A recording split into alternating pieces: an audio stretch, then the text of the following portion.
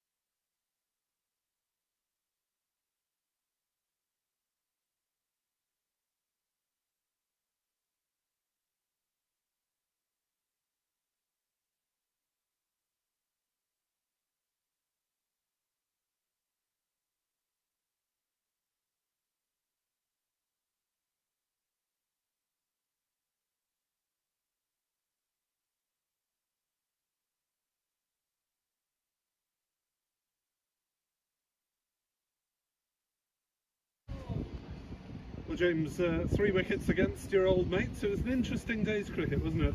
Do you know what? A lot has happened today. We probably have come off slightly worse, I'd say, with Middlesex now having a bit of a lead. We were right in it, having them 100 for 6, 110 for 6. We're obviously a bit disappointed with 120. Our batting sort of performance didn't go quite to plan, but look, we're still in this game, and a good bit of bowling tomorrow. Try and bowl Middlesex out, and then bat well for a long period of time, and we're right in this game. So slightly disappointed, but not the end of the world. How much was the wicket doing out there? A bit. I don't think it was a 280 for 16 kind of wicket. We played a couple of poor shots. I think it's probably quite fair to say. Bowled pretty well. I thought we did. A fairly balanced day. Probably Middlesex taking the spoils a little bit, but we'll come back tomorrow. Must be satisfying getting a few wickets yourself against Middlesex then, in particular. It's satisfying getting wickets against whoever, to be honest, seeing as that's sort of my job. Always nice to get a few against the boys. I know these guys really well, so always nice to get a couple of wickets, but they can have another chance second innings, and so will I. So hopefully we can set up a really good game from here. It's been a day with two pretty decent seam attacks, hasn't it? And of course the extreme pace of Afridi as well to throw into the mix. Yeah, look, there's two really good teams across the board. I think both batting lineups are strong, both bowling lineups are strong. And we've seen that today. The bowlers have probably taken the day really over the batters. Two strong teams all in all, and two I expect to be at the top end of Division 2 come the back end of this year. Do you see the wicket changing much during the course of the next couple of days? It's hard to say. I mean, it's had a full day of sun on it today, so it's likely to flatten it out a little bit more. It felt like the balls are getting soft after sort of 30-40 overs, which is probably helping the batters. So, I mean, if people can get in on that wicket, I think there's lots of runs to be had in the next couple of days. Cheers, James. Thank you.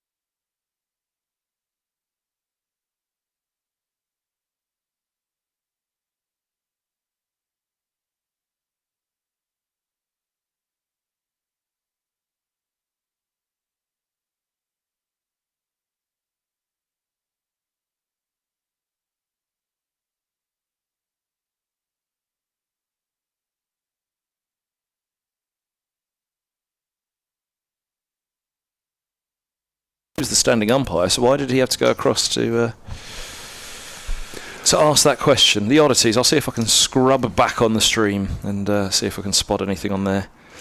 So it is the end of the over. 1 run scored off the first over of the morning. Welcome along if you're watching on the Glamorgan and Middlesex streams. Welcome if you're listening on BBC Sport Online or via the app. As it's 172 for 6, and the lead is exactly 50 runs for Middlesex. All right, here we go. Should I commentate on that ball now from the stream? That would really confuse things if you start commentating he on the called last a no over. ball. So the standing umpire calls a no ball. Yep. And then cancels it. Yeah, that's basically it. But why he had to consult with the square leg is what confused us. Here's Van der Houten from the river end. Good leave by Roland Jones. There it goes. 2 slips. Fielder down at third. Backward points. Deep cover. Mid-off, mid-on. Deep mid-wicket. And long leg. So 4 back. 2 for... well, an edge inside or outside, third and long leg, but the deep mid-wicket ran to deep square and the deep cover. For the flashing drives and the hooks and pulls of Roland Jones. He's on 40. And Van der Houten with 2 for 35 is running in again. He bowls full outside the off stump. Roland Jones resists the temptation. Weather-wise, I'm afraid we're unexpectedly back to... how it's looking during the first game against Durham. Breezy and chilly. And there aren't... Breezy and chilly, that was the nickname of you and Martin Emerson for the first game, wasn't it? Won't say which was which. Here you go, here's that stream. So, yeah, I think Lisa kind of turns the umpire and said, well, I never touched it. Van der Houten's in, bowls, and Roland Jones is beaten. Lovely ball, line and length, beats the forward defence. As Nick and I are able to have a look back. Yeah, you can see he's a fair old way. There's no. Yes, Nisa doesn't knock the bail off. No, he doesn't. So no ball signal. I assume the umpire thinks that Nisa's kicked it. We were all watching it go through. So the umpire, look, I think Nisa's saying, well, was it no ball? And he said. The umpire said, well, look, you kicked the bail off. He said, no, I never touched it. Because look, it's the bail on the other side from where Nisa's bowling. So that's probably where the umpires realised, oh, hold on a minute. It wouldn't have been that one that came off. Van der Houten to Roland Jones, bowls, and this is driven nicely only as far as mid-on, and there's no run. So, yeah, the umpire then puts his arms across his chest and tells the umpires, cancel the scorers, cancel that one. We got there in the end. We did. Apologies to those of you who are thoroughly confused by our private scrolling back on, was that the YouTube version, is it? They tell us these are the best bits, Nick.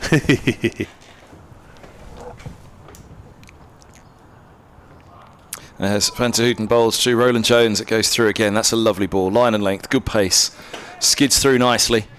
And Roland Jones well beaten by that one. Actually, somebody did message yesterday and said, actually, it was somebody who was at the ground watching, and they said, I wasn't quite sure what happened, so I put on the headphones to see what you and Nick said, to see what had happened. And you two didn't know either. Which moment was that now? Yeah, there was one oddity, a bit like what we just had there, where we were slightly confused as to what happened and why it happened. Wasn't the Welsh comma, though. It wasn't the Welsh comma. Van der Houten's past the umpire, bowls, and just full of length. Good stride from Roland Jones. In behind that one, pushing back. Top ball, 172 for 6.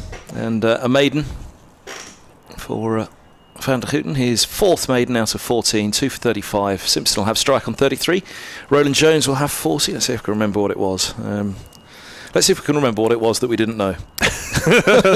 That's a fairly large subject area, really.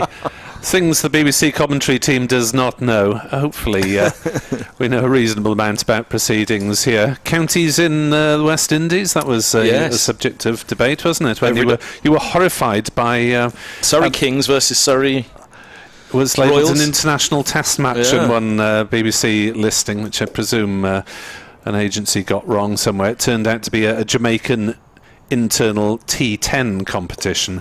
But the counties of Jamaica, which you probably didn't know if you weren't from Jamaica, Middlesex, Surrey and Cornwall. There's Nisa bowls and Simpson defends to Carlson at mid-off, and there's no run. A little bit of a throwback to the old first class matches, the 250th anniversary of the first class recorded, or first class match down at Hambledon. It wasn't. So the way that the story goes of it, Nick, 'cause I know you'll love this one. I can tell by your face already. It wasn't the first class match, but it's the only one that still has a scorecard. So it's the earliest scorecard that they still have in existence. So that's now recognised as the first class match. As that's driven through the offside by Simpson. That's a nice shot. Nisa over-pitching slightly, and Salter sweeping in front of the grandstand isn't going to get that. That's the first boundary of the morning. Simpson moves on to 37. Middlesex on to 176 for 6. And it was something along the lines. So I think there were 4 or 5 first-class games played that summer, which were basically Surrey, Kent, and Hampshire versus Surrey, Kent, Hampshire, and Surrey, Kent. And each time the two that joined together just basically became England. So it was Surrey and Kent being England against Hampshire. As Nisa comes in, right arm round and bowls to Simpson, who'll get another single here, down to third man, playing off an angled bat wide of the slips, 177 for 6. Actually, what's the name of the pub out the back there on the Cathedral Road end, the one that's on the corner of the ground? There are many pubs there. It's changed name, hasn't it? What was it? It was the Cayo. Oh, I thought there was another name for it. There was one that was the Cayo, and just round the corner. There was the Mochindee, which That's isn't there anymore. And what's the translation of that? Black Pig. The Black Pig, yeah. So I think the pub where they had the first recorded first-class match, or the last existing scorecard. Nisa bowls full length, driven back to him by Roland Jones, fielded by the bowler in his follow-through. I think it was something like the Bloated Pig, maybe, was the pub in Hambledon. So it's the 250th anniversary anyway this year, so they're all playing matches at Hambledon this year to recognise. We don't recognise those in Wales. Nothing before 1921 happened in cricket, as far as we're concerned. I'm glad you said cricket. I thought you were going to say Wales. When Glamorgan became a first-class county, as Nisa bowls and Roland Jones drives straight to Hogan at mid-on. Now you can tell it's cold because Hogan's got a jersey on. There we are, and long sleeves. He quite often wears short sleeves. You've got a shirt and a jumper on today. You got a vest underneath that shirt? No vest, no. We've got the window closed of the commentary box at the moment. It was. Well, that's because the builders are working on the drains downstairs today. Did you see that on the way in? The lady said as you came in, careful because the builders are working on the drains. Could be a bit smelly as well, could it? Nisa into bowl to Roland Jones, clips this one off his legs. There'll be runs here out towards mid-wicket. It's a chase for Salter, and a couple of runs as he blocks that one comfortably enough, but a productive over for Middlesex, who move on to 179 for 6. Simpson is 38, Roland Jones is 42. As I walked in this morning, she said, mind your step and hold your nose. Excuse me. Yes, they're working on the drains. I quite often get told not to bang me out because there's quite a low gate that they sometimes use, and there will be a slight delay in play as the ground staff administer to the base of the stumps, I think. There's a hammer out,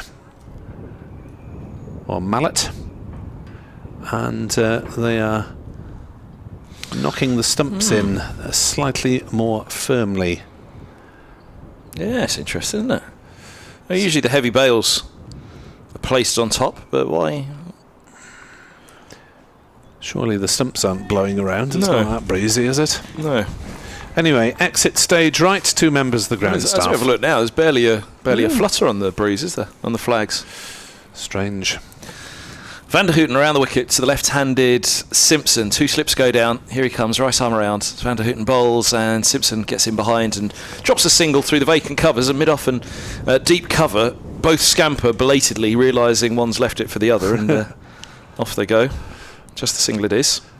Yeah, there's just a slight movement on the camera, the unattended camera at the River Taff end, which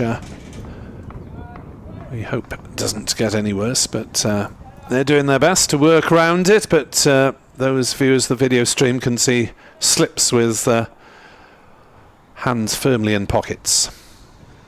Vanderhooten's past the umpire, he bowls, and forward goes Roland Jones in defence, pushing to mid-on. Coming out at the very last minute from Lloyd and North East, and then plunged back into their pockets so that they've got a fighting chance of catching anything that does come their way in the slips. 180 for 6. 1921, what a magical year. Hey, Bevan was born that year as well, wasn't he?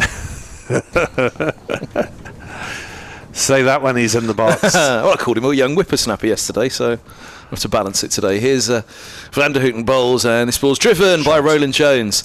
Well, he's really clubbed that down the ground, hasn't he? I wasn't sure if he timed it at first, but away it goes. Wide-ish mid-off in place, and 4 runs it is. Roland Jones moves to 46, 184 for 6, the score. Yeah, I don't know. It looked almost a little ungainly the way he brought the bat down on that one, but he got a good chunk of it, didn't he? Wish I could play an off drive like that. Yeah. I wouldn't be calling it ungainly. At times he can look extremely classical in techniques, and at other times almost nonchalant the way he just plays a shot like that. Formerly an opening batsman through his youth for Sunbury. As here's Vanderhooten's response, which is a bouncer, and Roland Jones goes after it, a top edge, fine of long leg for 4 more, and there's Roland Jones's 50. 188 for 6, Middlesex now, and Roland Jones, yes, 50 on the board, coming up. I make that 62 deliveries for Roland Jones with 7 fours and 80 valuable minutes in this match for Middlesex, as Roland Jones, such a big contributor down the order for Middlesex, has another half century to his name. Vanderhooten about to set off in response, and in response, before he does, he's going to remove second slip. That's an interesting move. Down to 1 slip already. With the ball doing a bit this morning, they've beaten him a couple of times. 4 more through the vacant third. Vanderhooten's in, bowls, and a swing hard from Roland Jones, goes through to the gloves of the keeper, and I was just waiting to see a thick edge fly through that, wide second slip there. 188 for 6 it is.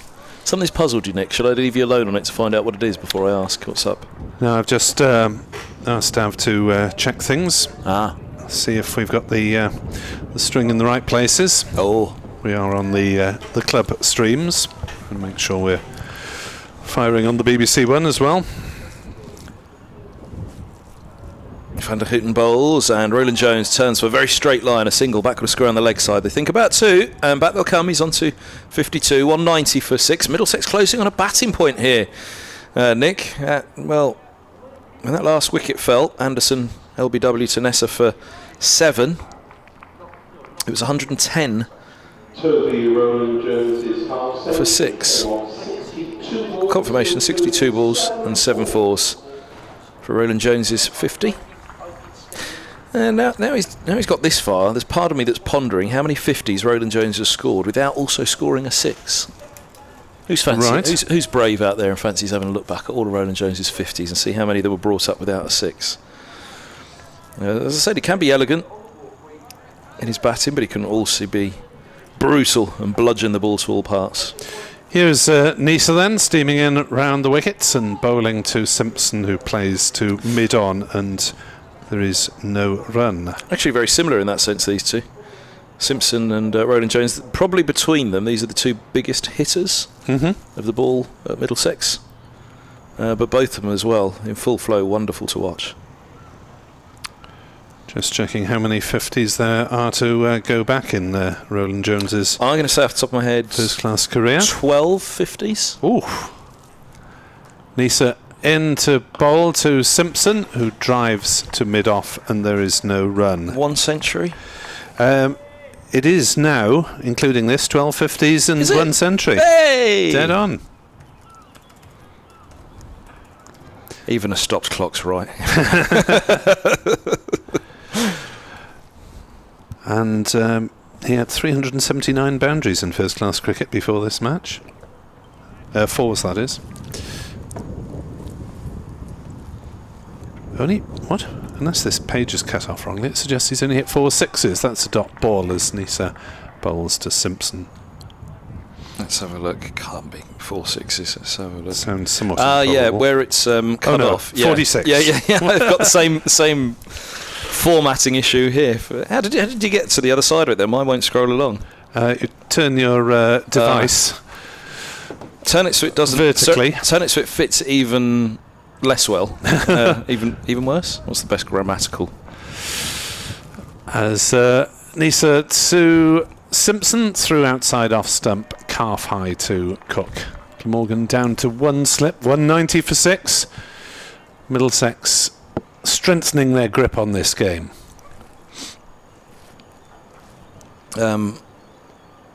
Yeah, who out there would be brave enough to go through Roland Jones's 50s and see how many of them without a 6? Probably there'll be loads now, I've said it, but he's that kind of player. Nisa to Simpson, who is forward defending out on the offside. No run. A positive start for Middlesex, who've added 19 runs in as many minutes this morning. And this will be the last ball of the 6th over of the day. Glamorgan level on the over 8. It was strange that it was literally, as I remarked on the red -1 on the scoreboard. Mm-hmm. It changed. They heard you.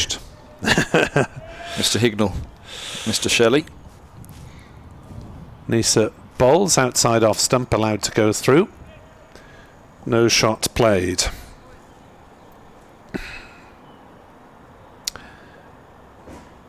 If you've switched to the club video stream, we are checking the audio stream if you need to follow that at some point in the day. No, people can't always watch video all day, and indeed it suggests that you don't if you're driving a car and listening. Although, of course, we can have driverless cars these days, so will you be able to but you can hop into your car in Cardiff, switch the video stream on, say get me to northwest London or whatever, and watch it all the way? Who knows? Is Vanderhouten bowls to Roland Jones, pushed to mid on. There's no run. So wasn't this announced the other day that you can watch TV when driving the driver, or when sitting in the, but you can't use your mobile phone? Which strikes me as slightly illogical, because surely it takes more visual attention to watch something. Yeah. Apparently it's so that you can have both hands free to grab the wheel if you need to. Whereas, yeah. You have both hands free if you're watching television, aren't you? Here's Vanderhouten bowls to Roland Jones, and there's no run. Pushed up to mid off. No, that's the point. If you've got that's why you can't have the mobile phone, because you'll have one hand on your mobile phone. So that's why you can't have the mobile phone in a self-drive car. A lot of people have got mobile phones hooked up to via Bluetooth. Oh, you're allowed to use that currently, aren't you? You know, I don't know. I haven't got Bluetooth. There you go. Car. So you can use that currently, can't you? You can obviously answer the phone via the car, telling it to answer the phone or pressing a button on your steering wheel. So here's Vanderhouten bowls, and this ball's pushed away into the offside, and there's no run. But the point being, you're not allowed to hold your mobile phone. No. In the self-drive cars was something that was announced the other day. But you are allowed to watch TV, where you've got 2 free hands. But one eye on the road, eh? I don't know, it just seems like a very big step into the future, that, for an old geezer like me. It'd be a fair old change for us cricket commentators up and down the motorways all summer, wouldn't it, if we could flick on a movie.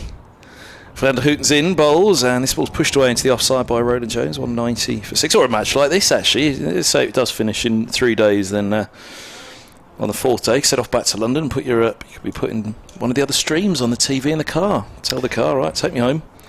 Kevin, feet up, hands. Yeah. A man who doesn't need Nelson on the board to be commentating from a relaxed position. I like to be at ease. I feel it puts the listeners at ease as well. Absolutely. Roland Jones awaits Vanderhouten bowls, and this is driven back down the ground again. Mid-off will have a fair old chase there. He's going to dive at the end, and he won't catch it. That was fun. He scampered alongside it, chasing hard. Picks himself up now. It's Carson, isn't it? Yeah. Who went charging from that wide-ish mid-off, but it looks... He had 2 bites at it. One was to try and cut it off before it got past him, and then again... He didn't, so he kind of had to angle his run and turn back to the river end and start chasing. Then he had a second bite to dive, trying to catch it up. It's entertaining that it nearly took the stumps out, and the umpire had to leap to get over the path of it as well, so it was hit very straight. On to 56 now, Roland Jones, as Van der Houten bowls, and this ball's driven away to extra cover, mistimed by Roland Jones, dropping the bat down on it, really. And that is the end of Van der Houten's 16th over, the end of the 58th over of this season. There's still 22 overs, worryingly, for Glamorgan until the new ball becomes available, Nick. Yes, and they need to get a breakthrough before then, won't they? Because they really are in trouble if Middlesex are batting the next hour and a quarter before the new ball.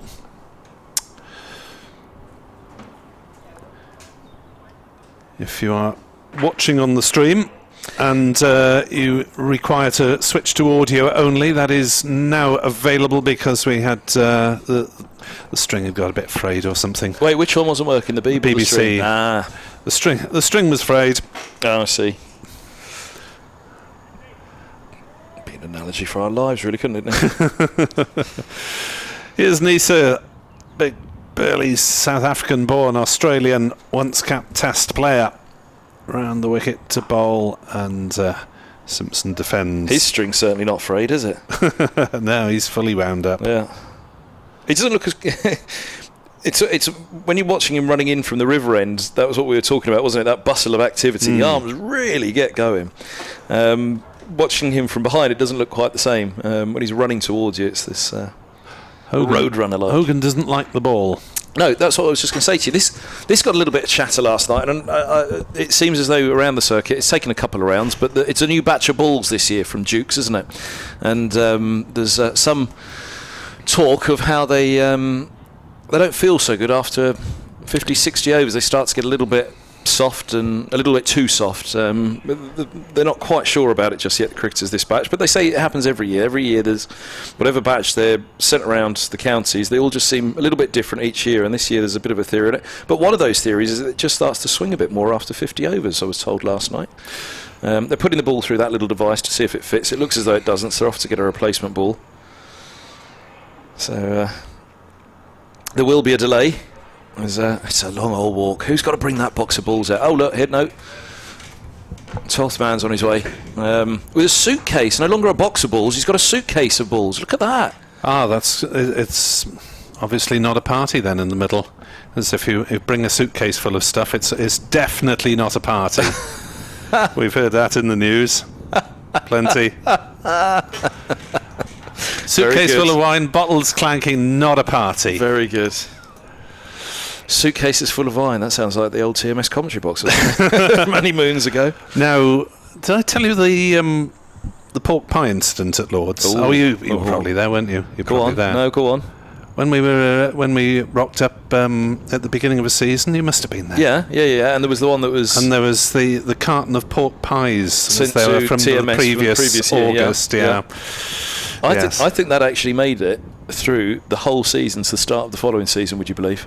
It was still there. And then it walked out on its own, did it? Yes, yeah, exactly.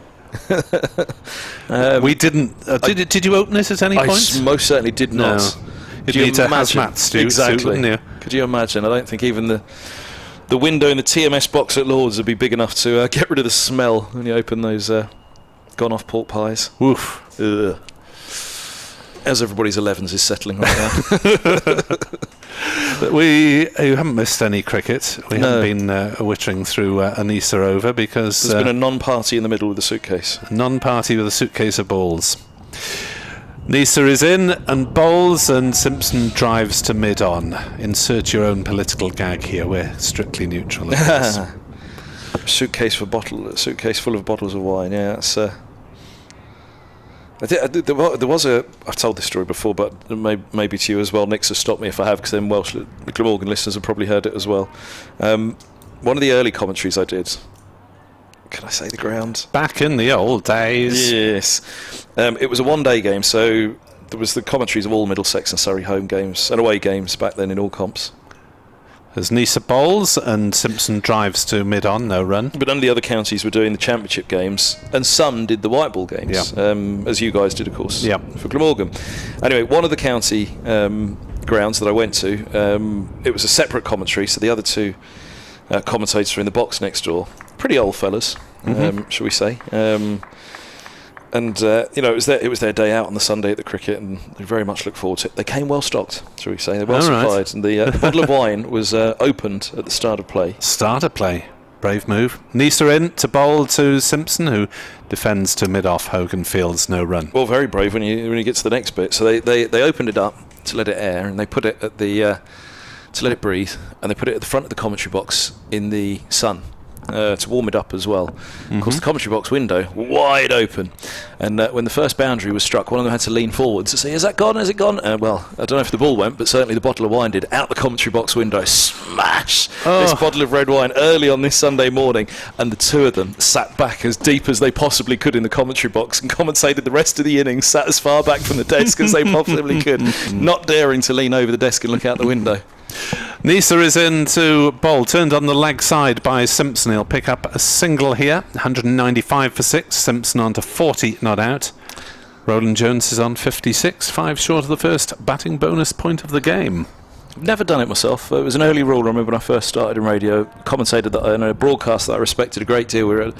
We were at actually, it was at Richmond. It was probably against you lot, because you were always at Richmond for the T20s. Yeah, only a Sunday afternoon, and we had the main presenter was there that day, and he was a pint of Magners was put in front of him. Look, gorgeous Sunday, sunny day, and he said, "No, never when I'm on air will I let a sip of alcohol go through." As that next ball from Nisa is allowed to go through by Roland Jones. Yeah, I remember back in independent radio days, I was at a club game just to do a report for the morning, and you come straight in from the nightclub the night before.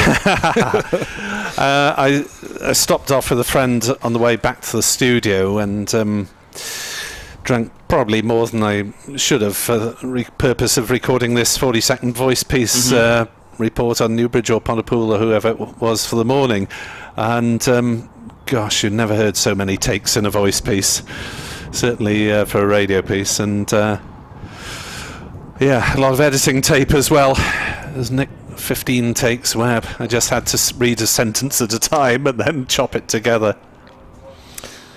Had a hit around the wicket bowls, and this ball's eased away into the offside, 195 for 6. I will hold my hands up. So there's been many days like that, especially those early days of doing the whole day on my own. You needed a pint at the end of a day of county cricket on your own. The next day, though, was even more difficult. Quite.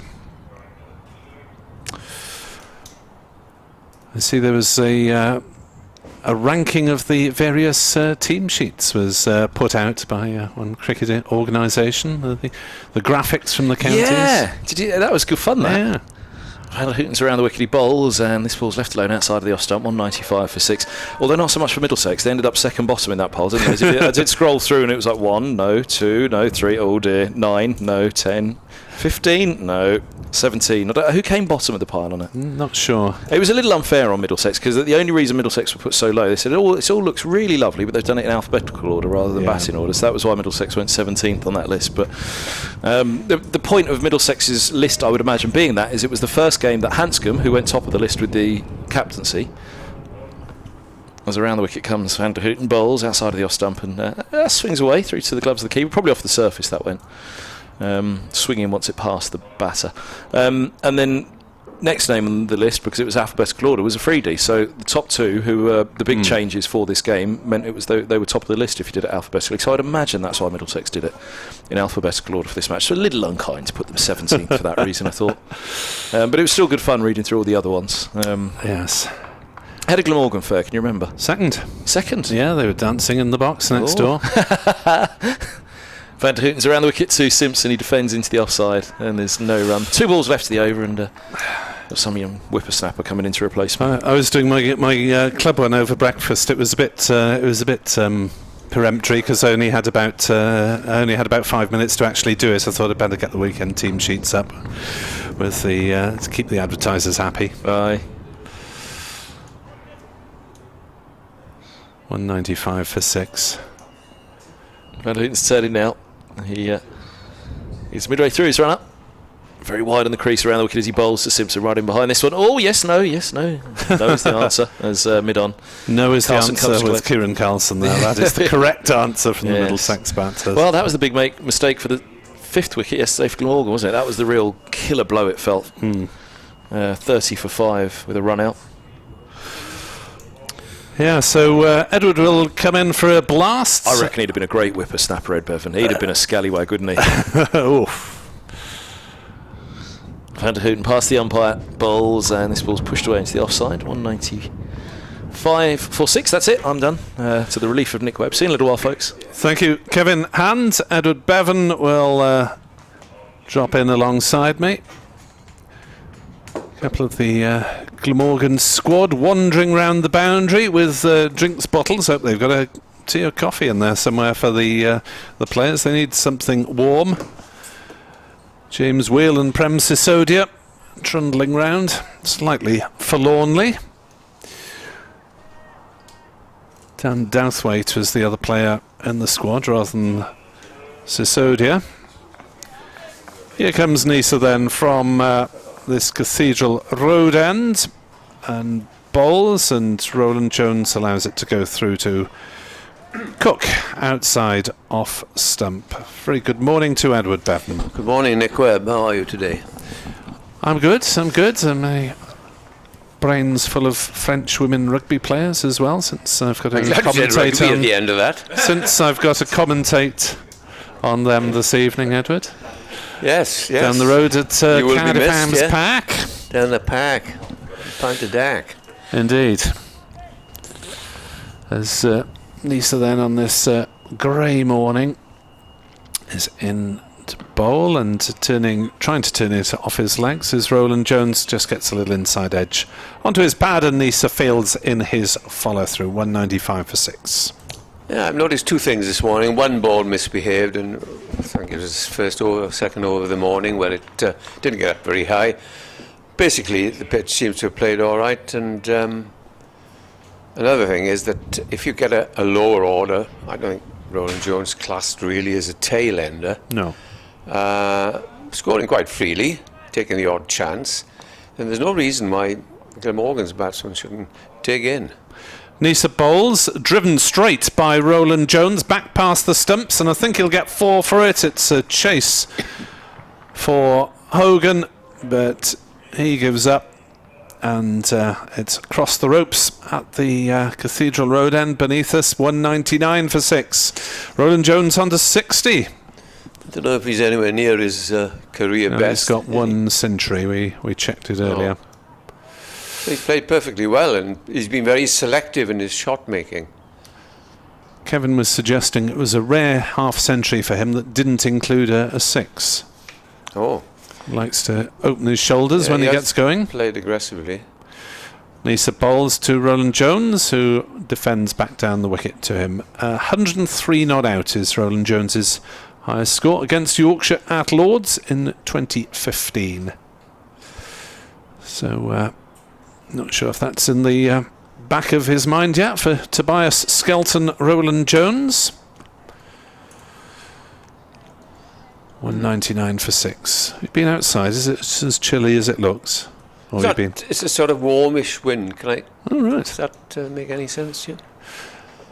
In comes Nisa and bowls, and Roland Jones whacks that one away on the leg side. Didn't quite time it. That was a bit agricultural, but it's enough to bring up the 200 for Middlesex, and it's the first batting bonus point of the game as Roland Jones moves on to 61 not out. Simpson. Yes, they've done well with this partnership because they came together 110, and Glamorgan would have been thinking, well, yes, a deficit here, perhaps 20-30, but it's mounting. You know, it's 78.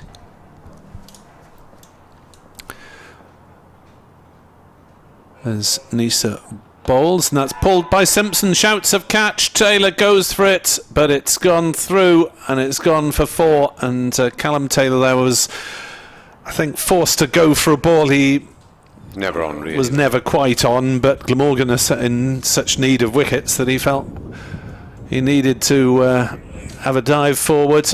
Didn't quite get to it, and it's run away for 4. So Middlesex on the attack. 204 for 6. Jason Manning on Twitter asks what we think is a secure or healthy lead on this pitch. Well, I suspect it's going to be 3 figures now. It's 82 already, and it is going to be a significant one in the course of the game, Edward. Yeah, certainly. And when you've got Toby Roland Jones with the ball and Afridi it's going to be a handful.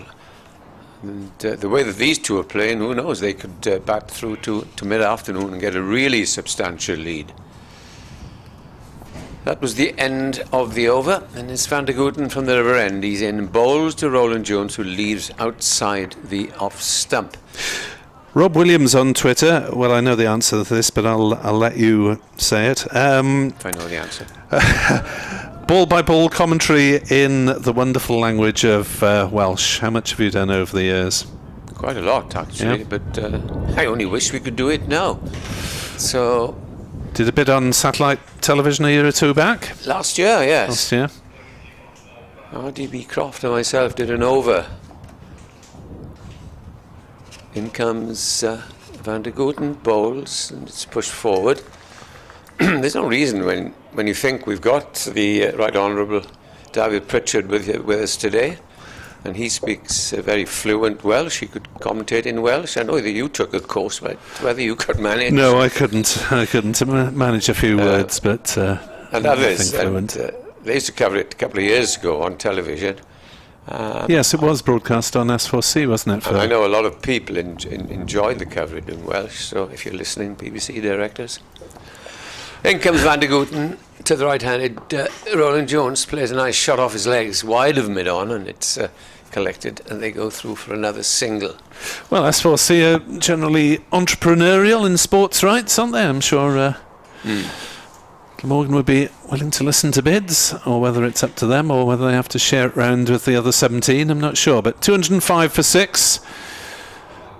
I think Middlesex out of line in the lead. Going on that, I'll just break off as Van der Gooten now to Simpson on 44. He's round the wicket and bowls to him, and it is just back of a length and pushed down. And I know the television company didn't want Glamorgan to do any games that they were doing. Yeah. But I tell you what, a lot of English counties where I used to travel, they didn't understand a word what was going on, but to watch it, they thoroughly enjoyed it, because you could see exactly the scores were given, and they were watching it in Welsh. Perhaps they could learn a bit of Welsh by doing that. Van der Gooten to the left-handed Simpson. Simpson gets right behind that and plays it up to mid-off. There's no run. No real chances. That wasn't a real chance to Taylor, and Nisa must have hoped that perhaps if he'd hit it a little bit harder, it would have gone straight to him.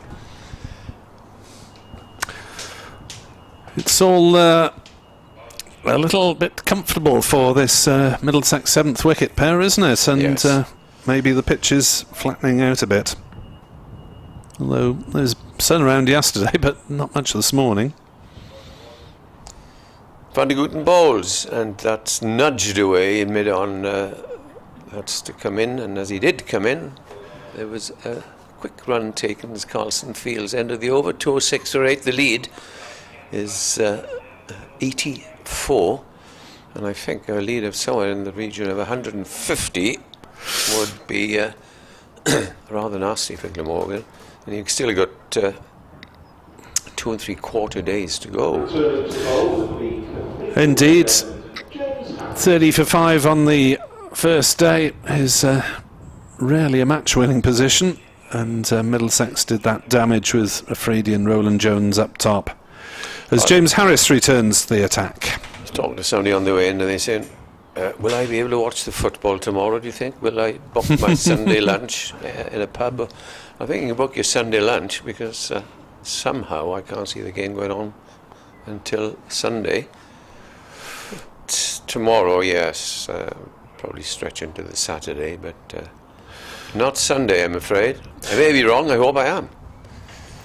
Well, they've got the alternative of watching Trebanos play down the road. Yes. As Harris is in to bowl, outside off stump, and Simpson allows to go through. If you're wondering what Trebanos is, if you're a London listener, it's the village from where Edward hails, and it's also a club who will be playing at the Principality Stadium. Who will produce 5 international. Against Bedwas. Indeed. A hotbed of rugby talent. Run through the other Division 2 scores for you between deliveries. As Harris is in to bowl, driven firmly by Simpson to Carlson at mid on no run. At Chestler Street, Durham are 72 for 1 in reply to Durham's 230 all out. At Leicester, fairly even Stevens there. Leicestershire 213, Derbyshire 70 for 2 in reply, but Shan Massoud, he's still going. Got a double century last week, is 35 not out, and Glamorgan listeners may hear a bit of his name next week. Here's Harris into the left-handed Simpson, who turns that one away off his legs, down to fine leg for a single, 207 for 6. At Worcester, that seems to be the highest scoring game of this round. Worcestershire ticking along nicely at 369 for 6. With 4 overs left to get bonus points, with Dolly still there. Brett D'Oliveira, their skipper, 113 not out against Sussex. Good little player, good leg spinner too. His late grandfather, late father, I'm very proud of him. He's captain there now, isn't he? Yes, yeah, carrying on the family tradition. Wonderful. 207 for 6, Middlesex, 85 in the lead as Harris bowls to Roland Jones. There's an appeal as he tries to work it off his legs. The ball rolls down slowly towards fine leg. They will go through for a run of some description. It is a leg by 208 for 6. He does walk in front of his stumps, doesn't he? He walks across, but generally at balls that are drifting down the leg side. We saw that yesterday. I think he had off the mark with a chip over mid-wicket. And he looked very confident. At Canterbury in Division 1, Kent 301 for 9. Bell Drummond made 149. Harris is in to bowl to Simpson. That's down leg side, and I was going to say helped away, but he missed something of a buffet ball there as Simpson tried to pull it. You've seen a few batsmen this year, Nick, being caught down the leg side. You think, as you say, it's a buffet ball. I know it's 4 runs here, but sometimes it's a bit quicker and a bit higher than you think, and you glove it to the keeper, as we saw Slater getting out in the last game. Yeah, we also saw Cook holing out at fine leg, and Nisa Harris trying to pull rather, caught on the boundary. Harris with the ball and draws a defensive shot from Simpson. End of the over. Just give you the other scores quickly before Edward describes Mr. van der Hoogten. Lancashire 45 for 1 in reply to Gloucestershire's 252 all out. Anderson no wickets. Hassan Ali 6 wickets. At done that one at Northampton 72 for 3 in reply to Yorkshire's 296 all out, all 3 wickets to Jordan Thompson. At the Oval, Somerset are 315 for 7 with Tom Abel on 139 not out, and at Edgbaston, Warwickshire 104 for 4 against Essex, a mere 64 runs in arrears. Essex 168 all out yesterday. As Glamorgan switch from Van der Hoogten to Hogan. Yes, the 4th seamer he was this morning, and he'll be coming from the River End. Hasn't taken a wicket in this innings, which is rather unusual because he bowled so well up at Trent Bridge. Make the breakthrough to get Notts 0 for 2. And I think that was instrumental in Glamorgan not chasing a larger total. But he's going to bowl to Roland Jones, just the one slip, entirely defensive field as he's over the wicket and bowls. Short, hit in the air, there's a chance. No, he didn't see it, Taylor. He looked as if to say, it could be yours, Van der Hoogten, but it is Taylor, is it? Yep. Yes, it is.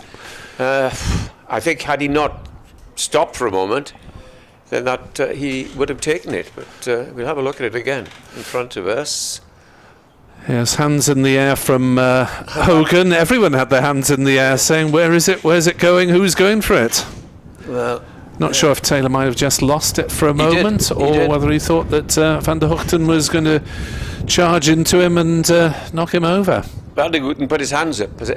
I don't know, perhaps he said mine, or perhaps he said stay away, or whatever, but that bit of bad luck there for Hogan as he comes in now and bowls to Simpson. Simpson plays to a length ball up to mid-off.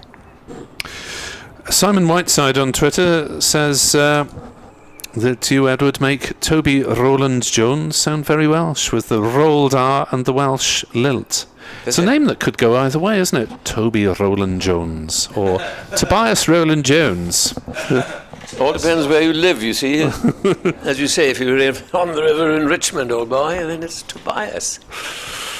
Don't think you get many Welshmen called Is it Tobias? Yeah. Tobias, yeah, very posh. Hogan bowls, and forward comes the left-hander. Plays it back down the pitch. It's been mentioned a few times, and I think it's worth mentioning what Glamorgan are lacking now is a good, experienced spinner. In the days of Croft and Koska, you could toss them the ball and they would bowl you 15 overs, say in the afternoon session. They'd keep it very tight and obviously take a wicket or two. And that's what's lacking in the variety of the Glamorgan attack at the moment, is Hogan bowls, and Simpson didn't quite what to do with that. In the end, he leaves and he goes through to Cook. Well, if you want variety, you might turn to Labuschagne, who'll bowl you variety himself, medium pace or eccentric leg spin. Yeah, but a good spin bowler with defensive field, not only will it keep the runs down, but it also invites attacking cricket for the batsman. In comes Hogan and bowls, and this is clipped down the leg side out towards mid-wicket. So they go for a single, 210, and that's the 100 partnership coming up for Simpson and Rowland-Jones. They came together in the 36th over. We're now in the 64th. So that's round about the 28 over mark. Good scoring rates. Yeah, the pitch best part of 4 and over. Pitch now seems to be playing okay. We've got 4 very useful seamers and little impression. Here's Hogan in and bowls to Rowland-Jones, who drives, and is it beat mid-off? No, it doesn't. Good bit of field in there. Just the single, 211 for 6. And off. Sorry. What is he yelling at the back there? Kevin mentioned it. Kevin had his ears full of cheese. We've just done the century stand. 211 for 6. I did try there, briefly opening the window of the commentary box, and got an icy blast through. So I think we'll leave it closed for the time being. 211 for 6. We tend to get some nasty breezes up in this box. I'll do one more over and then give way to David Pritchard, so we don't get ourselves in a muddle with a double change at the same time. And Kevin can come in a little later once you've had your fill. As Harris is into bowl and Rowland-Jones drives, Harris gets a hand to it, tries to flick it towards the stumps. In the end, flicks it towards Carlson at mid-off, and there's no run. A little cloudy this morning. We haven't seen much movement with the ball, but it is 64 overs old. 16 overs to the new ball, and Glamorgan will be hoping that innings will be closed, but these two going on nicely now for Middlesex. Harris, nice easy paced run into bowl, driven by Rowland-Jones firmly to Carlson at deep-ish mid-off, and there's no run. It's just a few metres back from a conventional mid-off position, maybe acknowledging that these two are well set and striking the ball firmly. Van der Hoogten is at mid-on with hands on knees. He is going short sleeve. He's a brave man. Harris bowling in short sleeves is in to Rowland-Jones, who drives firmly on the leg side. This time there is a single because it's slightly wide of Van der Hoogten, although he feels they are comfortably through for The single, 212 for 6. Partnership of 102. And that is now 41 runs added this morning.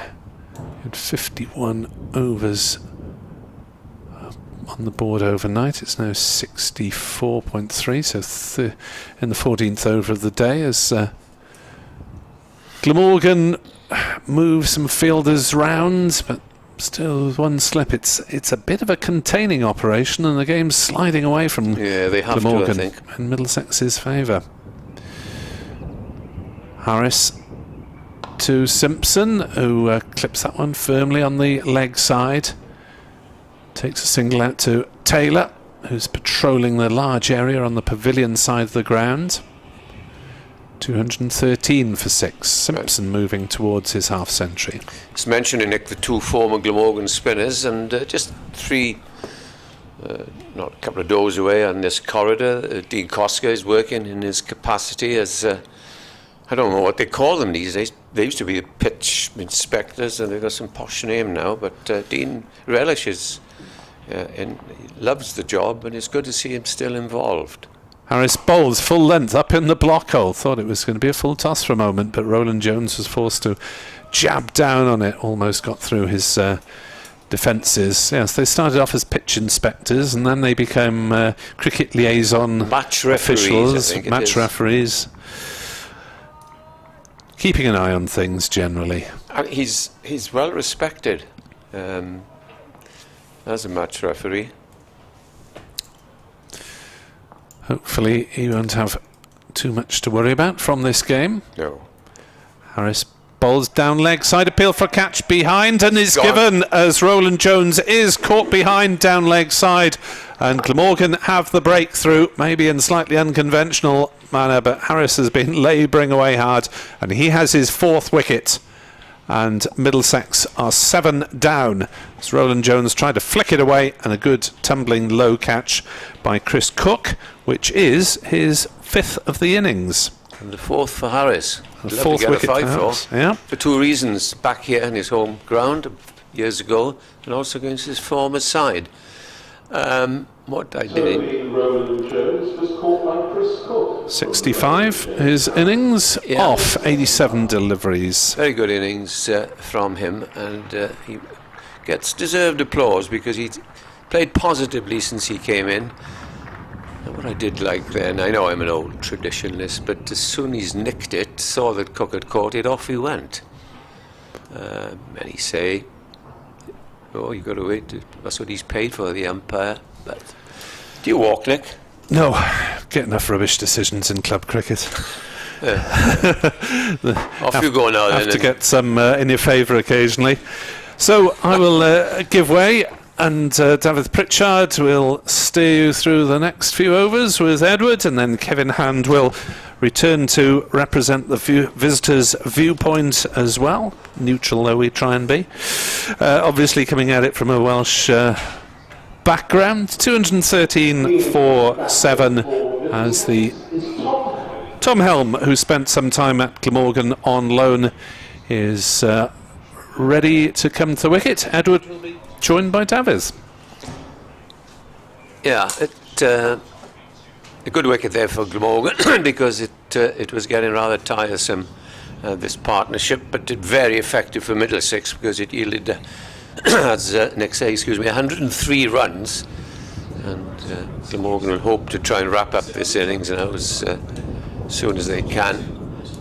And 213 for 7 as the tall figure of Tom Helm walks to the wicket, and it's a very good morning, Boridad to Tav. Good morning, Ed. Lovely to be back here. I've brought the weather with me after glorious sunshine yesterday. It's back to the chilly cloud cover that we had for the Durham opener here a couple of weeks ago, but yeah, timely entrance after that breakthrough for James Harris, ending that pretty vital century stand. Yeah, so Hogan will continue. He bowled to Simpson now, and still just a 1 slip.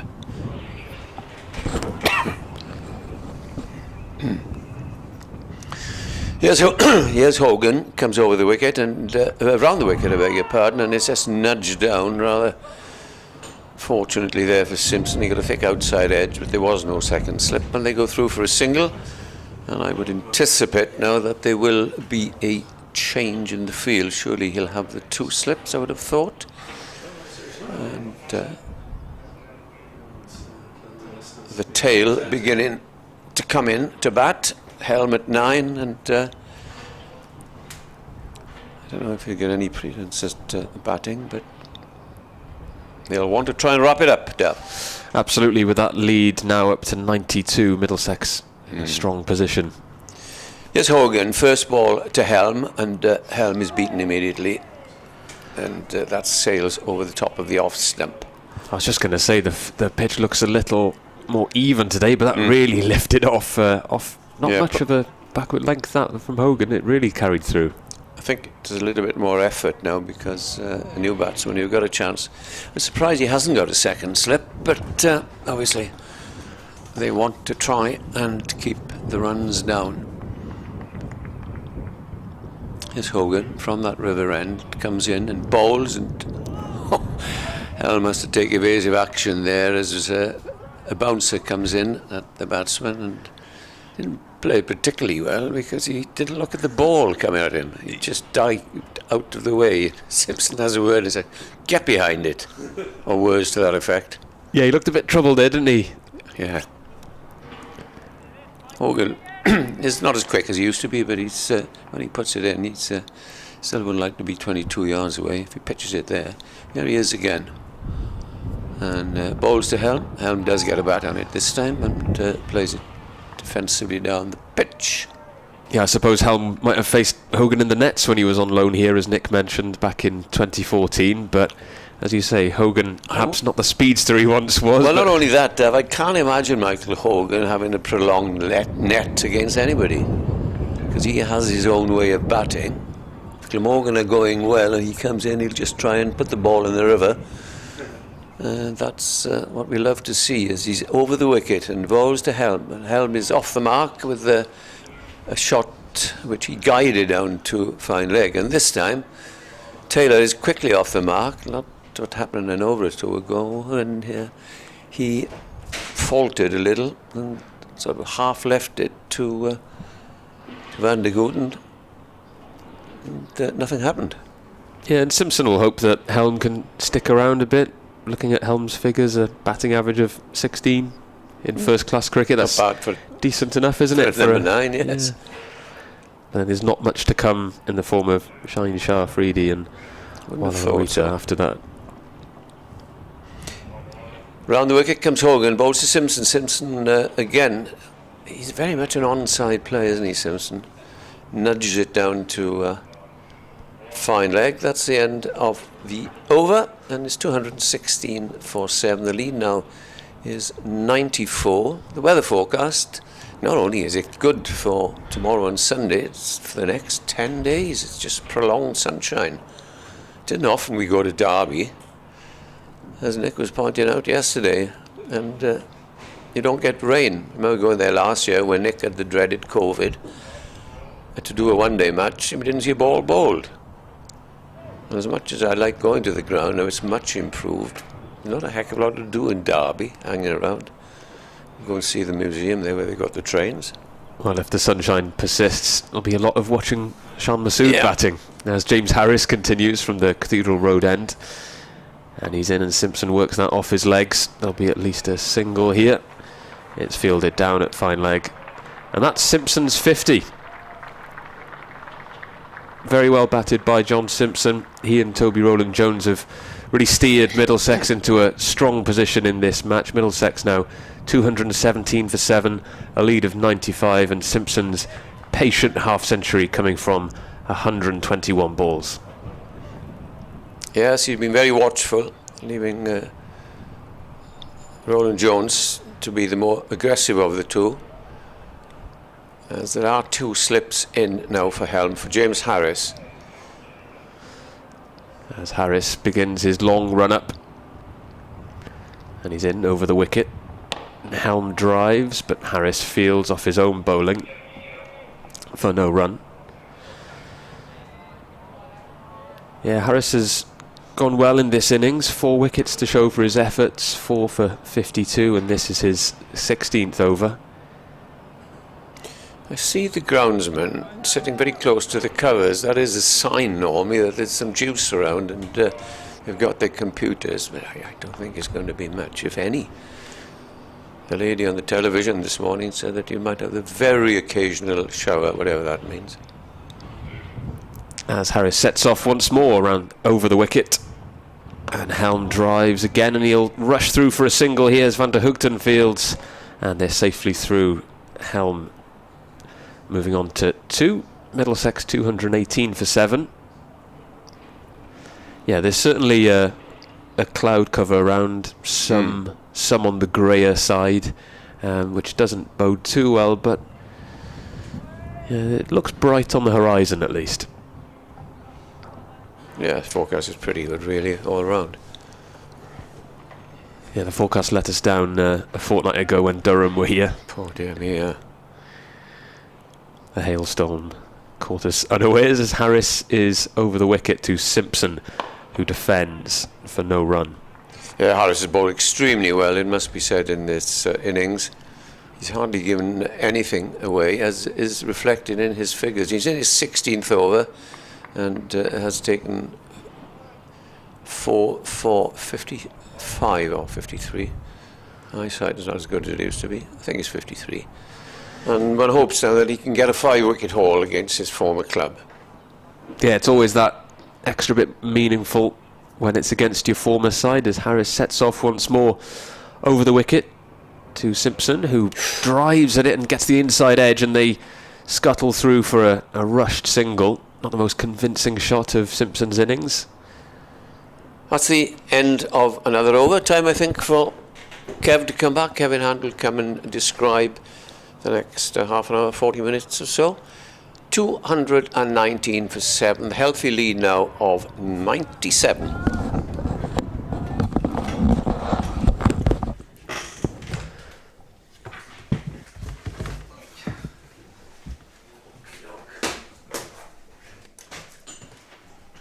There'll be one more ball from this Harris over. He's over the wicket to Helm, and who defends for no run.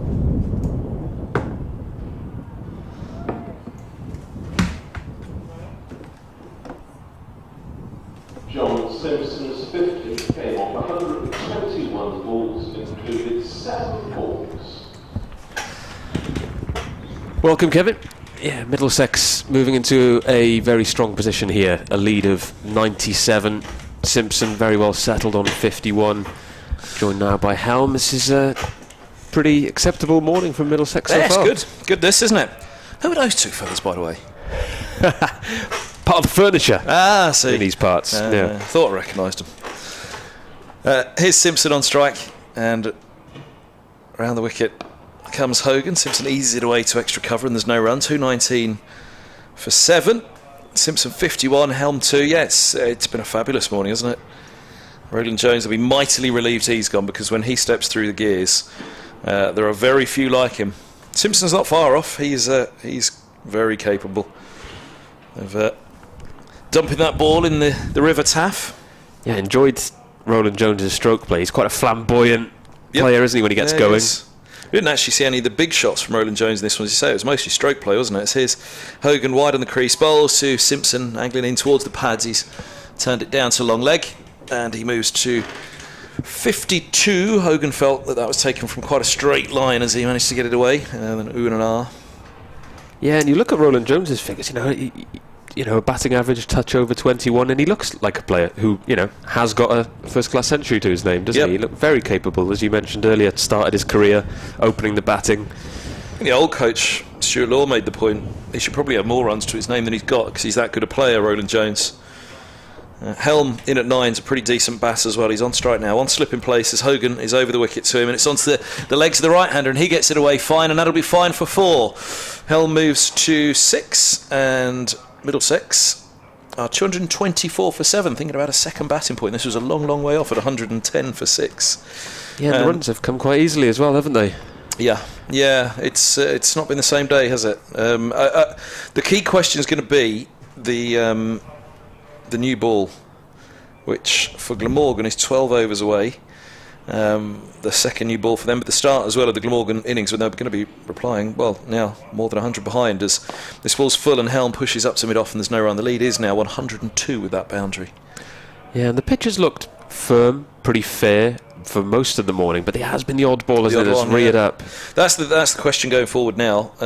Will that start to settle across the day and across the match, or will the variable bounce become more of a problem as the match wears on? The ground staff, I noticed, were pictured on the stream inside the ground here a few moments ago, close to the covers, as here's Hogan to Helm, and that's edgily along the floor to points. He looks to drive. It's a bit gloomy, isn't it? I don't think there's any rain forecast, but... Yeah, it doesn't look to be in the forecast, but we have had forecasts go amiss in the last couple of weeks here as well, so while that cloud cover remains, there's still the threat of rain, but clearly, hopefully we hope that stays away for the time being.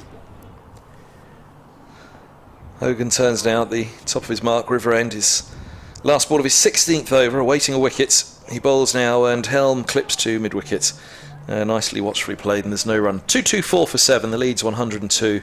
Middlesex in a strong position here on the second morning in Cardiff. BBC Radio Wales and BBC Radio London together on the BBC Sport website and app, and also the commentary on the live stream, which you can pick up throughout the summer for all the counties on their websites as well. Great to have that addition to the coverage now when you're sat at home. But yeah, go back to the pitch, as you were saying. I'm just asking one or two about it. They said the day before the match they thought it was a little soft, whether that was dampness or but what did that sunshine yesterday do to it is the question. Yeah, there did seem to be a fair bit of movement.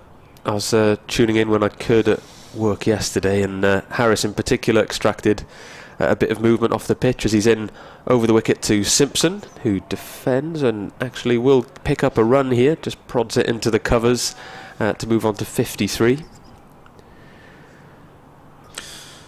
Yeah, Harris with 4 wickets now, having picked up Roland Jones. Good for him on his return. I'll say his return. His first match against his old county, which is a funny thing to say because he's with his original county now, isn't he? So yeah. I'm trying to find the right term. It is a funny one, isn't it? And on his return against his former county. As you said yesterday, a very popular figure on the circuit, isn't he? Oh yes. So I'm sure there'll be a few friendly duels bowling against his former teammates as he now bowls to Helm, who's forward, defending for no run. Yeah, when we all went down to do the close of play interviews last night, Roland Jones and Harris were the two that came out, and all the Middlesex lot was sat behind Roland Jones when he was doing these interviews, and I thought, oh no, what are they going to be up to? They looked as though they behaved themselves actually, because I watched it back then to see what they were all up to behind him. They didn't do anything, but they were all there behind Harris doing his interview as well. Very well behaved and all delighted to see Harris. They all walked off together, off to the cars afterwards. But yeah, all very happy to see James Harris, who is in over the wicket to Helm, who drives that one through the covers nicely. There'll be a chase on here for Van der Hugden, who will cut it off before it gets to the boundary rope. In the meantime, Helm will return for a third run. Nice looking shot. Big old boundary, isn't it? Way to our left as we look down from the Cathedral Road end and our lofty position. Our lofty position at the Cathedral Road end. It almost sounds like we're on a balcony of a medieval building peering over at the cricket, doesn't it? Sounds very grand. Yeah, it does. It is grand up here. I shouldn't play it down. It's a lovely commentary position, isn't it? Yeah, it's a good view, good facilities. Yeah. Quite a lot of building work going on. Great lunches. Fantastic teas. That's why you're here today, isn't it? You were listening yesterday. I'm going to have to use that media pass. Harris is in over the wicket to Simpson, who drives, and the ball is fielded at point, no run. Apparently Bevan retired 5 years ago. He just turns up for the lunches now. Can't keep that man away from the cakes. So he's remarkably in good shape considering. That's the thing. He puts us all to shame, doesn't he? The shape of him. He's in great shape, Bevan. That's what I say. You can imagine him as a young whippersnapper. He'd have been a terror, wouldn't he? I saw some great footage of him in a Lord's final, turning his arm over for Trebanos. Is that right? A few years ago, yes. Oh, yeah, going to have to forward that to me, please. Left arm spinner. I'll see if I can dig it out from the archives. And I'm sure Ed will be happy to regale you with those tales. Is he? I believe so, as Harris is in over the wicket. Simpson pulls that one. It'll be at least a run here. Will they return for 2? No, they hesitate in the middle and return as the ball's fielded there. Because he had another jab the other day, the old COVID jab, and he was complaining about a dead arm, and then he went home and had to do throwdowns, and he was saying he'd had the jab in his left arm. I didn't realise he was a lefty, so he was doing the throwdowns with the left arm as well. Although they say that's the way to do it. Apparently, once you've had your jab, go for a long brisk walk, get the arms pumping, and get it moving around your body. Apparently that helps. Go running in like Michael Nisa. That'll really get it going. As Harris sets off again over the wicket to Helm. It hits him on the pads and he'll scurry through for a single here. He runs in, Nisa, like the ones who do the fast walk. You know, when they do that walk, they really twist their hips. Yes, the Olympic walkers. Yeah, the Olympic walkers, and they get their arms going. That's how Nisa runs in. It's a real energetic, bustling run, isn't it? I'm not mocking it. It's great. I wish I could run in like that. It must take its toll after a whole day of it. Honestly, after an over of it, I was exhausted watching him. Nick Webb, every time he turns bowl, me. Well, Roadrunner was off again. And that's the end of the Harris over. 230 for 7, Middlesex now.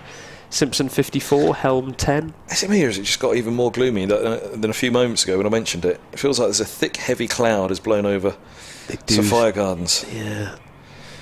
Hogan's in, starting his 17th. He bowls to Helm, who's right behind this one, and no run. Helm is a very capable batsman, as you can see. He's not particularly troubled out there. He seems to have all the time in the world. He and Roland Jones are an absolute pair of gems for Middlesex at 8 and 9. Absolutely. And any runs that they can accrue here now will really be a bit of a bonus, because the lead's already at 108. Helm waits as Hogan bowls, and played from within the crease by Helm. It looks as though he perhaps could have been forward to it. Trickles away towards point. Be right about the time he has. Already still only on 10, only faced 16 balls, and already Helm looks pretty settled. Yeah, I mean, like I say, there's been a lot of chatter about that. The pitch, the ball, this new batch of balls that they've got this year. There seems to be a bit of chatter amongst the players about that. What it does, when it does something as well. So Hogan hits the crease now. He bowls, and this is turned through square leg for a single by Helm. Moves to 11. 231 for 7. Midway through the 70th, so 10 overs away for that second new ball. Glamorgan will very much hope one quick wicket here, and they won't have to wait another 10 overs to finish this innings.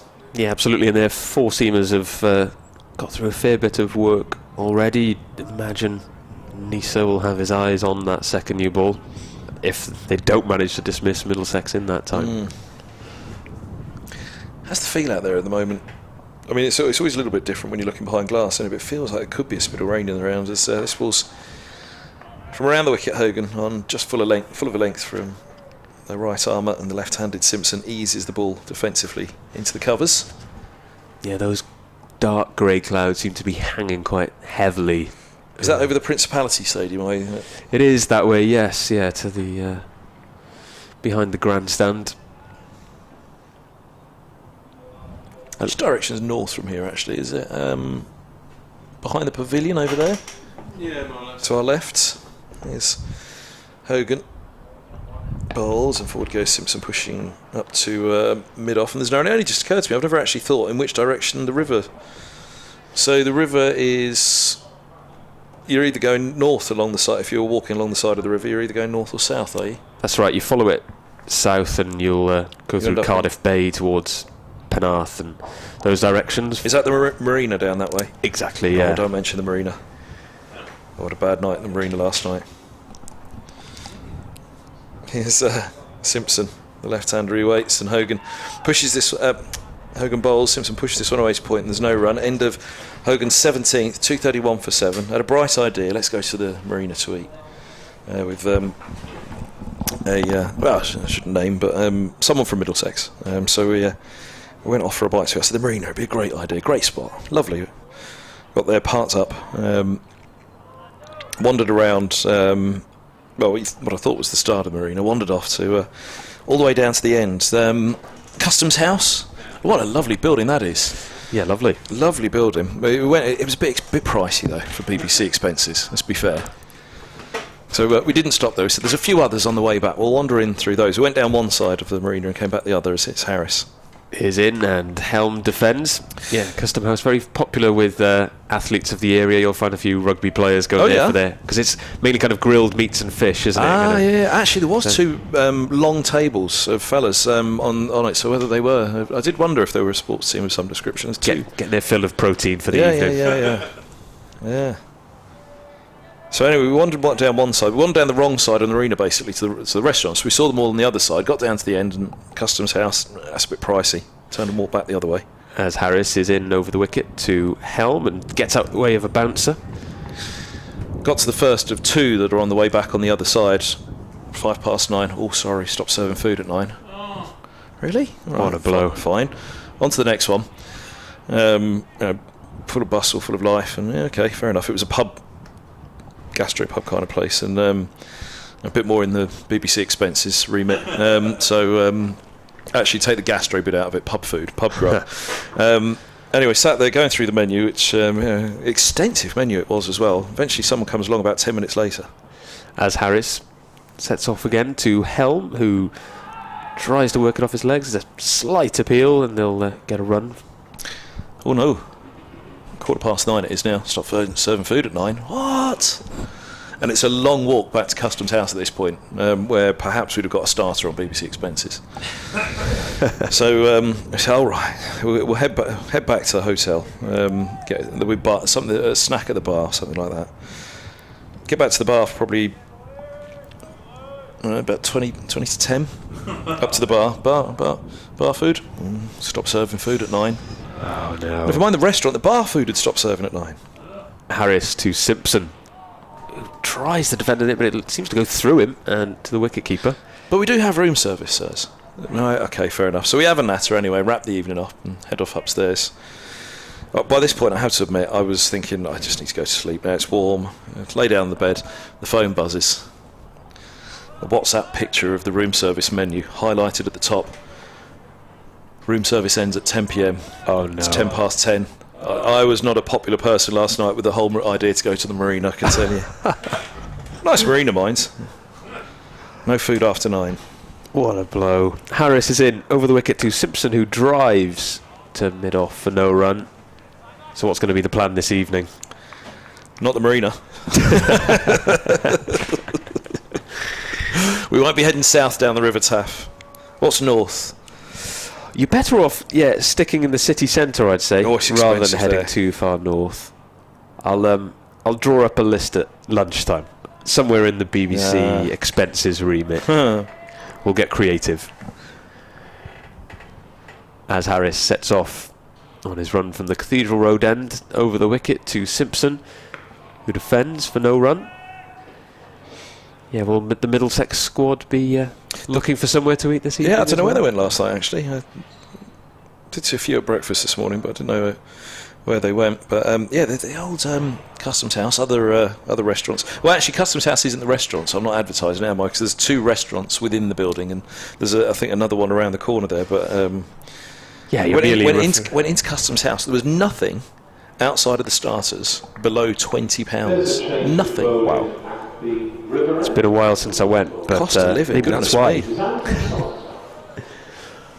Inflation has flown. Nothing below £20 for a main. That certainly does not fall within the BBC expenses, as you said. We're going to get a bit of spin from the river end. Say the starters barely did. We need to have a word, don't we? You got the union's number. 2:32 for 7. Yeah, who's it going to be? Salter.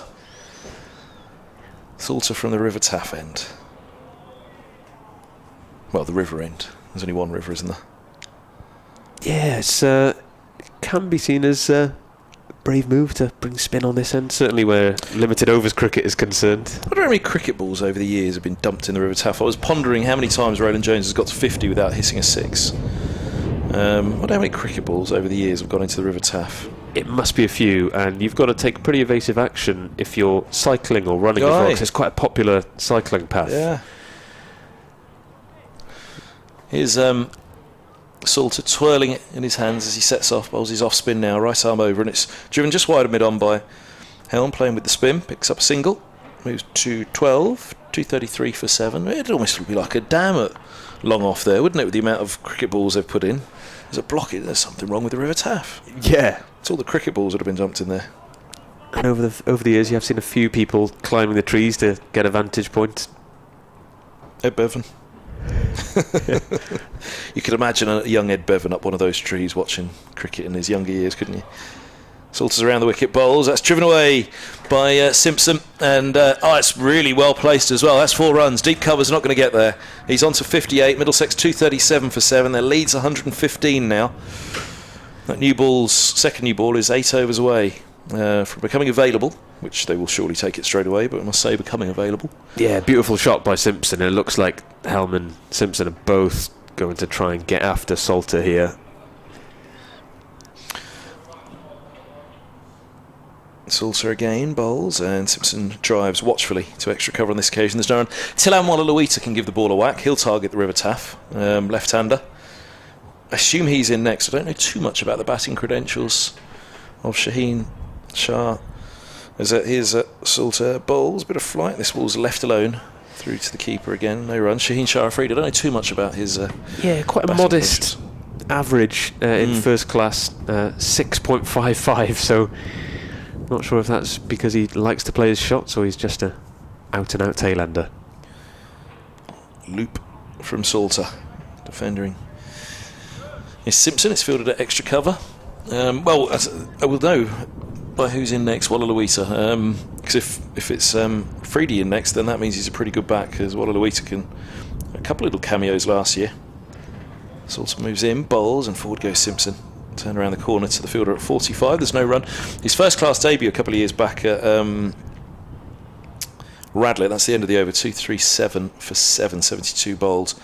I think was it against Sussex or Hampshire, and he came in at number 11, and Tom Helm was at the other end, and Middlesex were in a position where an extra 20 or 30 runs at that point would have been useful, really useful, and Helm was going well. I don't know if he was quite in the 30s himself or 40s, maybe thinking about a 50, or whether Middlesex were close to a batting point, for example. There was something in it, and he thought, right, we'll come out, and Helm's there's still runs to be had here. Hold up an end. And Walaluita, left-hander, walks out on debut, charges down the track, first ball, completely misses it, stumped. What an entrance! And Helm, as languid as he is, as you can see, with all the time in the world, he just sat there, leaning on his bat at the non-striker's end, looking at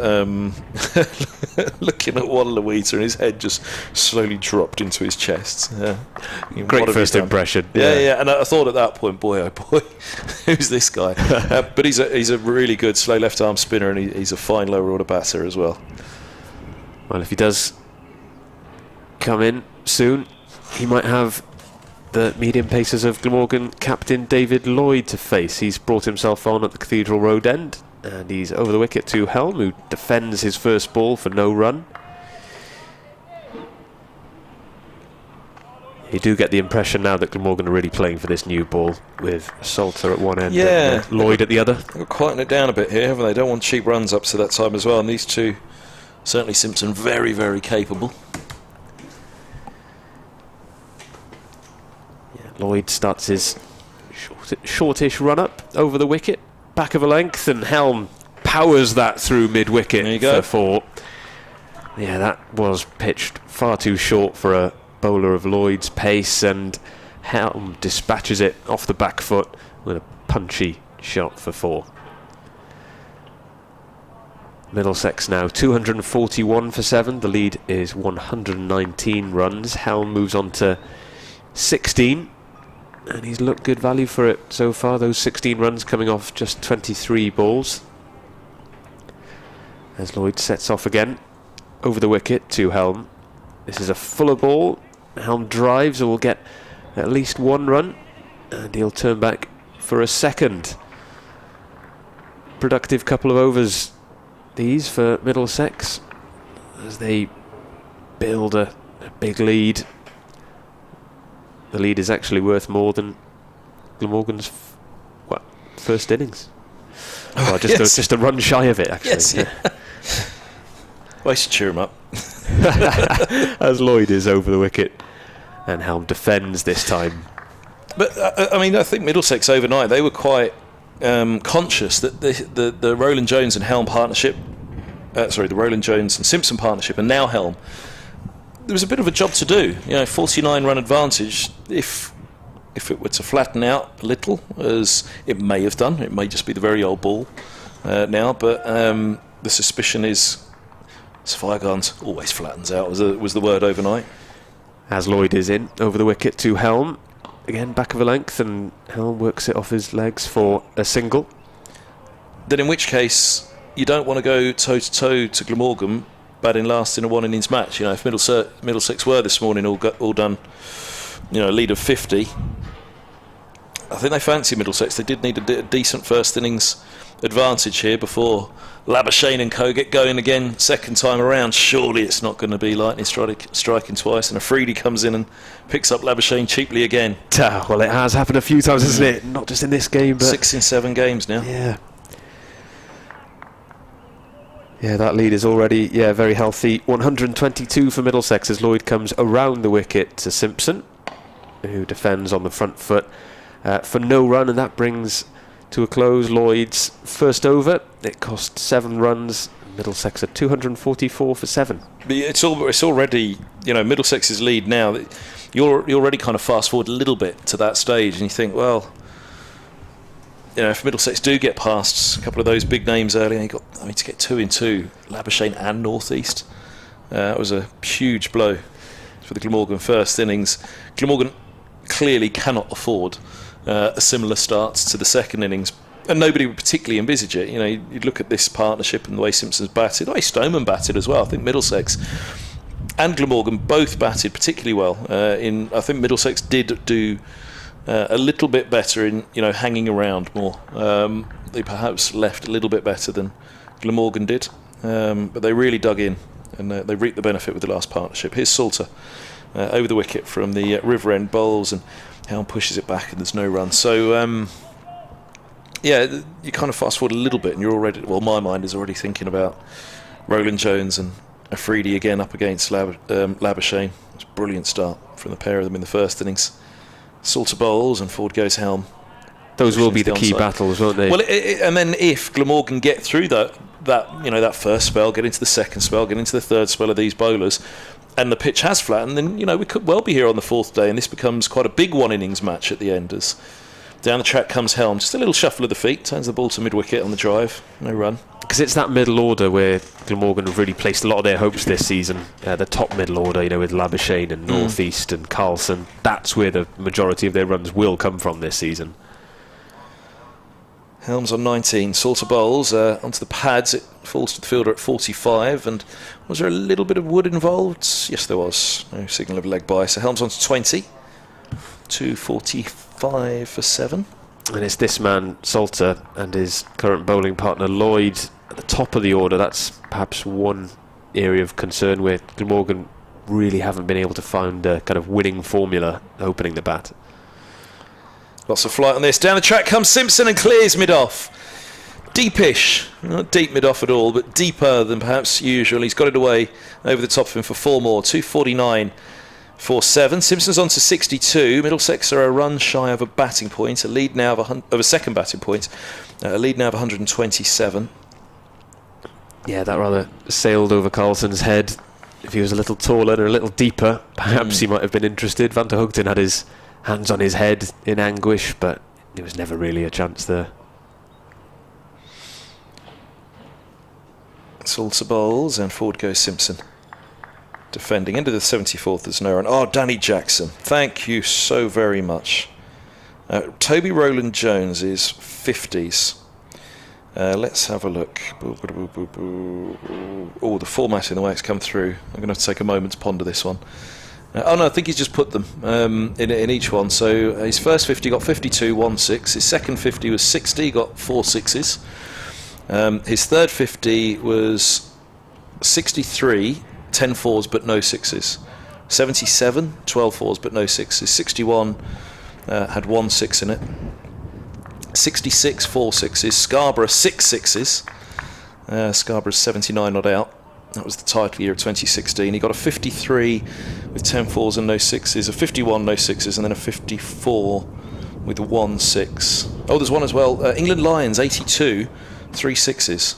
So yeah, there you go. There are very few that he doesn't have. As Lloyd is in over the wicket to Helm, and that one stays extremely low. Practically rolled to Cook behind the wickets. Nobody will want to, well, the Middlesex bowlers will. Oh dear, oh dear, oh dear. That is a grubber. No two ways about it. Just as we were talking about the pitch flattening out a bit. Yeah, well, it's that low bounce. I mean, the thing for the batters for the remainder of the match is if they know it's going to keep low like that, we're not really seeing them climb. Lloyd is in. Fullish to Helm, who drives for a single. That will very much suit the likes of Helm, Roland Jones and Afridi and Anderson. Pitching, their natural length is just short of a length, which isn't a county length. The county length is just full of a length. They're more of a test length bowlers, and it's been to the detriment of Middlesex, these 6'5", 6'8" bowlers they've had over the years who just like to bowl that little bit shorter, and the county surfaces April and May just reward slightly fuller lengths. Yeah. As Lloyd comes in around the wicket to Simpson, it's full and Simpson works it off his legs. There'll be at least one here. In fact, they'll return for a comfortable second backward of square.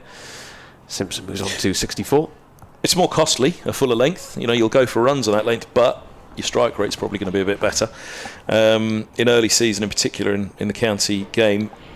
But this track, I think Roland Jones and Helm, they'll all happily sit there on a good length, maybe just short off and say, yeah, you want to go back?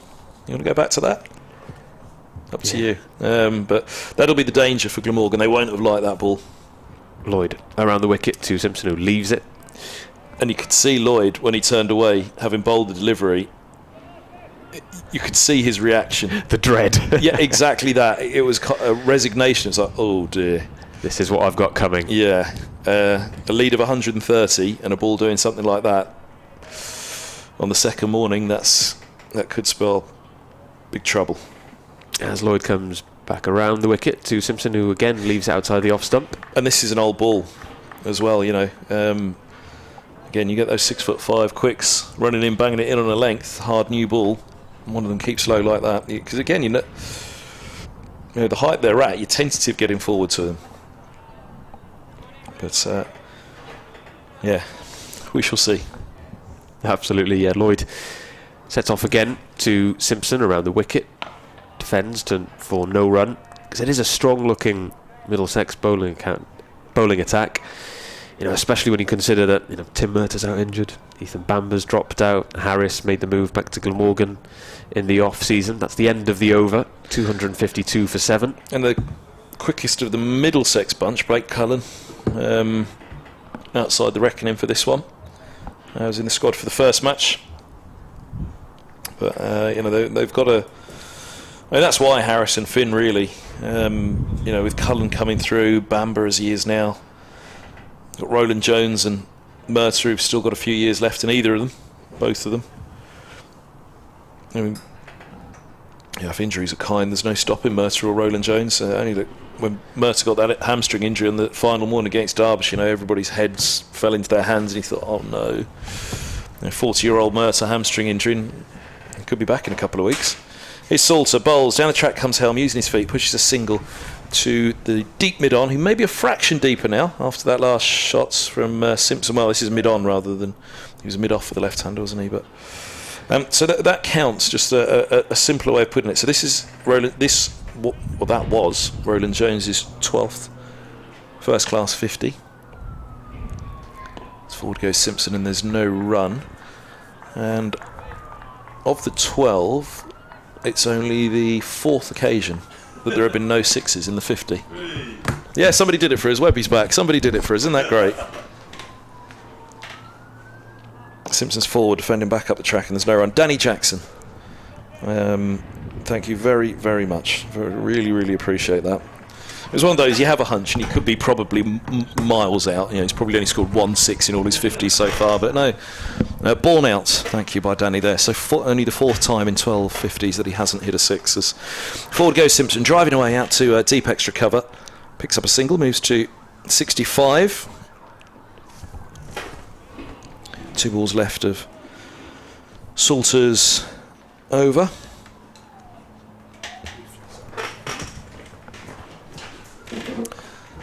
Lots of fly at miss, and this ball's clipped to mid-wicket by Helm. He's on 22, and there's no run.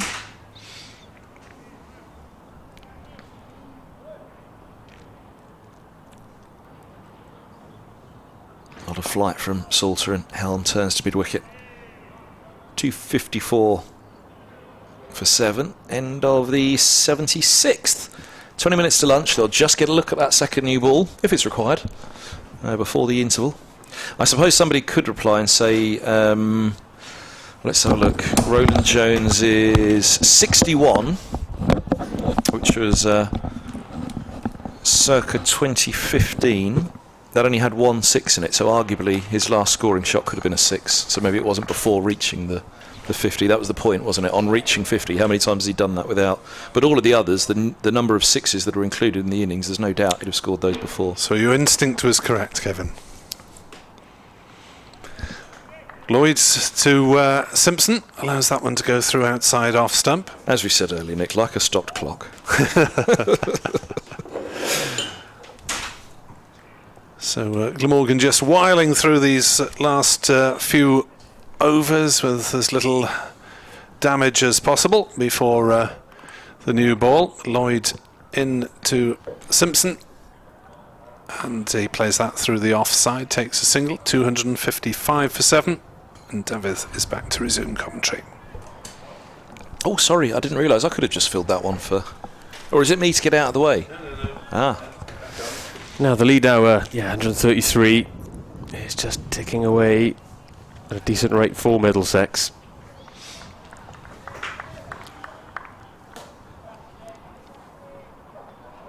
As Lloyd begins his run up over the wicket to Helm, who defends for no run.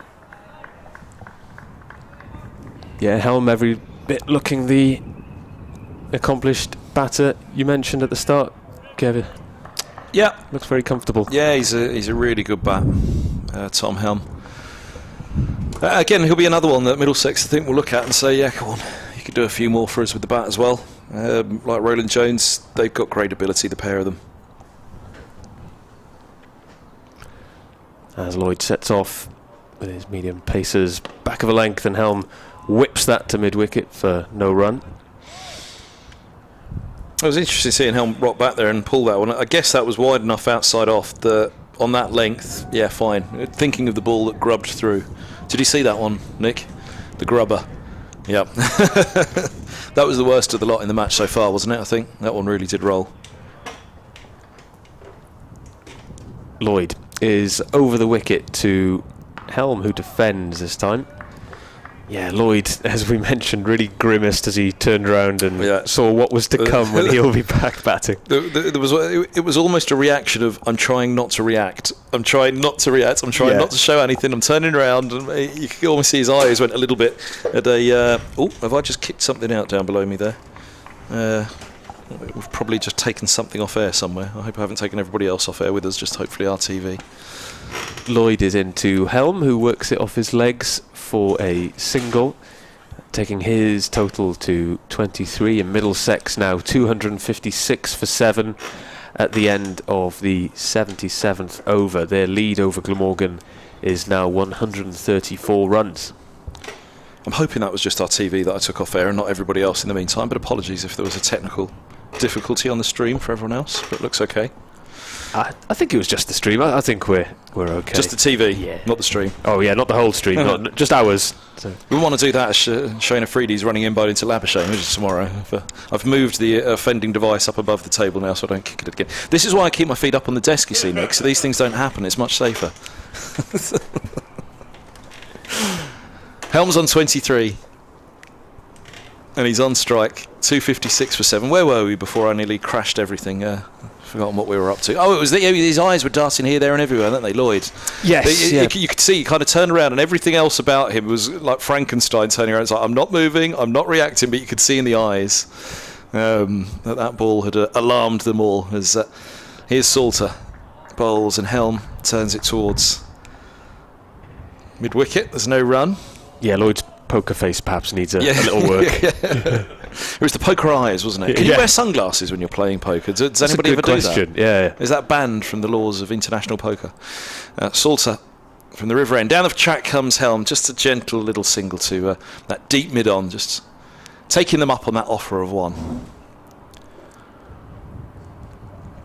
Yeah, Salter will be wondering similar as he'll be opening the batting with Lloyd. Glamorgan hope later today, but the way it's Simpson and Helm are looking at the moment, that breakthrough isn't looking like coming anytime soon. Oh, he's done it now, hasn't he? Here's Salter bowl. Simpson survives the next ball. That wasn't on purpose. Push to extra. Yeah, we know. Morley Carsick used to bowl with sunglasses on. Middlesex left arm spinner, Indian international as well. Salter to Simpson. Solid defence once more. Settling in for that second new ball. Settling in for the afternoon. Thinking about lunch, John Simpson. Middlesex 257 for 7. We're in the 78th over. So bonus points still in play for 30 overs after this. Again, Glamorgan will hope that the innings will not be lasting that long. As Salter bowls, forward goes Simpson, pushes away into the offside. But I think Simpson's mind probably now... We talked about these two picking up runs. So on 66 for 154. And he started very rightly, very slowly the innings. There was lots of work to do. 110 for 5. And the Roland Jones partnership started with him as he pushes forward now, just fine with the cover fielder for a single, moves to 67. Keeps the strike as well, end of the 78th, but I think probably he's got his mind on trying to see off a bit of that new ball. And again, it can depart as quickly as it arrives. So that may well be on his mind as well. Just his eyes in, trap that bat down. That strong bottom hand he's got, that ball can soon disappear. You've got me thinking about bowlers wearing sunglasses now as well. I was thinking Ashley Giles. Yeah. Yep. Did Axar Patel, maybe? The King of Spain. The King of Spain, the very same. The great monarch.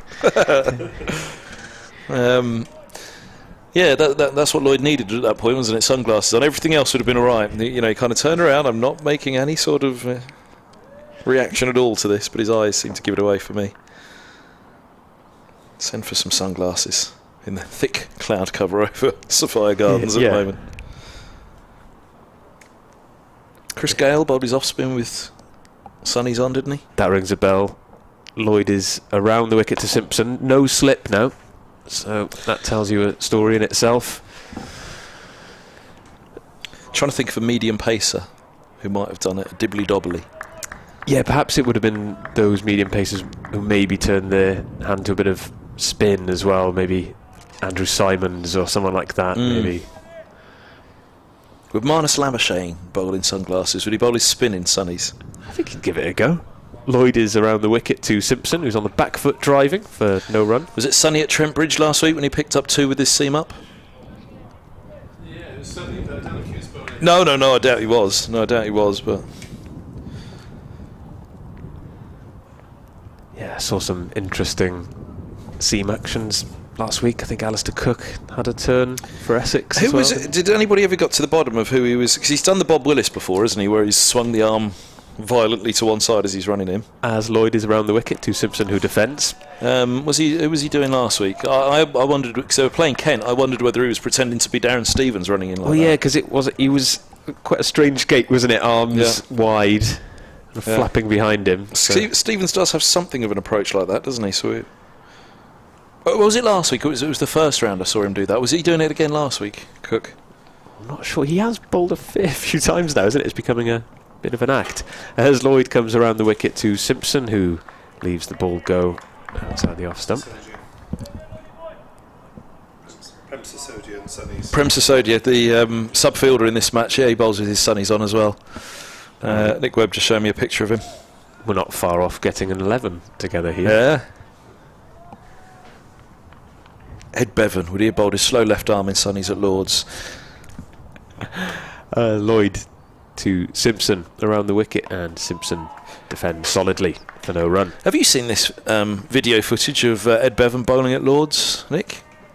I saw a news report on it, yeah. A Pathé News report, apparently, was it?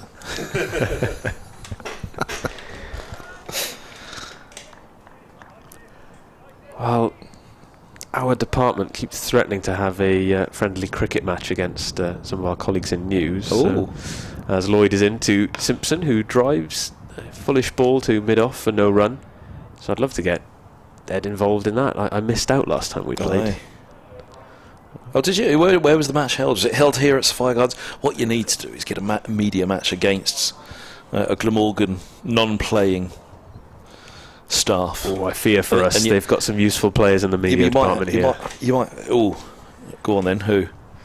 Well, we've got Lewis, the head of media, plays to decent standard. Oh, what does he do? What does Lewis do? I think is he mainly a batter? Is he? I'm not sure. I think all-rounder. Yeah, because I think he does bowl a bit. And Gav Donald, good player. The match referee, Dean Koska. There he is, with sunglasses on. He's a few boxes down for us here. Salter to Helm, beginning the 80th over of the innings. Helm turns through square leg. Big old boundary out there. They'll just take the single though. Helm's on to 25. Where's this partnership now? It is worth 46. Very, very useful partnership. 259 for 7. What a turnaround in fortunes from 110 for 5. Was it 110 for... Yeah, it was, wasn't it? It was that bit of flight on this was pushed away into the offside by Simpson, and there's no... That's right, it's 110 for 6. So 16 wickets had fallen for 232 runs at that point in the match. Forward goes Simpson, pushing back up the track. There's no run. Yeah, 16 wickets for 232 runs. So since that point, they've added a further 149 for the fall of just one further wicket, Middlesex, which is, that's the real contrast, isn't it? As Simpson awaits, Salter bowls, and it's pushed to extra cover, no run. I'll be making way for Nick Webb shortly. I'll be doing an update for Radio Wales in a short while. You've heard the lunch has arrived. Salter bowls. This is left alone now. Has had a bit of bounce for Salter there, through to the gloves. Simpson had the bat well out of the way, but they enjoyed that one, didn't they? Absolutely, a bit of life in this pitch, and not just of the grubber kind. Yes. Well, that would really alarm them. We did see a couple from this end find a bit of bounce, not spitting or anything, but good bounce. There's a bit of flight, and forward goes Simpson, defending the last ball of the 80th over, so perhaps the last time that ball is used. Let's keep an eye on the umpires, see if they are taking that second new ball before lunch. Surely you would, just before the interval now. I don't see any reason why you wouldn't. And I'll take that as my cue. Make way for the super sub, Nick Webb. Thank you very much indeed. David Pritchard will be back in the afternoon session. He'll be delivering the disappointing tidings to BBC Radio Wales listeners. What's going to happen this afternoon? Oh, I see. I thought you were talking about his later reports. You knew what was going to happen. A Freedy to Labuschagne again. Well, I think it cannot but say that it'll be disappointing tidings unless Glamorgan wrap up 3 wickets in the next 10 minutes. As Lloyd bowls, and that's hammered away through into the offside. I thought it pierced the field. Yeah, he picked out Labuschagne at cover. So we're into the 81st over. And no sign at all. And no one's warming up either, are they? It might be an impossible task given today's temperatures. David Lloyd obviously fancies another couple of overs, maybe, as that's cracked into the offside by Helm as well. And again, he's just about picked out a fielder, or a fielder has managed to get in the way. Why would you not take the second new ball now? Is it?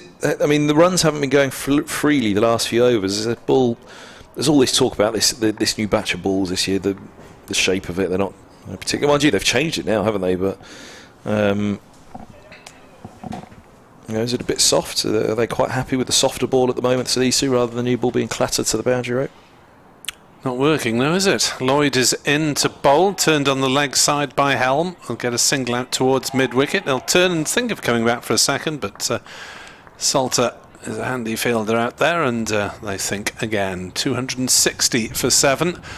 And Middlesex can have visions of third batting point. Mm. Well, again, you know, you kind of think the second new ball's available, only one wicket now, Simpson or Helm.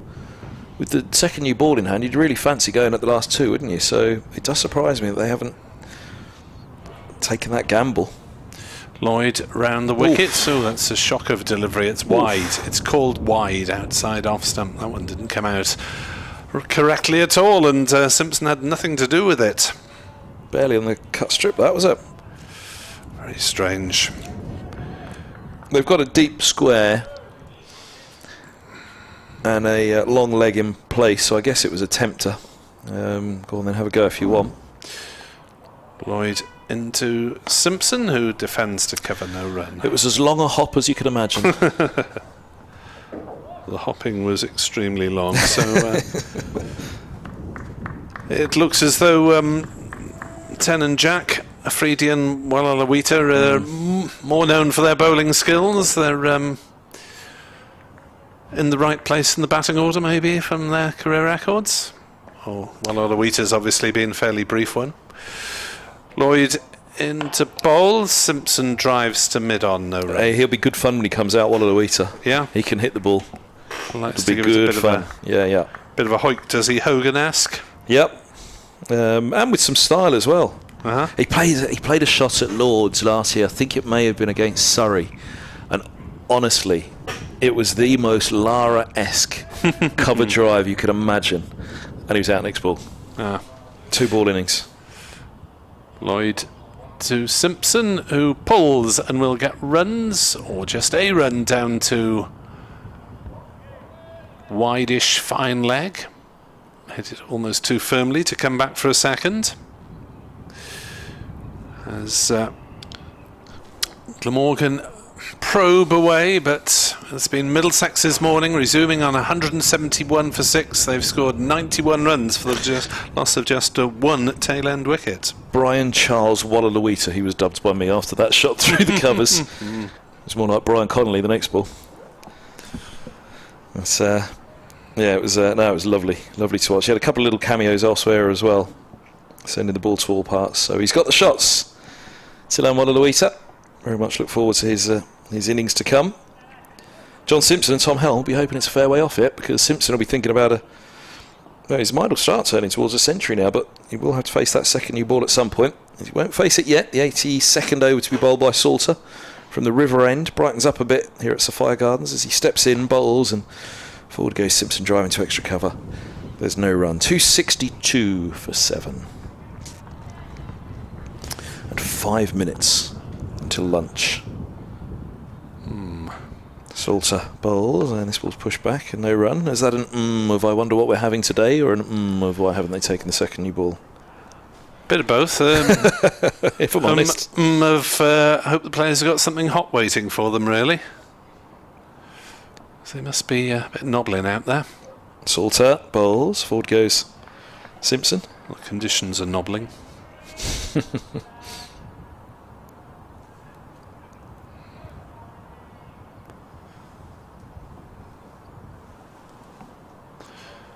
Morgan labouring in vain.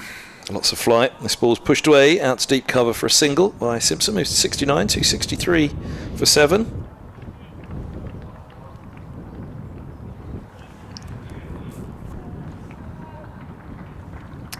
And that is the 50 partnership. Gentle applause. Yeah, me who was a run behind the century stand of the last pair. As down the track comes Helm. This ball's pushed to mid-wicket and there's no run. Now misses the 50 partnership between these. The crowd's still just about avoiding hypothermia.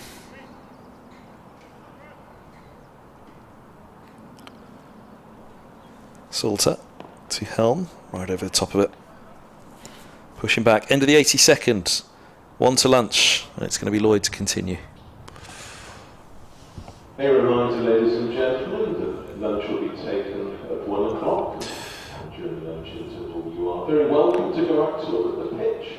If you are venturing out onto the outfield, then we kindly ask you not to walk across the square. There you go. You've been told, Nick. Don't walk across the square. It's strange, isn't it? Because we didn't actually go out for the toss, but we are now allowed to go out to the middle as members of the great British public. As Glamorgan discuss the best way of dislodging this pair, Kieran Carlson, the vice-captain, and David Lloyd, the captain, in conversation there. The umpires waving, get the dinner on. Oh, this is a change of ball, is it? Yeah. So David Lloyd is going to bowl. At least the first over with the new ball. Particularly mind that they've given Lloyd 1 over with the second new ball. It's slightly strange that they've waited to now. Unless they felt that Salter might get Simpson before lunch with the old ball, but that could be my only ponderance really on it. New ball. This one down 263 for 7. But again, you almost fancy, could Salter have bowled with the new ball that final over at the River End there again if they fancied him against Simpson?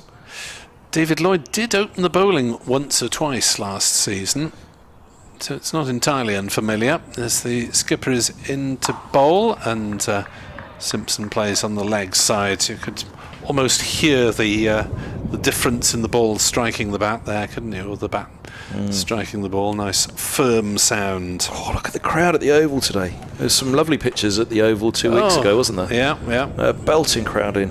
Yeah. That Somerset game. That's not today, the sunshine, is it? That must have been yesterday, yeah. There we are. Lloyd is in to bowl, and Simpson allows that one to go through low outside off stump, no run.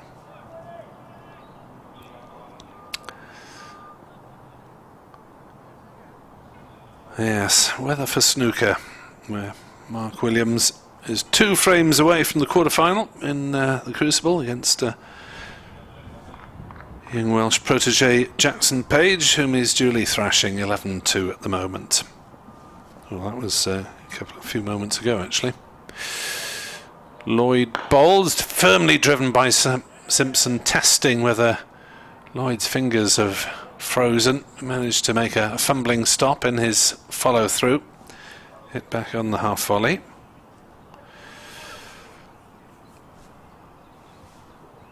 .263 for 7. Simpson is 69 not out. The only wicket to fall this morning, that of Toby Rowland-Jones, caught behind down leg side by Chris Cook, his 5th catch, off the bowling of James Harris. For 65, a 4th wicket for Harris. 263 for 7, as the clock has ticked on to 1300 on the scoreboard. And Simpson plays on the leg side. Lloyd arms in the air as if he thought he might be about to get through. I don't think a digital clock probably does tick on, does it? 13:01 it is now. Whatever digital clocks do, it's doing it. So Middlesex with 92 runs in the morning session for the loss of 1 lower order wicket. Morgan will face some scoreboard pressure as Lloyd bowls and Simpson drives pleasantly, but straight to Harris at mid-off, and there's no run. 263 for 7. Helm quickly on to 26 off 47 deliveries. Simpson dogging it out, 69 not out off 178 at the moment. As Lloyd comes over the wicket and Simpson drives out on the offside. It rolls to Harris at mid-off, and that will conclude this morning's proceedings. First session in the chill here at Sophia Gardens, with Middlesex moving remorselessly onwards. 263 for 7 at lunch. Simpson is 69. Helm is 26. Yeah, they'll have to hope the break has come at a good time for them, Glamorgan. It also comes with that second new ball. Come out fresh with Van der Houten, Harris. Get going with that second new ball after lunch. They need to wrap this up quickly, don't they? Because 141 now is a pretty, well, it's more than a frustrating lead. They've got to go very, very, very big, which they're very capable of doing with a decent lineup, Glamorgan. But boy, oh boy, the pressure is heaping massively onto that Glamorgan second innings now. Now, out in the middle as the players head for the pavilion, away to our right, there's some sort of work being done on the on the creases. Just a bit of brushing, I think, as the ground staff bring their motorised vehicle on. The umpires have a little chat. I think they might be taking light readings potentially, because the light is not great, so they're probably just checking that to see if they set a standard for the afternoon. There's a bit of brushwork going on, but we will head for luncheon, and BBC commentary team back after lunch to describe further proceedings. Middlesex 263 for 7, leading Glamorgan by 141 runs with 3 wickets still standing.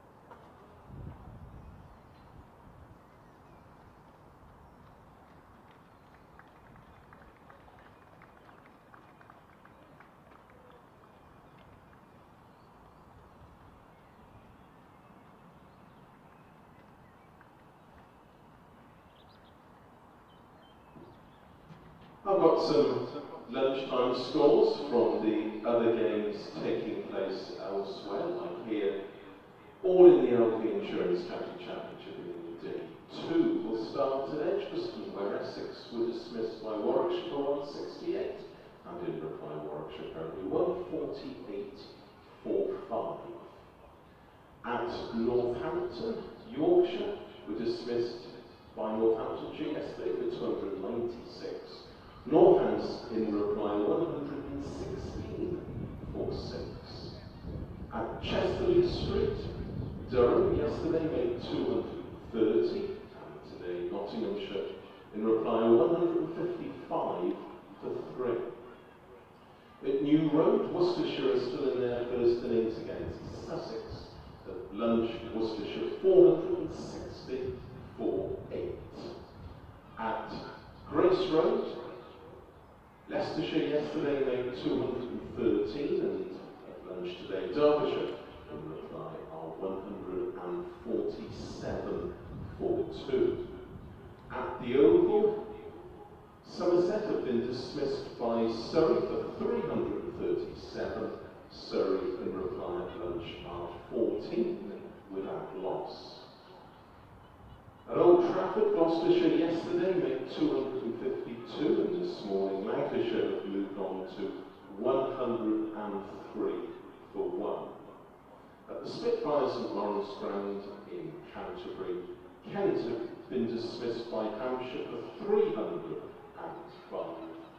In reply at the interval, Hampshire are 47 for 1. Once again, Glamorgan Cricket welcomes everyone here today to Sophia Gardens. Cricket across England and Wales must be a game where every individual is treated fairly, with respect, and can enjoy a safe, positive atmosphere, whether they're watching, playing, volunteering, or working in the game. We all, as the cricket family, have a role to play in this, so if you see or experience inappropriate behaviour or discrimination, please know that you can call it out and report it safely and in confidence to a steward. Cricket is a game for everyone, and thank you for joining us in raising the game. The official Glamorgan website, www.glamorgancricket.com, contains details of how to purchase tickets for all forthcoming games here at Sophia Gardens this summer. That includes the International T20 game when England meet South Africa here on Thursday the 20th of July.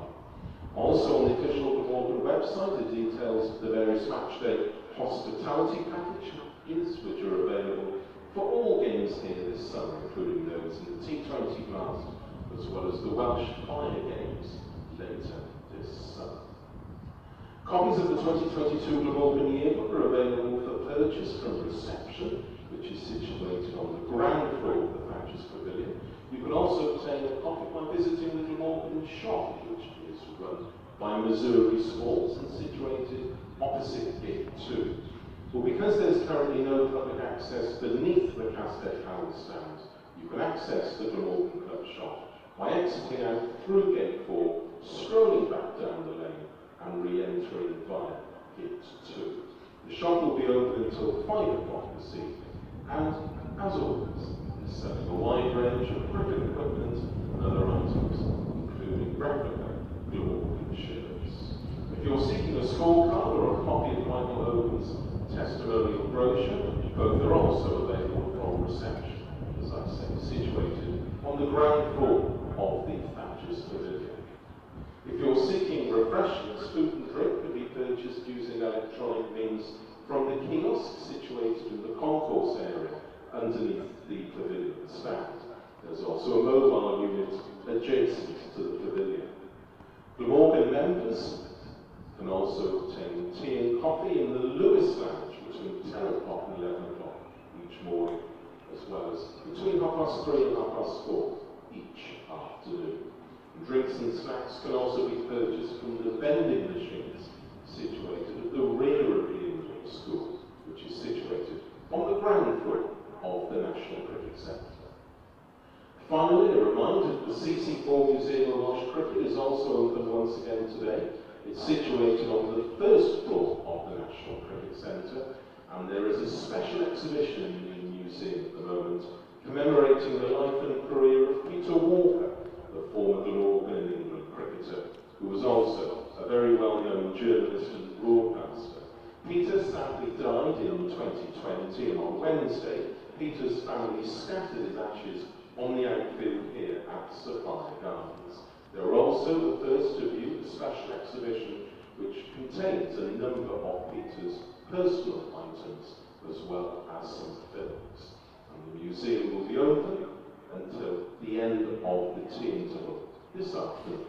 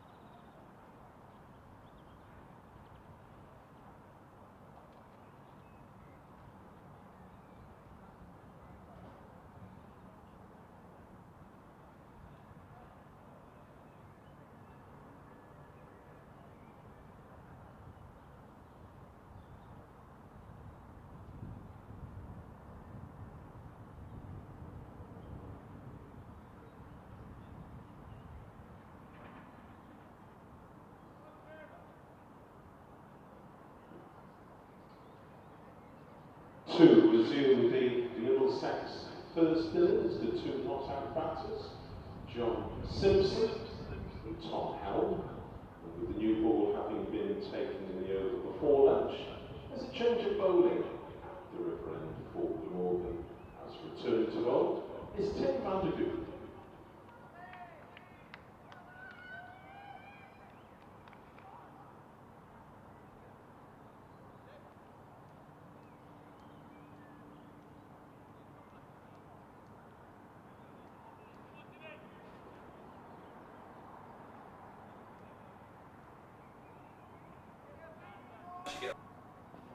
Very good afternoon and welcome to the BBC commentary box here at Sophia Gardens for the second session on day 2 of Middlesex against Glamorgan, where the Glamorgan fielders have emerged despite the cold, and the first ball delivered to Helm, who has a vague swish outside off stump. It is Van der Hoogten who is into the attack after lunch. A commentary team this afternoon will be joined by Dav Pritchard and by Kevin Hand of BBC Radio London, and by the Glamorgan wicketkeeper batsman Tom Cullen. So we look forward to that. Joined at the moment by Edward Bevan. Glamorgan with a lot to do to haul this game back. Middlesex taking a grip as Van der Hoogten bowls, and Helm off the back foot plays it back past the bowler, calls for a quick single as a shy at the stumps. Batsman safely home. 264 for 7, and Edward, these lower order batsmen, Roland Jones, now Simpson and Helm, they've looked pretty solid. Yes, and the pitch seems to be playing all right, and obviously the ball is rather old. It's 83.2. No, they've gone into the new ball just before lunch. Are they? Oh yes, they must have been early. They did delay it, to be fair. I looked up and yes, after 80 overs, and I thought, well, 82 overs, so this is the second over with the new ball. With one slip, would you believe? You must have been already at the chicken and chips out. No, I was writing furiously at the time. Van der Hoogten bowls round the wicket and hits Simpson on the thigh. Ball rolls down into the gully, fielded by Northeast, and there is no run. You're already writing bits of next year's Wisden, are you? Not yet, no. Which is now out, we understand. So maybe waiting on my doorstep when I get home. I never get through it. All 1,000 pages. I don't think anyone's going to ask you questions on it, Edward. As Van der Hoogten bowls, and Simpson gets his first run of the session, turning one out towards square leg. Salter is the fielder. Well, the question, Nick, here, as I see it, is if Glamorgan failed to take wickets with the new ball against especially Tom Helm, who's a tail ender, he's a number 9, he can hold the bat, as we've seen. And if they'd failed to take wickets, you begin to say, well, what's going on out there? Is the pitch going down? Is he going to play far easier? Or are Glamorgan's bowlers rather tired and tiresome and weary? As Van der Hoogten bowls and beats the edge of Helm's bat through to Cook. Came back in.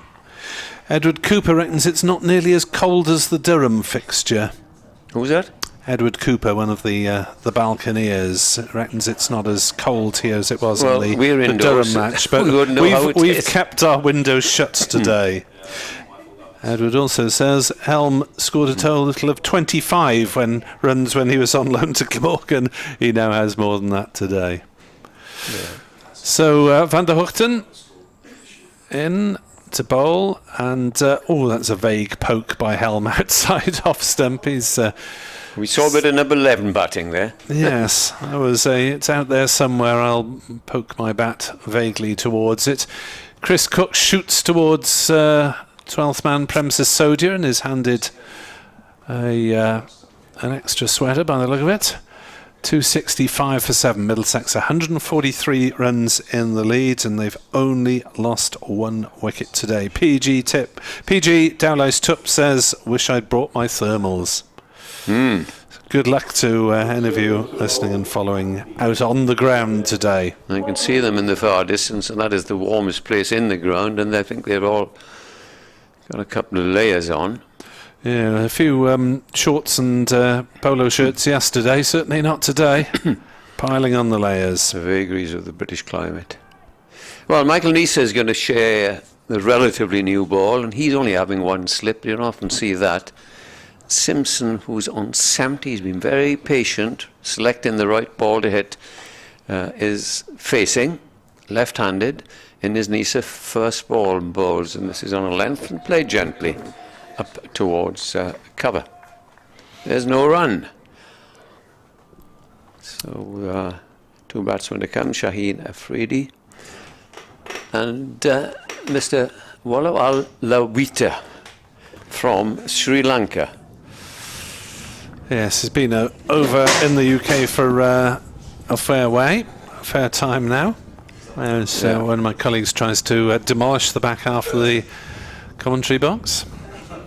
Nisa running away from us, gathers speed, comes up and bowls outside the off stump. That's taken low down by Cook. And the score remains on 265 for 7. Yeah, while Lawita moved to the UK when he was age 5 or 6, so he's very much a product of a British education. We didn't see him in action with the ball, but we didn't see spin from Glamorgan until about 72 overs in. Token twirl from Salter, but the over 8 is still level despite the preponderance of seam. Yes, 8 bowlers being used, and here's one of them. Nisa comes up, bowls to Simpson. Simpson drives. Ooh. And that was brave. It was very brave. Shoving a big boot out. Kind of cracked your ankle there. David Lloyd, I think in 2020, broke his foot, didn't he? Stopping a return drive in a pre-season game, yes. Having had all the COVID delays. He then got ruled out for the first half of what cricket we did get, the 2-month season. Yeah. He's got a man out to deep square, man on the fine leg boundary. Deep extra cover, not the field you'd accustomed to with Nisa. As he turns again and comes in past umpire Burns on his way. Bowls. That's played gently up towards the cover region. And of course Simpson knows he's got all the time in the world here. He needn't attack because there's no need for it. We're only a day and a half into this 4-day match. Yeah, as Edward said, 8 bowlers used, but concentrated largely around Nisa, Hogan, Harris and Van der Hoogten, as you might expect. Taylor's bowled 2, Labuschagne 1, Salter 6 overs 0 for 16, David Lloyd 6 overs 0 for 15. Nisa in, bowled. That's a swivel round as he pulls it down towards fine leg for a single. Interesting that David Lloyd bowled an over with the new ball, but you shouldn't criticise captains for trying something funky and unusual. Especially when your main seamers haven't done much. Just the 1 wicket for Nisa, no wickets for Hogan, 2 apiece, 2 for Van der Hoogten and 4 for the best of them all. On this performance is James Harris. Last ball of the over, and in comes Nisa and bowls, and Helm prods it away into the gully area. End of the over, 266 for 7, 144 is the Middlesex score. Simpson's highest score last year was 95 not out, so he might well have hopes of beating that. He's had a few centuries in this time, hasn't he, Simpson? He has made 7 first-class centuries. Indeed, so it's not unfamiliar territory to him. And he's plodded along. It hasn't been a spectacular innings, but it's been very useful for his team to hold things together. Van der Hoogten, right arm round, the left-handed Simpson, who plays defensively almost, but semi-defensively. Played it away, the ball rolling out towards deep square, found a gap, and they ambled through for a single. 72 for Simpson, 267 for 7. Glamorgan played 2020 away, not sadly at Old Deer Park this year. I think it's your favourite ground, Radlett, where you had problems with the lines last year, or you were shoved into the corner of the ground, I remember. Yes, Van der Hoogten bowls down leg side, Cook takes, but it hasn't hit bat on the way through. Radlett is a very, very prosperous town, isn't it, in that part of the woods? Hertfordshire? Yes. Yes, nice little country setting, but hopefully our BBC Radio London colleague Kevin Hand will crack the whip over the Middlesex management and prevent them from nicking the broadcast lines as they did last year. As Van der Hoogten bowls, that's edged past slip. Northeast goes diving away, but the ball has eluded him, and it's beaten third man on the inside as well. 4 runs for Tom Helm off the edge. He moves under 31, 271 for 7. Glamorgan have a very good record at Old Deer Park. Probably it's the influence of the Welsh, as it's the London Welsh rugby ground. They've won most of the games they've played there. But be very careful of life and limb there, as you well know, Nick. Oh, yes. If you're just outside the boundary straight, it is a very small boundary straight, and you've got to watch yourself. Van der Hoogten bowls and beats the edge of Helm's bat as he pushes forward. Last time we had whoever wasn't on commentary was literally having to do fielding duty in front of the tent to prevent the commentators from being cleaned up. I think we all helped out a bit, but if it's dry, it's very bumpy. So you go down and stop when you might just have one in the teeth. Well, there was a youngster got nearly cleaned up when he was out as a mascot for the toss and got a stray ball. Van der Hoogten bowls and Helm pushing forward, plays it back to the bowler. No run. So this poor lad who was enjoying his day out as a sort of ceremonial mascot, accompanying the captain out for the toss, and practice was still going on in the outfield. And someone hit a low skimming ball that thudded into this poor kid's chest, and he was carted off in tears. He was all right afterwards because they presented him with all sorts of I'm not surprised. mementos. Van der Hoogten bowls, a bit of bounce and pace there, and it's allowed to go through by Helm, through to Chris Cook. And I think the bounce is a bit more consistent, isn't it, from the bowlers from the River Taff end, the bowlers from the Cathedral Road end. It's tending to keep low occasionally. It's by no means a poor pitch. I wouldn't say it's below average. It's very much like the Durham one, if you remember, Nick. It was helping the pace bowlers, but if you adapt yourself there, I think, what did Durham get in their first innings? 370 odd, wasn't it? Exactly. Well, Middlesex are heading that way at this rate, 271 for 7. As Nisa starts another over, and Simpson just pulls away as Nisa aborts his run-up. 3 men on the offside, saving a single, and a third man on the boundary, and a deep extra. 5 men on the offside. Nisa races in, away from us, and bowls, and that's pulled out to deep mid-wicket, and they'll settle for a single.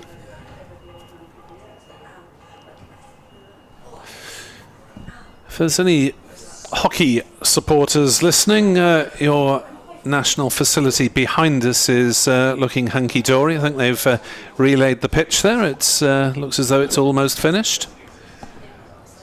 So hockey players will be back in action there. Dangerous game, hockey.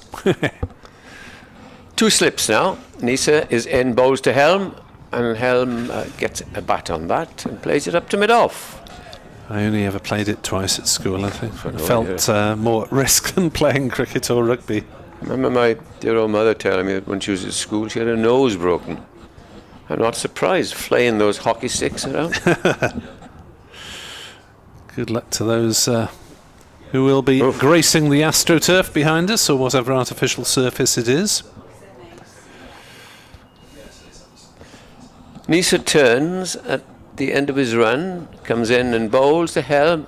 Helm didn't know much about that as he plays forward and eventually goes through to the keeper. He is 31, which might surprise some people. Shows that he can hold a bat. 31 on the scoreboard, 27 years of age, in case you were wondering. Brighter than it was before lunch. There was a threat of a drizzle which was forecast this morning, but that's cleared Caerphilly Mountain away to our left. And he comes, bowls, and he edges that down to third. He was aiming to extra cover, but they get 2 runs down to third man, as the score mounts to 274 for 7. 5 years since Tom Helm's England Lions tour to Sri Lanka. He at one point was viewed as a likely England candidate, but yeah, his average with the ball last year, he averaged 50. Yeah. Which the England selectors won't look at. There's other seamers, of course. Nisa in bowls, and he's caught at the wicket, and he's had his moments. Helm, and eventually nicks it to Chris Cook. Has taken his 6th catch of the innings, and we will be beginning to think of contacting Dr. Hignell. Yeah, the Glamorgan record is 9 in a match. Yeah. That quite possibly Yep. would be up there for the innings total of catches from Chris Cook. He's held on to that one, and he hasn't had an easy time keeping wicket, actually, because the inconsistent bounce. I think Ivan Jones or Colin Metson might have taken 7. Still a chance. And 2 wickets still to fall. Yeah. And that's a second for Nisa. Deserved that because he'd beaten Helm on numerous occasions, and Helm has gone for 33. I think these catches from Cook will tell you that the ball is deviating, and also that it's moving. This looks like Shahid Afridi coming. So Shaheen Shah Afridi to make his first appearance with the bat for Middlesex. Not his first appearance in county cricket with the bat, because he played for Hampshire a couple of seasons ago.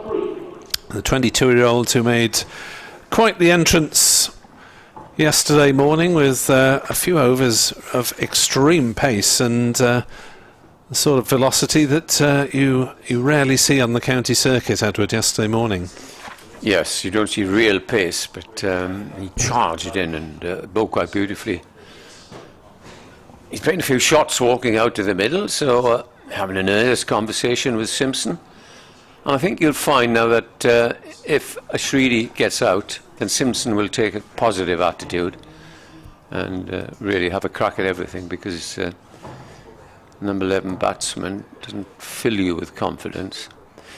So it'll be Nisa against Afridi once he takes guard, and there is 1 ball remaining of this over, 274 for 8. Glamorgan needing 1 point for the maximum bowling points, which they've got, what? 23 overs. That should be well within their compass. Yeah, records 9 for a match for wicket-keeping dismissals for Glamorgan, because Chris Cook equalled it a couple of years ago.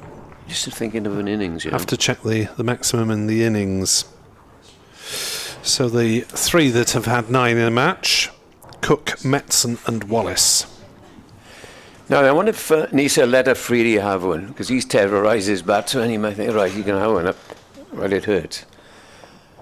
But the old days, you never thought of that. As Nisa to Afridi, bowls to him, and he's blocking that down the pitch. End of the over.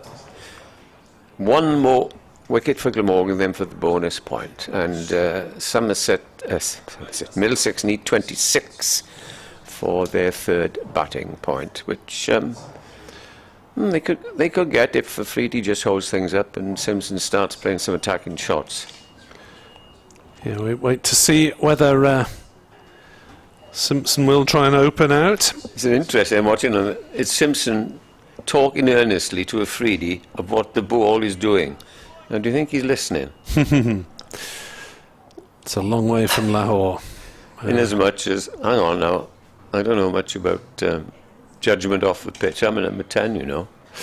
Simpson on strike then for the first ball of Van der Hoogten's over. Right arm round from the River Taff end, and he shoulders arms and allows it to go through to Chris Cook.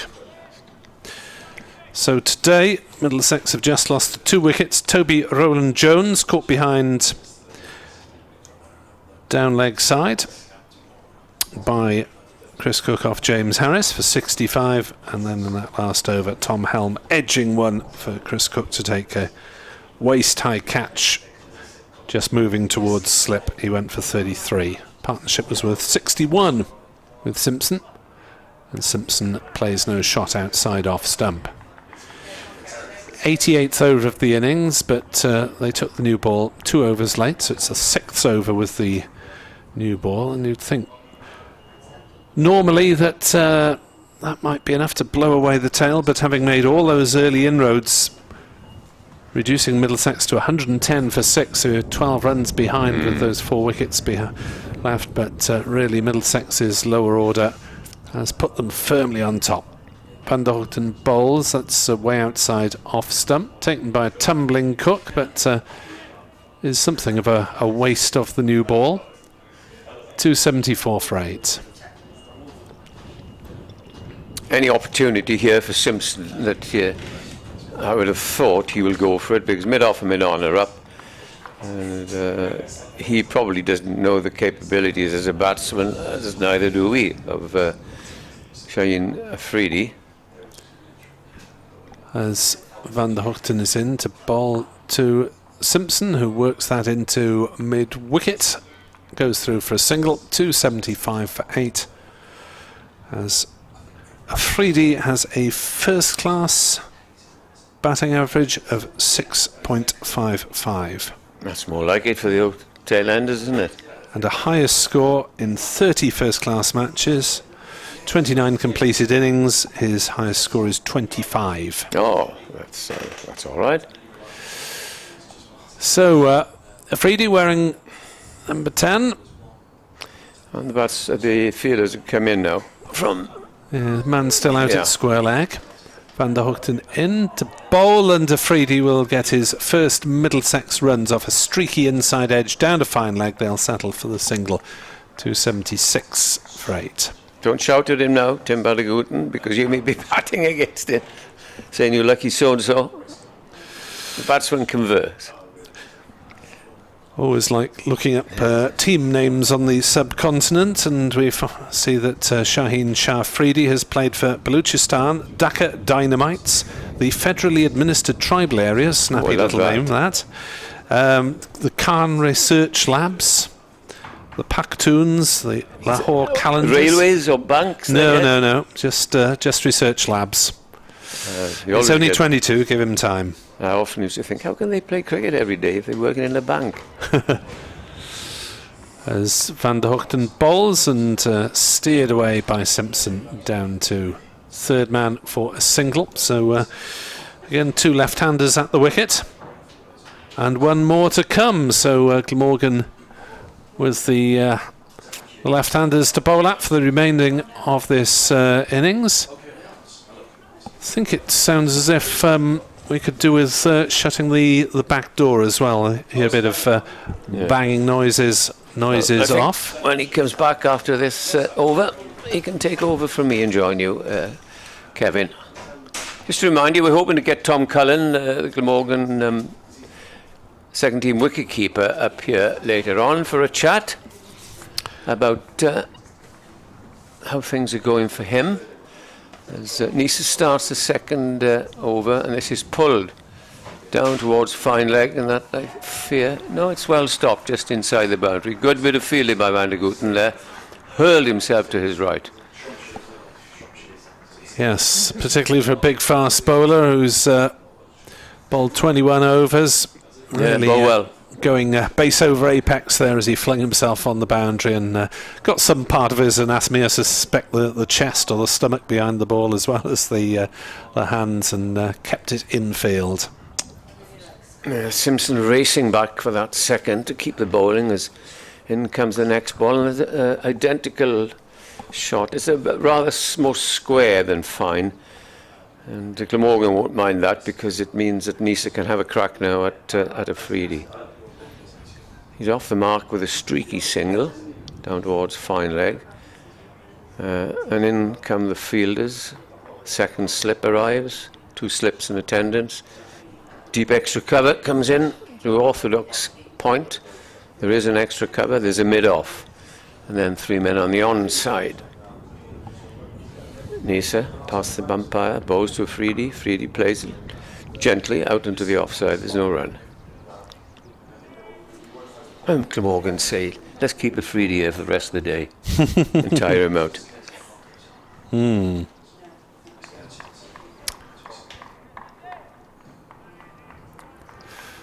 284.8.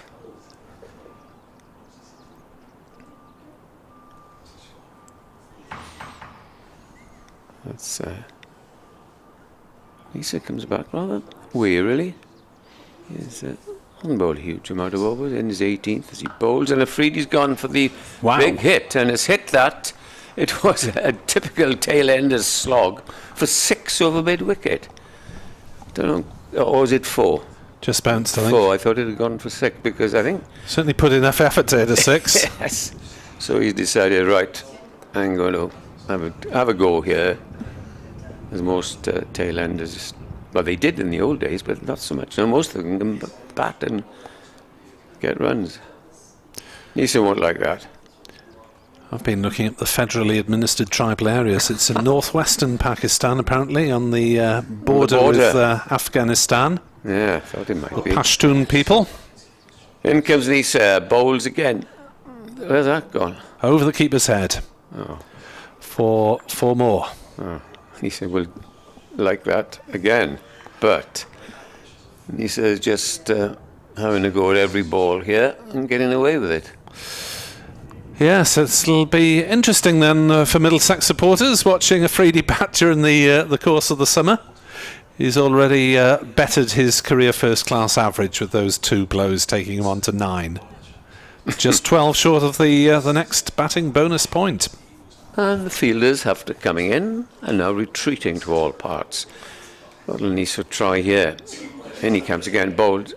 And this time, isn't much idea of that, as he pitched it outside the off stump and he went through to the wicket-keeper. 288 for 6. And Simpson still there on 78, shy of freedie with a couple of blows. Is not out 9. And time for me to vanish, and joining Nick now will be Kevin Hand. Thank you very much indeed, Edward Bevan. Kevin, to tell us how much he's relishing watching a freedie batting on a regular basis for the rest of the summer for Middlesex, and as much fun maybe in a very different way as Shaheen Shah Afridi bowling. As it'll be Van der Hoogten, who's going a touch under 3 runs and over. 21 overs, 2 for 62. To bowl to Simpson. And Simpson plays forward defensively. Ball runs to mid-on. Taylor Fields, no run. Looks like fun, Afridi's batting, Kevin. Yep, absolutely. I mean, as I said, I didn't really know what to expect. Wallaluita, whether he'd be 10 or 11. So as soon as, having seen some of the things that Wallaluita's done with the bat, and some lovely, lovely things as I said earlier, the fact that Afridi comes out ahead of him means he's pretty decent. This is not a bad lower order now for Middlesex. Van der Hoogten to Simpson allows that to go through outside off stump. And they've always been pretty good. You know, Roland Jones over the years coming in at 9. He used to have Ollie Rayner in at 8, Simpson at 7, or Harris at 7, Simpson at 6. So he always had a really strong lower order, and Tim Murtagh, who he started life at Middlesex as an all-rounder. Down at 11, he had to be the country's best number 11 for a fair while. Van der Hoogten from the River Taff end. Light has improved marginally this afternoon as he bowls outside off stump, and what's that come off the bottom edge through to the slips. They've gone through for a single as Cook retrieves. Q end, even, I think. He's just looking at the toe of his bat now, isn't he? Just a little bit of movement out there, isn't there? David Lloyd looks considerably less happy with life than he would like as he nurses possibly a bruised finger, and Sam Northeast comes to join him in the slips. Or he's not. Off. No. Northeast maybe just come over to express his sympathy. Skip. It's interesting, isn't it? I guess he showed that he's happy to swing to the onside, bringing in the mid-wicket. Around the wicket to the left-hander, he might chip one up. Square leg is back on the ropes as Van der Hoogten bowls and beats Afridi outside off stump. It's looked good, this second new ball, isn't it? Which again begs the question slightly why they didn't take it after 80 overs and see if they could have... Oh, that's a great ball. Watching Van der Hoogten's delivery to Afridi again. That would have squared up many a top order batter. But the last two partnerships have lasted more than 50 overs between them. 6th wicket fell in the 36th. Now in the 90th. Van der Hoogten bowls and Afridi will get runs with a clip into the mid-wicket area. Just the single, in fact. Salter fields in front of the empty grandstand. I think today's put into perspective as well the 16 wickets that fell yesterday, Nick. I don't think the pitch has changed dramatically. I think, we've seen a grubber today. We couldn't say we saw a grubber yesterday. We probably haven't seen as many extract as much bounce as perhaps Roland Jones in particular was doing yesterday from this Cathedral Road end. There's still a little bit of movement off the seam. So, and I don't know, they've bowled an older ball today, haven't they? That's the thing. What was it, 50 odd overs old this morning? So that's the big difference, that for the majority of the day so far it's been with a much older ball. Here's Van der Hoogten into bowl. A short delivery that Simpson thought about going for, eventually just about pulled out the shot in time, and I thought for a moment that he might be in danger of feathering it through to the keeper. Yeah, he was probably half expecting it last ball of the over as well, to try and keep him off strike. The field said as it was as well. That is the case then. 290 for 8. And we'll bring in David Pritchard on BBC Sport Online. Was it something I said, Nick? I was just settling in next to you there. Had loads to get through. Well, you can chat to Dav, as he will be in charge of, has the task of organising the rest of the day's play here on BBC Sport. Oh, he's the rotor boss now, is he? He's in charge now. He? Yeah, pass over the mantle or the torch or whatever, and I'll be back on commentary tomorrow morning. You can pass the torch to me. If I don't like the rotor, I can burn it. Radio Wales listeners, I'll be back at 8 o'clock for Wales against France Women's Six Nations. Here's Nessa. He's right arm over the wicket from the Cathedral Road end. 290 for 8. Slip crouching down. There's a third point cover and a mid-off, mid-on, mid-wicket, deep square and long leg. And this ball's on a length. And Shah Afridi, as he's announced on the board up there, drops a single into the onside and is off strike. Moves to 11, 291 for 8, 9 more for a further batting point. One more wicket for another Glamorgan bowling point, maximum bowling points. Yeah, Shah, try that again. Stop it. I know. Lunch is still digesting, isn't it? Shaheen Shah Afridi. As I was told, it's Afridi if you're just, like Mercer's running into bowl. This ball is a beaut from Nessa, and this ball's beating Simpson, angled across him through to the gloves of the keeper. Lovely, lovely line and length. Just as simple as that, really. So if he's running into bowl, Afridi, if you're giving him his full name, Shaheen Shah Afridi. So I'm a little bit surprised. I don't think he'll be going up on the board as Shah Afridi at Lord's. Good to know. And thanks, Nick, for the weighty responsibility of the rotor. Yeah, that's a new one.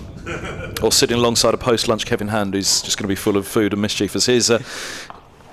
Misa bowls, it's turned backward a square on the leg side for a single, and they'll pick up 2. Oh, nearly a collision between deep square and long leg, and a great throw takes off the bails and Keeper just sways to one side, realising that it was about to be struck. Yeah. 293 for 8. Simpson's on to 81. That Shah Afridi misstep reminds me, well, we're in Wales, and the captain of Wales's rugby team, Alun Wyn Jones, his first 2 names are Alun Wyn, his surname is Jones, but we've lost count of the amount of times that newspapers or website call him Wyn Jones, much to his annoyance, and he's not the kind of guy you want to annoy. He's up. He's past the umpire, he bowls, and just short of a length. That's punched nicely off the back foot by Simpson. There's a sweeper out, so just the single. Moves to 82. Middlesex nudged to that third batting point. 294 for 8. We had a Roland Jones to Jones. Roland Jones bowls to Jones. I'm trying to think, there was another element to it as well.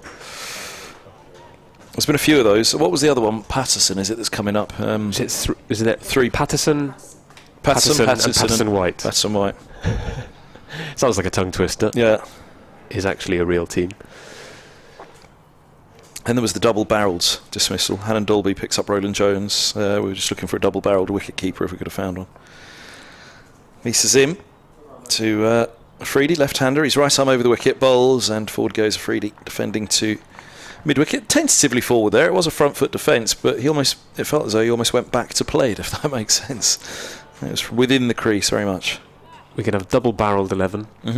Bowlers wearing sunglasses 11 from earlier. That's the one. Maybe they could play each other. Yeah.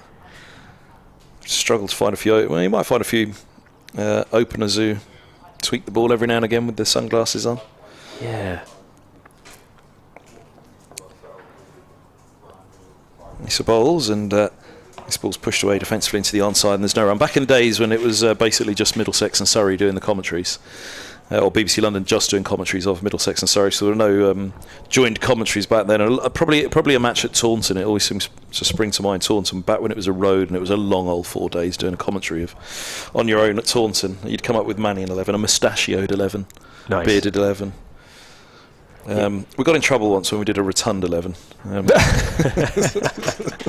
were a couple of listeners that said, "Come on, decorum, please." I won't tell you who the skipper was. Had Middlesex links. I was going to say, I think one of them might have featured in the sunglasses 11. Turned his arm over, opens the batting. Multi-format. Ah, yes. International. As Van der Hoogden continues from the river end, bowling to Simpson around the wicket, and it's defended for no run. Yeah, best not name names in that 11 this early in my cricket commentary career. The number of 11s that we got through in those days. Right, let's have your 11 for this. Email us, middlesex@bbc.co.uk. Oh, that email's back. I haven't given it out this year yet. It's back, middlesex@bbc.co.uk for those that still use email. Get involved.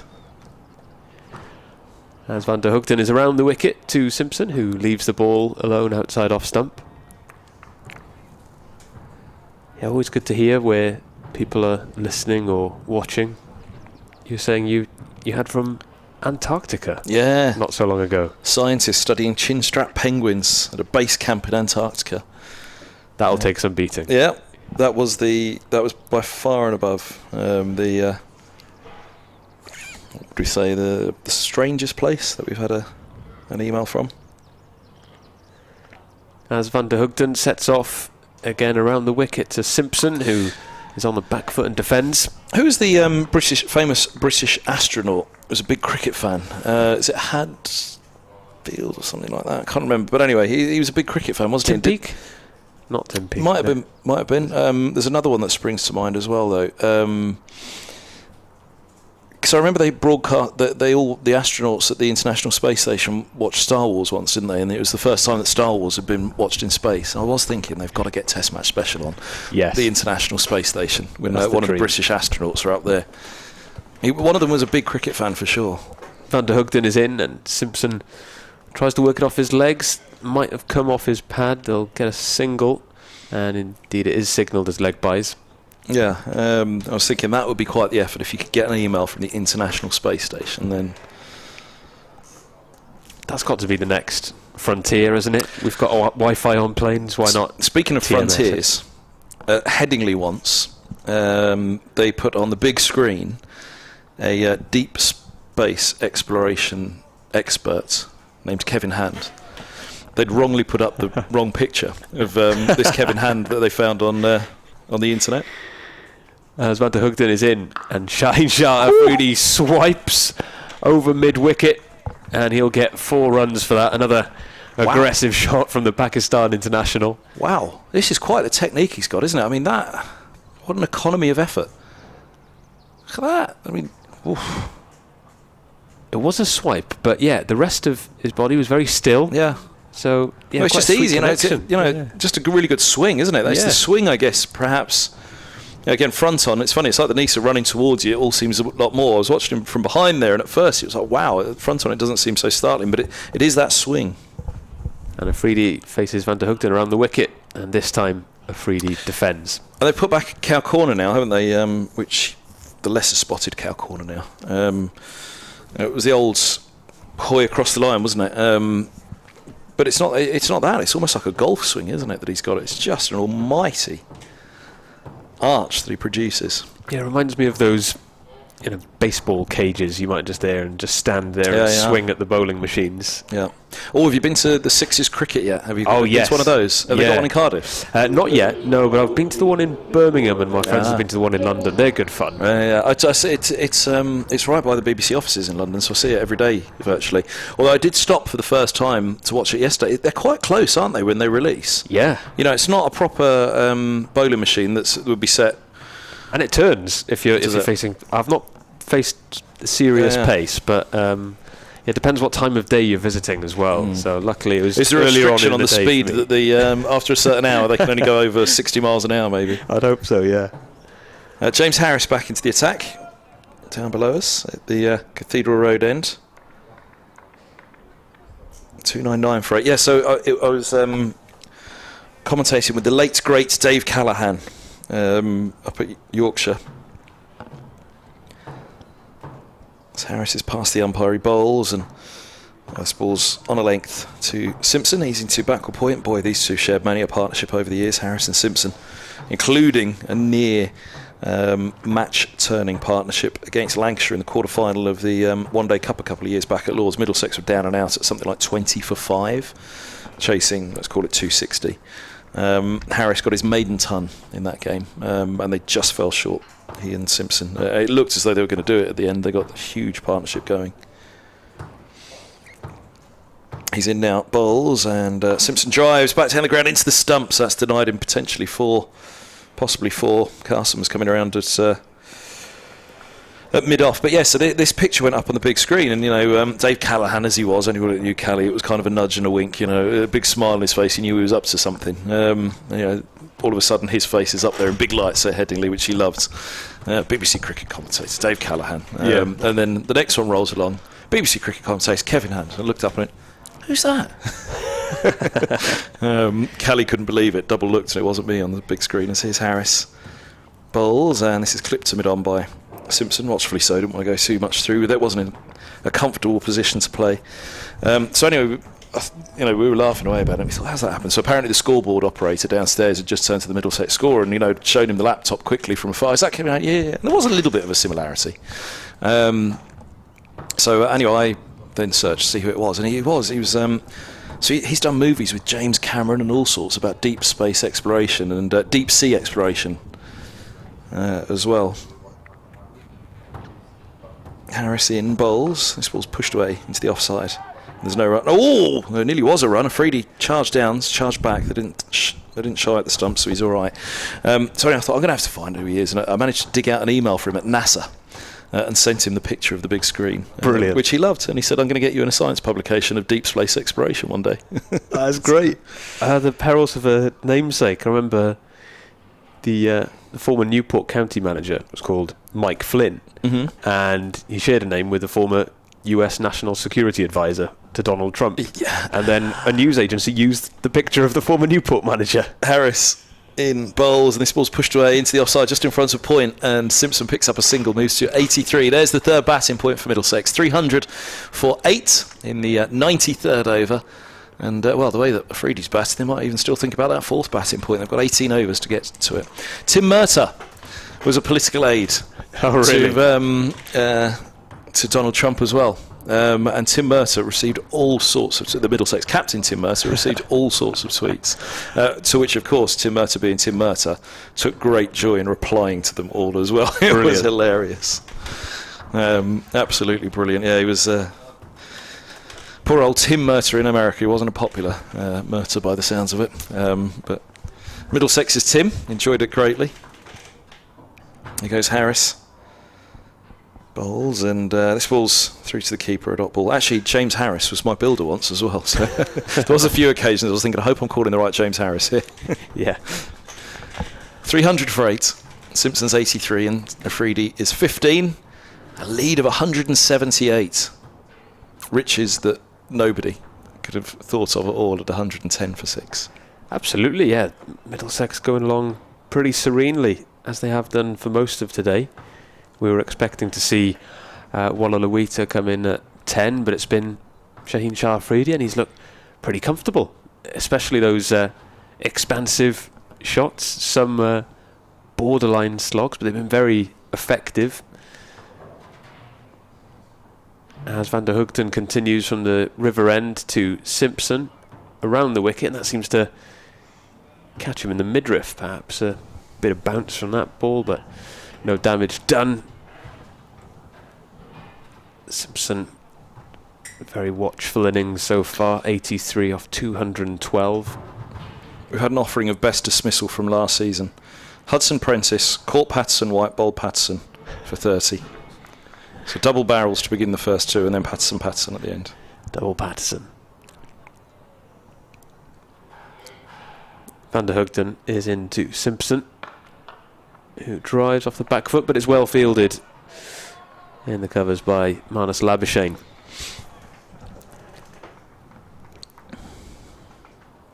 Yeah, if the 2 Pattersons got married and had kids, Patterson.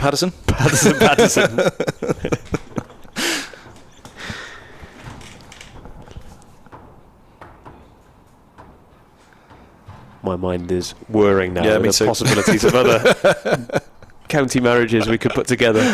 Van der Hoogten is in around the wicket, and Simpson works it off his legs down to a wide-ish fine leg, who stops it for a single.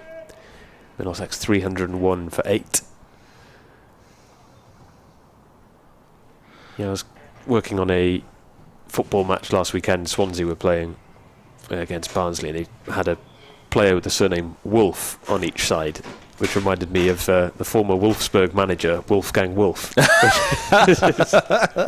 More of that. Who was the leader of the fan club of Airwolf. Fantastic 1980s movie. TV series, wasn't it? I'm disappointed he didn't move to Wolverhampton later. As Van der Hoogten is in, and Shah Afridi comes down the pitch, swings and misses with a... Simpson make on that, 16 short of a century. Day 2 afternoon. Somewhere to be, Shaheen. Yeah, what would you call that shot? It was a kind of pull/swipe. It's almost that helicopter shot that they play now in T20, isn't it? 1 foot and swirl of the bat. Yeah. There you go. Forehand passing shot down the line. Yeah, forehand passing shot down the line indeed. Was that, wasn't it? It's like he's trying to play a bit of top spin over mid-on's head. And Afridi will face again. Van der Hoogten around the wicket from the river end. It's short and looked like Afridi tried to guide it down to third man there. He followed it, didn't he? Yeah. Inadvisably followed it. I think Simpson's getting a little bit tetchy at the non-striker's end at Afridi's want here. Desire to lay bat on ball. Yeah, with good reason. When Simpson's gone to the trouble of facing 214 balls, yeah, he might be having a quiet word with Afridi after this over. You know, I was saying that Walla Luita charges down the track. It was almost a toss of a coin then, wasn't it, by the looks of Afridi and Walla Luita? The pair of them batting together could be quite good fun. That could last for a while. Van der Hoogten's coming over the wicket this time to Afridi, who, again... He doesn't get the bat out of the way, does he? No. He tried to make it look like a leave afterwards, but yeah, he certainly was tempted to play at that one. That's the end of the over. Middlesex 301 for 8, lead by 179. Jack Russell sometimes used to have the bat and he'd kind of watch the ball go past him and pull the bat with him at the same time, and his whole upper body would go. It's almost like that. Courtney Walsh, that's what I think used to do it. Didn't Walsh used to do it like that as well? Put a 6 through Edwards' window, yeah. What? Courtney Walsh put a 6 through Edwards' window here. Didn't Walsh used to do it like that? He'd kind of hold the bat out in front of him, and then as the ball came towards him, he'd swivel his torso, and the bat would kind of be held with him as he watched the ball go past. It's almost like that Afridi's doing at times. Here's Harris, he's in, bowls, and this ball's punched off the back foot by Simpson for a single out to deep cover. He moves to 85, 302 for 8, lead of 180. Shane Afridi on strike, wheel sit up straight again. Ed Bevan, so basically, the infamous, or the famous, it wasn't infamous, the famous Have I Got News For You appearance of Ed Bevan, that wasn't the first time that he'd had a cricket ball smashed through his window. Third! So Courtney Walsh. Richard Grant of Glamorgan. Richard Grant of Glamorgan. Here's Harris, bowls a bouncer to Afridi, who goes after it, and he gets it fine of the long leg for 4. Now I say long leg, is a deep backward square. In fact, there's 2 there. There's a long leg and a deep backward square leg. It was fine of the deep backward square leg. There's also a deep mid-wicket, which is what had fooled me. I'd missed that fielder quite fine in front of the white. Sight screen, the white end, isn't it? It's just a whole wall of white for the international tracks. 306 for 8. Afridi's on to 19, and I'd imagine he is annoying Glamorgan greatly at the moment. Absolutely, and Simpson looked a little bit more content with his stroke play. It does feel like the end is nigh, though, for Afridi. It doesn't look as though he's going to put these shots away at all. Harris is in, bowls, and he bouncer, he leaves alone. There you go. He leaves alone, and then he immediately looks to square leg, eyeing up those 2 fielders out there. Could I have gone for that? Could I have done it? And Simpson comes down to have a chat again. Yeah, that took a great deal of restraint from Afridi, didn't it? Yeah, there's a ring of fielders on the leg side now, from fine leg to just in front of square leg. 3 fielders getting ready, although a few of them are shadow batting, they think the end is nigh for Afridi as well. Harris, he's past the umpire, bowls, and that's a lovely use of the feet from Afridi, but a thick inside part of the bat as the ball trickles away through mid-wicket for a single, just fine of mid-on. Deep mid-wicket coming up as well. And how many balls left of the over? Just the 2 for Simpson, who's down to 85. Might be thinking about trying to find a single here, John Simpson. I think so. It doesn't look like anything's getting through to Afridi, does it, from their little chats? They've brought up mid-wicket, but they've left back the other 4, which is deep square, deep points, third, and long leg. Deep mid-wickets come up to reinforce mid-off and cover. Carlson's just made the long charge, and it is a long charge from deep mid-wicket to mid-off as Harris bowls on a length, and it's punched by Simpson to 2 points. A backfoot punch, I feel like I've said that a lot for Harris to Simpson here. Harris has a little ploy at him. I think Harris probably just doesn't want to give him anything full of a length, that he can get that bottom hand underneath, because he'll know the strength of Simpson, mid-off and mid-on up. Not that Simpson's charging at the moment, but it is a field for a short of a length delivery, so he's keeping it there or thereabouts. To the left-hander, here he comes, right arm over once more, moving away from us. Harris bowls now, and that one is full, and that one's driven away. Cover will get to it and hold them to a single. Last ball of the over. It's 308 for 8. Simpson moves to 86. Afridi has 20. Middlesex lead by 186. Yeah, it looks like Simpson is taking matters into his own hands, isn't he? I don't think Afridi is going to play game with him and give him the strike or bat sensibly. He's not going to die wandering, so Simpson probably feels he'll need to keep the strike if he's going to get to his century and keep this lead building. But as you said, it could be entertaining, could be some fireworks if Wallaluita and Afridi are batting at the same time. Andrew Whitehurst says, morning for me, in brackets. Kev, wonderful to listen to your dulcet tones over my breakfast overlooking Beverly Hills in Los Angeles. I'm wondering if Afridi is planning on out-murtering Murtagh with his batting. Yeah, Murtagh is one for swinging hard at the ball coming in at number 11 now. Just clears the front foot and swings hard.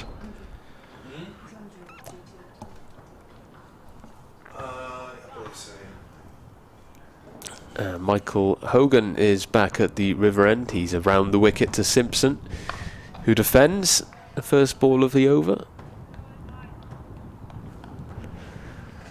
Yeah, he'd be reasonably well advised here to be a little selfish, Simpson, wouldn't he, and get that century. He deserves it. I mean, only one other, well, two, Roland Jones and Stoneman have reached 50 in this match, so as we approach the end of the first innings of the game, Simpson were to go to 3 figures, it would be a mighty achievement. Yeah, and they didn't even have 100 runs on the board when Simpson came to the crease, as Hogan is into the Middlesex wicketkeeper, who defends for no run. A very good point. Yeah, I keep going back to 110 for 6, but yeah, exactly that. When Simpson arrives, it was even worse. Some debate as to whether he'd come in at 6 or 7, but 6 it was. Anderson playing as the all-rounder at 7. Yeah, it's been a very solid innings, isn't it? I can't remember many, if any, chances that Simpson has given up. Simpson's batting's brilliant, absolutely brilliant, but his average over the years just hasn't quite been enough. As Hogan is around the wicket to Simpson, who works it through mid-wicket. There'll be at least a couple of runs here as the chase is on for the fielder, and Simpson does indeed return for a third. There's an appeal, but the umpire's not interested as Hogan removed the bails at the bowler's end. Well run, as he was very nearly run out. Desperate dive at the end from Simpson. It looked a good course. That was some arm. Who was that on the boundary rope? That was an almighty arm from... I think it was Nisa. Nisa, yeah, it is. Look at that, an almighty arm. Oh, we've got the slow down replay on it. I reckon he was home, wasn't he? Just... It was one of those where... They'd gone upstairs. Yeah, the only issue is whether his bat was grounded or not as he was crossing the line, but...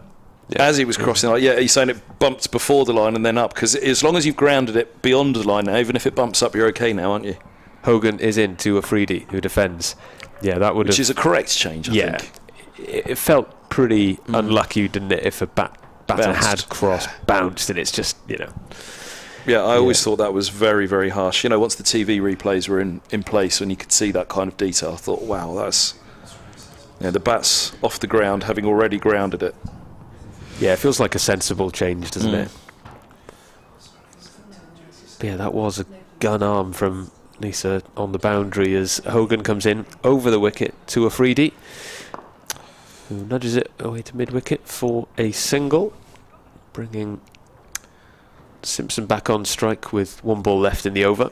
As Mike Gatting said, the day that Middlesex won the title in 2016, it's ridiculous to think that John Simpson will never play for England. But his average just hasn't quite been good enough in this modern era of international cricket that your wicket-keeper's got to be averaging well. If it's Bairstow, Butler, they're the names that he's been up against. Yeah, if it was 20 years earlier, a batting average of just under 32 would have been decent, wouldn't it? As Hogan is in around the wicket to Simpson, who drives well through the covers. There'll be a couple of runs here for him as he returns for his second run comfortably.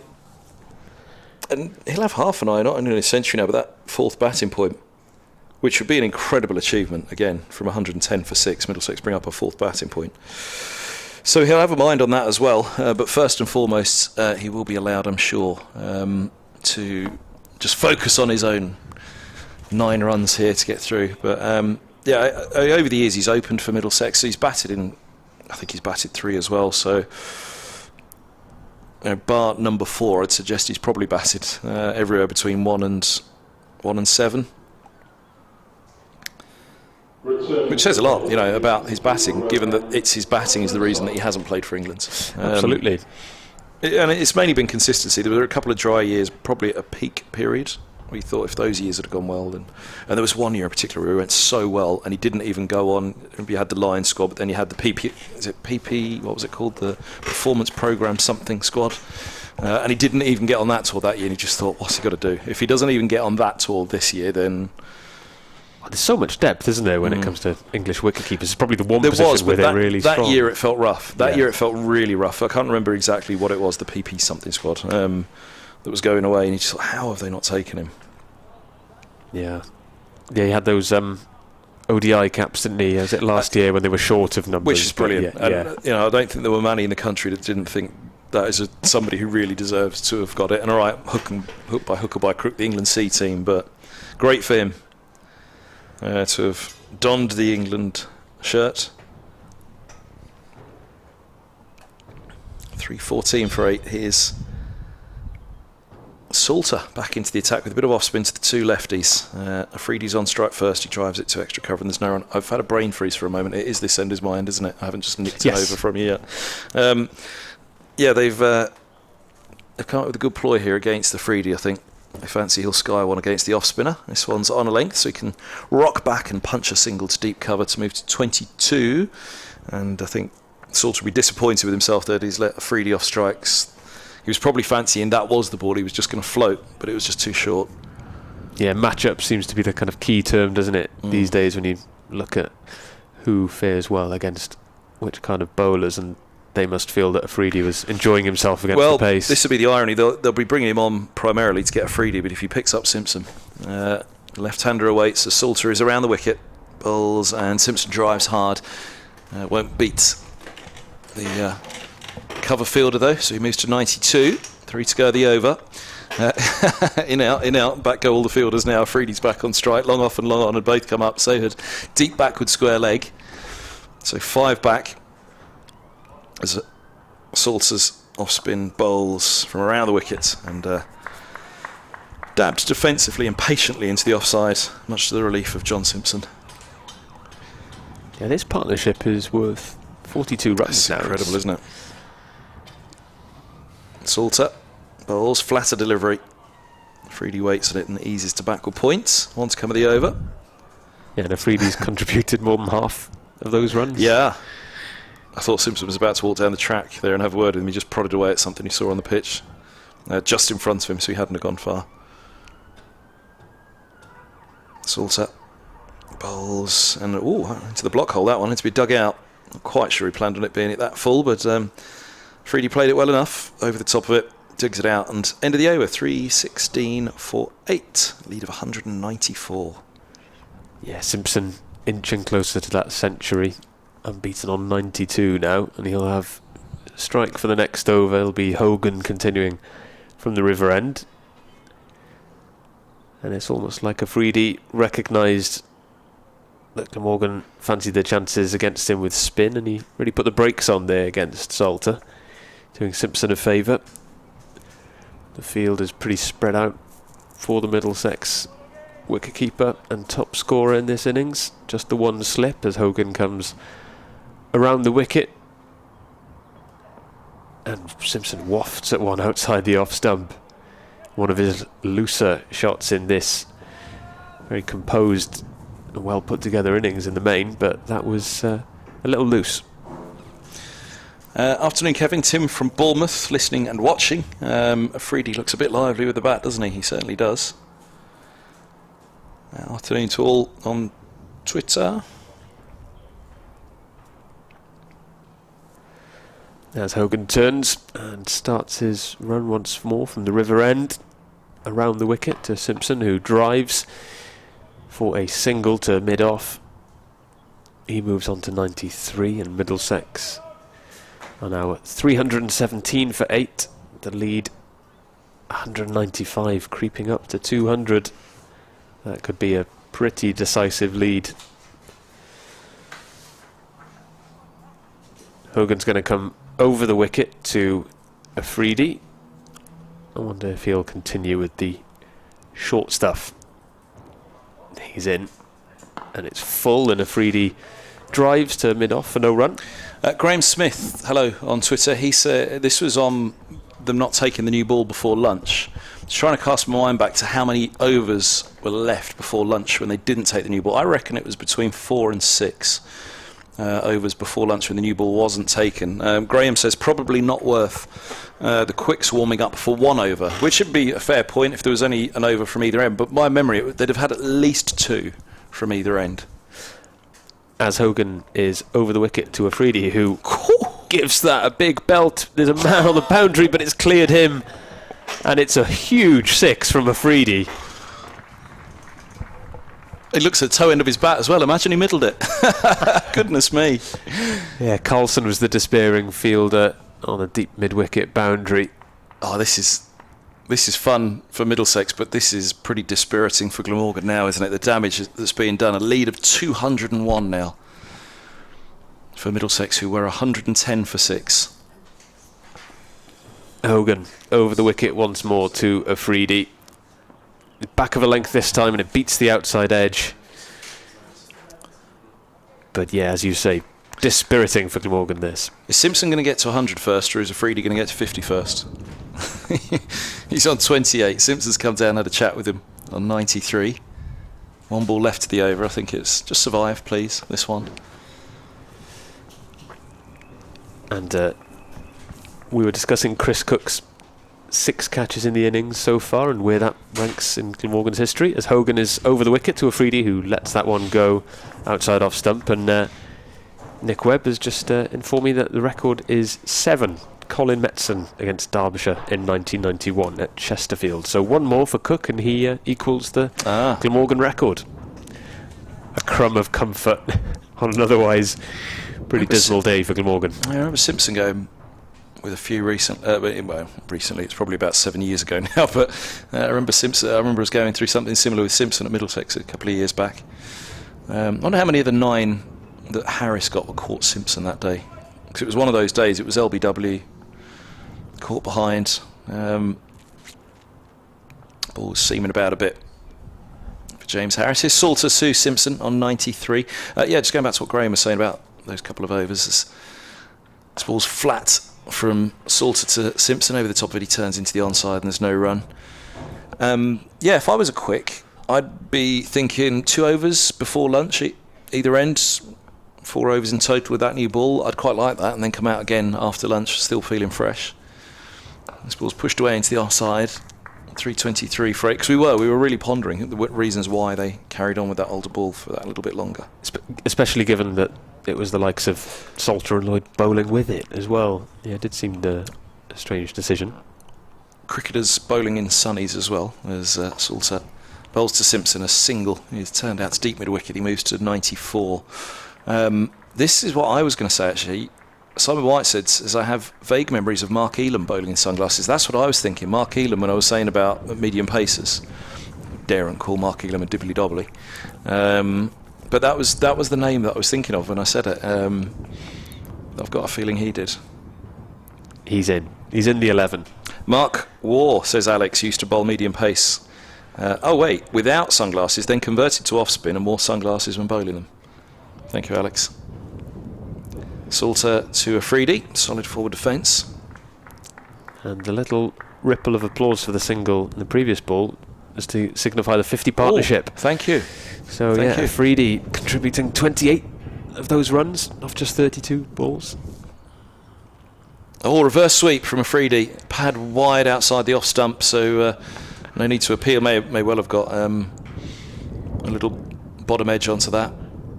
Do you think Simpson's just got him prodded? Now, usually they go halfway down and find something to prod just to pass a message quietly. But he's prodding just a couple of yards in front of him, the non-strikers, and he definitely said something there. This ball's driven back by Afridi and there's no run. There's 2 things, because Simpson quite rightly can be selfish here for these 6 runs for his century, but also 26 more runs for a 4th batting point, and every point counts. So they've got that very much on their mind, with the 11 overs still to find those 26 runs. Yeah, absolutely, and there's no reason for Afridi to give his wicket away, because he's scoring freely as well. But as you say, Simpson is well worth his century here. Reminded me a bit of Jimmy Anderson, that attempted reverse sweep from Afridi. Yeah. He loves that shot. Jason Manning on Twitter says, what do you think is a secure stroke healthy lead on this pitch? Now, he did send this a long while ago, so apologies, Jason. I've got a problem with my Twitter account of messages coming through. Unless I go and search the handle, then I don't receive all of the tweets. So apologies, Jason. I'm very late on replying to this, because obviously now they're in a very good position 3 hours later. But his second point... As Hogan comes around the wicket to Simpson, who works it onto the onside. There's a mix-up here. Oof! And Afridi is very lucky that the throw at the stumps misses at the bowler's end. Oh, cricket's great. I love it. That was... It would have been comical if it wasn't so pertinent to Simpson at this point. He charged down, didn't he? And he was like a giraffe turning there, wasn't he? Oh, he was like halfway a baby down giraffe. halfway down the strip. Legs were going in all sorts of directions as he tried to turn around and get back. Hogan is around the wicket to Simpson, who drives well, but it's straight to mid-off. Yeah, it was Carlson with the shot at the stumps. In his defence, if he'd been charitable, it was side on. And one to aim at. Yeah. No, it was one of those you just thought, you know what, he is going to hit it from here because he's got no right to, so he probably is going to. We just saw somebody throw down the stumps on the boundary a moment ago, didn't we, as well? But Afridi's lucky it was gone, wasn't he? I don't think he even bothered, really. He realised when that throw came in, it's either going to hit or it's not. Hogan is around the wicket to Simpson, who defends. I did pass him by this morning in the hotel, actually, Afridi. I didn't realise quite how tall he is. He's up there around 6'5", I guess. I didn't realise quite how tall he is for the pace he's at as well. And that was where Jason Manning's tweet was going. Also interested, Kev, if you have seen a better overseas bowler in your time than Afridi. I mean, McGrath and Gillespie were still on the county circuit when I began, so, there were some pretty decent bowlers around. As Hogan comes around the wicket to Simpson, who defends. Yeah, I remember McGrath at Worcestershire. They had a good run of overseas players in the early noughties, didn't they? Worcestershire with Andy Bickle and McGrath there. Brett Lee in the championship.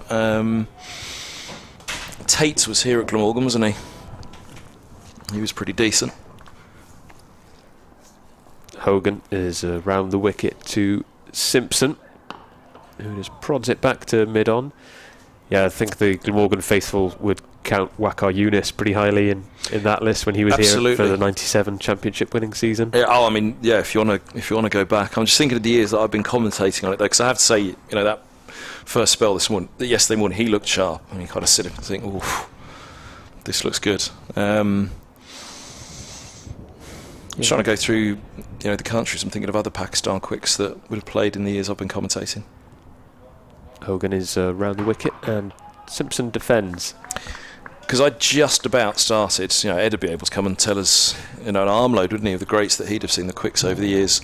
324 for 8, but my first year was 2005, so T20 hadn't taken over by that point, so there wasn't all the franchise cricket, which is where you lose all the players to now. So, the county championship was still the place to come. So Vernon Philander, who had a stint with Middlesex, but had a more successful spell with Somerset, wasn't he the quickest of 50 test wickets or something?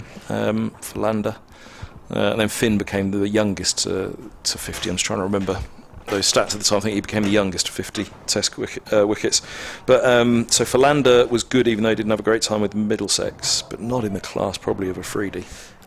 Yeah, in recent years, Dale Steyn was here, but that's what I was going to go to them. The next country was South Africa. There was Dale Steyn. That was kind of later era Steyn. It wasn't peak Steyn, unfortunately. Salters around the wicket, bowling to Afridi. Solid defence. Kasparovich, the best signing. Yeah, he wasn't bad. Yeah, he wasn't bad. He'd have been in his pomp then as well, when the early noughties. Did Jason Gillespie have a stint here as well? He did, didn't he? He was at Yorkshire when I saw him.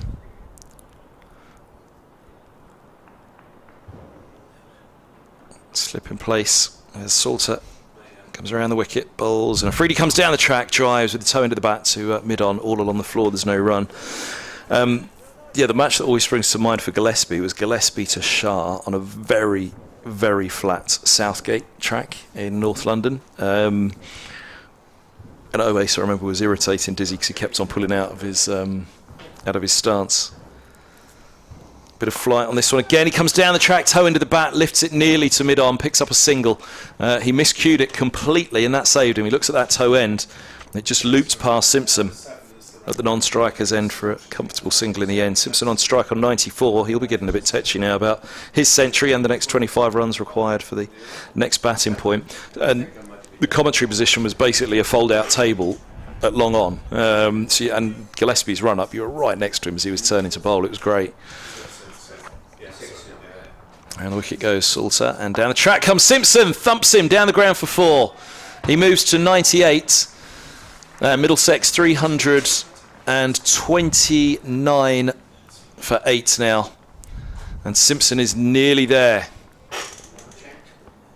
Yeah, powerful stroke by Simpson. Good bit of footwork to make the pitch of the ball, and he really punched it down the ground. Just a couple of bounces to the boundary. Speaking of Tecci as well, Labuschagne looked a bit irked as he was throwing the ball back after Freedy's last shot. Probably a bit annoyed that his nemesis is getting more time in the middle than he did. Around the wicket goes Salter. And Simpson drives into the offside, fielded in the covers, no run. Graham Smith's looked back. He said 83 overs bowled at lunch, so 3 potentially with new ball, not 4. Yeah, I mean, certainly there's a good chance that was one of the, or a good part of the reason why they didn't go at it before lunch. But Simpson drives down to long off for a single. He moves to 99, 330 for 8. Is the score now. John Foote says, I saw Jeff Thompson play for Middlesex. Yeah, Tomo was a part of that feared early 80s side. And Peter Mead on another note on bowlers. I saw Paul Weeks bowling with sunglasses on. He left in 2006. You may have seen him. I did indeed. Peter, I do remember Paul Weeks. But yeah, of the best quicks. Because they're the ones that you don't see as much of now in the Championship of the quicks. You'll see batters, you'll see spinners, you'll see medium pacers perhaps from overseas, but the out-and-out quicks are the ones that you see the least, I think. That's been the biggest change in my years covering it. Yeah, I was thinking the same as I was trying to... They're wrapped up in cotton wool. Yeah. And perhaps they look at the pitches here as maybe not suiting out-and-out pace a lot of the time. Here comes... It's Hogan around the wicket. Bowls to Simpson, who drives, and this could be it. It is. He's got it through mid-wicket. That'll be Simpson's century. 332 for 8 Middlesex, having been 110 for 6. They hadn't reached 3 figures themselves when Simpson came to the middle. He moves to 101 from 237 deliveries. It's a quite simply magnificent knock from John Simpson, probably one of his finest. 10 fours for the Middlesex wicket-keeper. And he has put his side into an incredibly strong position in this match. 332 for 8. Yeah, early days yet, but still feels like this could be a match-winning innings, at least giving Middlesex a platform with which to go for victory as Hogan comes around the wicket to Simpson, who defends this time. And Middlesex now 332 for 8, a lead of 210. Now, he's still got a right here to play whatever game he wants, and that game that he might want here is to really open up to get Middlesex, because this can be done in 2 deliveries now at the other ends, and they've got 18 more for a 4th batting point. So I wonder, Hogan, he's changed to right arm over. I was just thinking right arm around the wicket to Simpson. If he starts to open up with a short boundary to the leg side, might not be a good idea, but he's switched to right arm over. And Hogan is into Simpson, who digs that out to mid on for no run. Yeah, there's plenty still to play for Simpson and Middlesex. Time won't be an issue, given that 16 wickets fell yesterday. Yeah, I think they can... there's absolutely no reason for Middlesex not to bat here. There's no rush about it, other than the 110 overs when the bonus points stop. Hogan is into Simpson, who defends into the offside for no run. 2 balls left in this over. And yeah, you'd think 18 runs in 8 and a bit overs would be no problem for these two.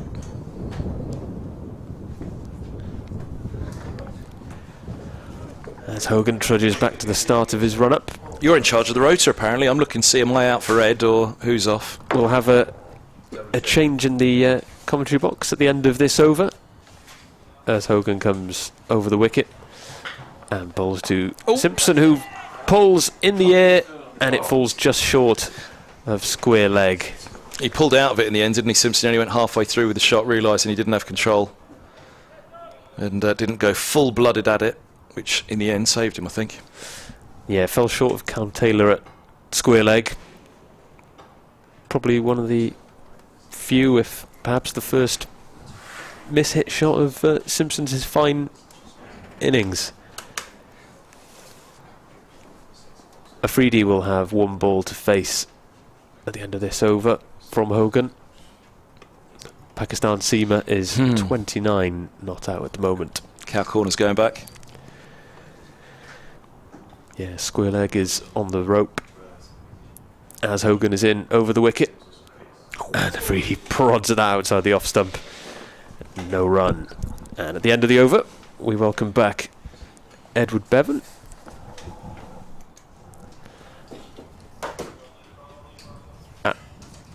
And in a short while, we'll have Glamorgan player Tom Cullen joining us as well.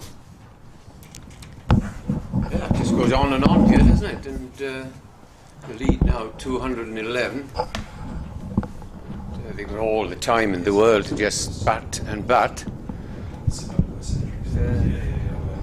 a gloomy one for Glamorgan. They've had a bit of luck, of course. Freely. We're now going to have Marnus Labuschagne on, and he'll be bowling from here at the Cathedral Road end. And as David mentioned, then we're delighted to have one of the Glamorgan staff, Tom Cullen, to come on in alongside me. Welcome, Tom. Good to have you with us. Hello, Ed. Thanks for having me on. It's a pleasure, old boy. Pleasure to talk to you anytime. Glamorgan up against it. Yeah, they're in a tight spot at the moment. You know, I guess whenever you get bowled out for 120 on the first day, you're always up against it. So I guess the beauty of 4-day cricket is even it's not always going to go your way. So when it comes time, Glamorgan's chance to bat again, they're going to have to bat well. They certainly are. We got Marnus Labuschagne coming on. He's going to bowl his leg spin as opposed to his seam up. He bowled at Trent Bridge and bowls the first ball. It's dug out there by Simpson, plays it backward of square on the offside, and they go through for a single. We all thought the Glamorgan were well set for 3 bowling points, but no, they've got 9 overs, and of course Middlesex will be eyeing another batting point, and who would have thought of that at 110 for 6? No close fielders, as you would expect. Now can Labuschagne tempt Shaheen Afridi into a big hit? Up he comes, down the pitch comes, and it's gone up in the air. Now this could be out. Yeah, it's going to be There's a man caught it. Sam Northeast has got it. What a good catch that was by Northeast. I didn't think that Afridi would stay where he was.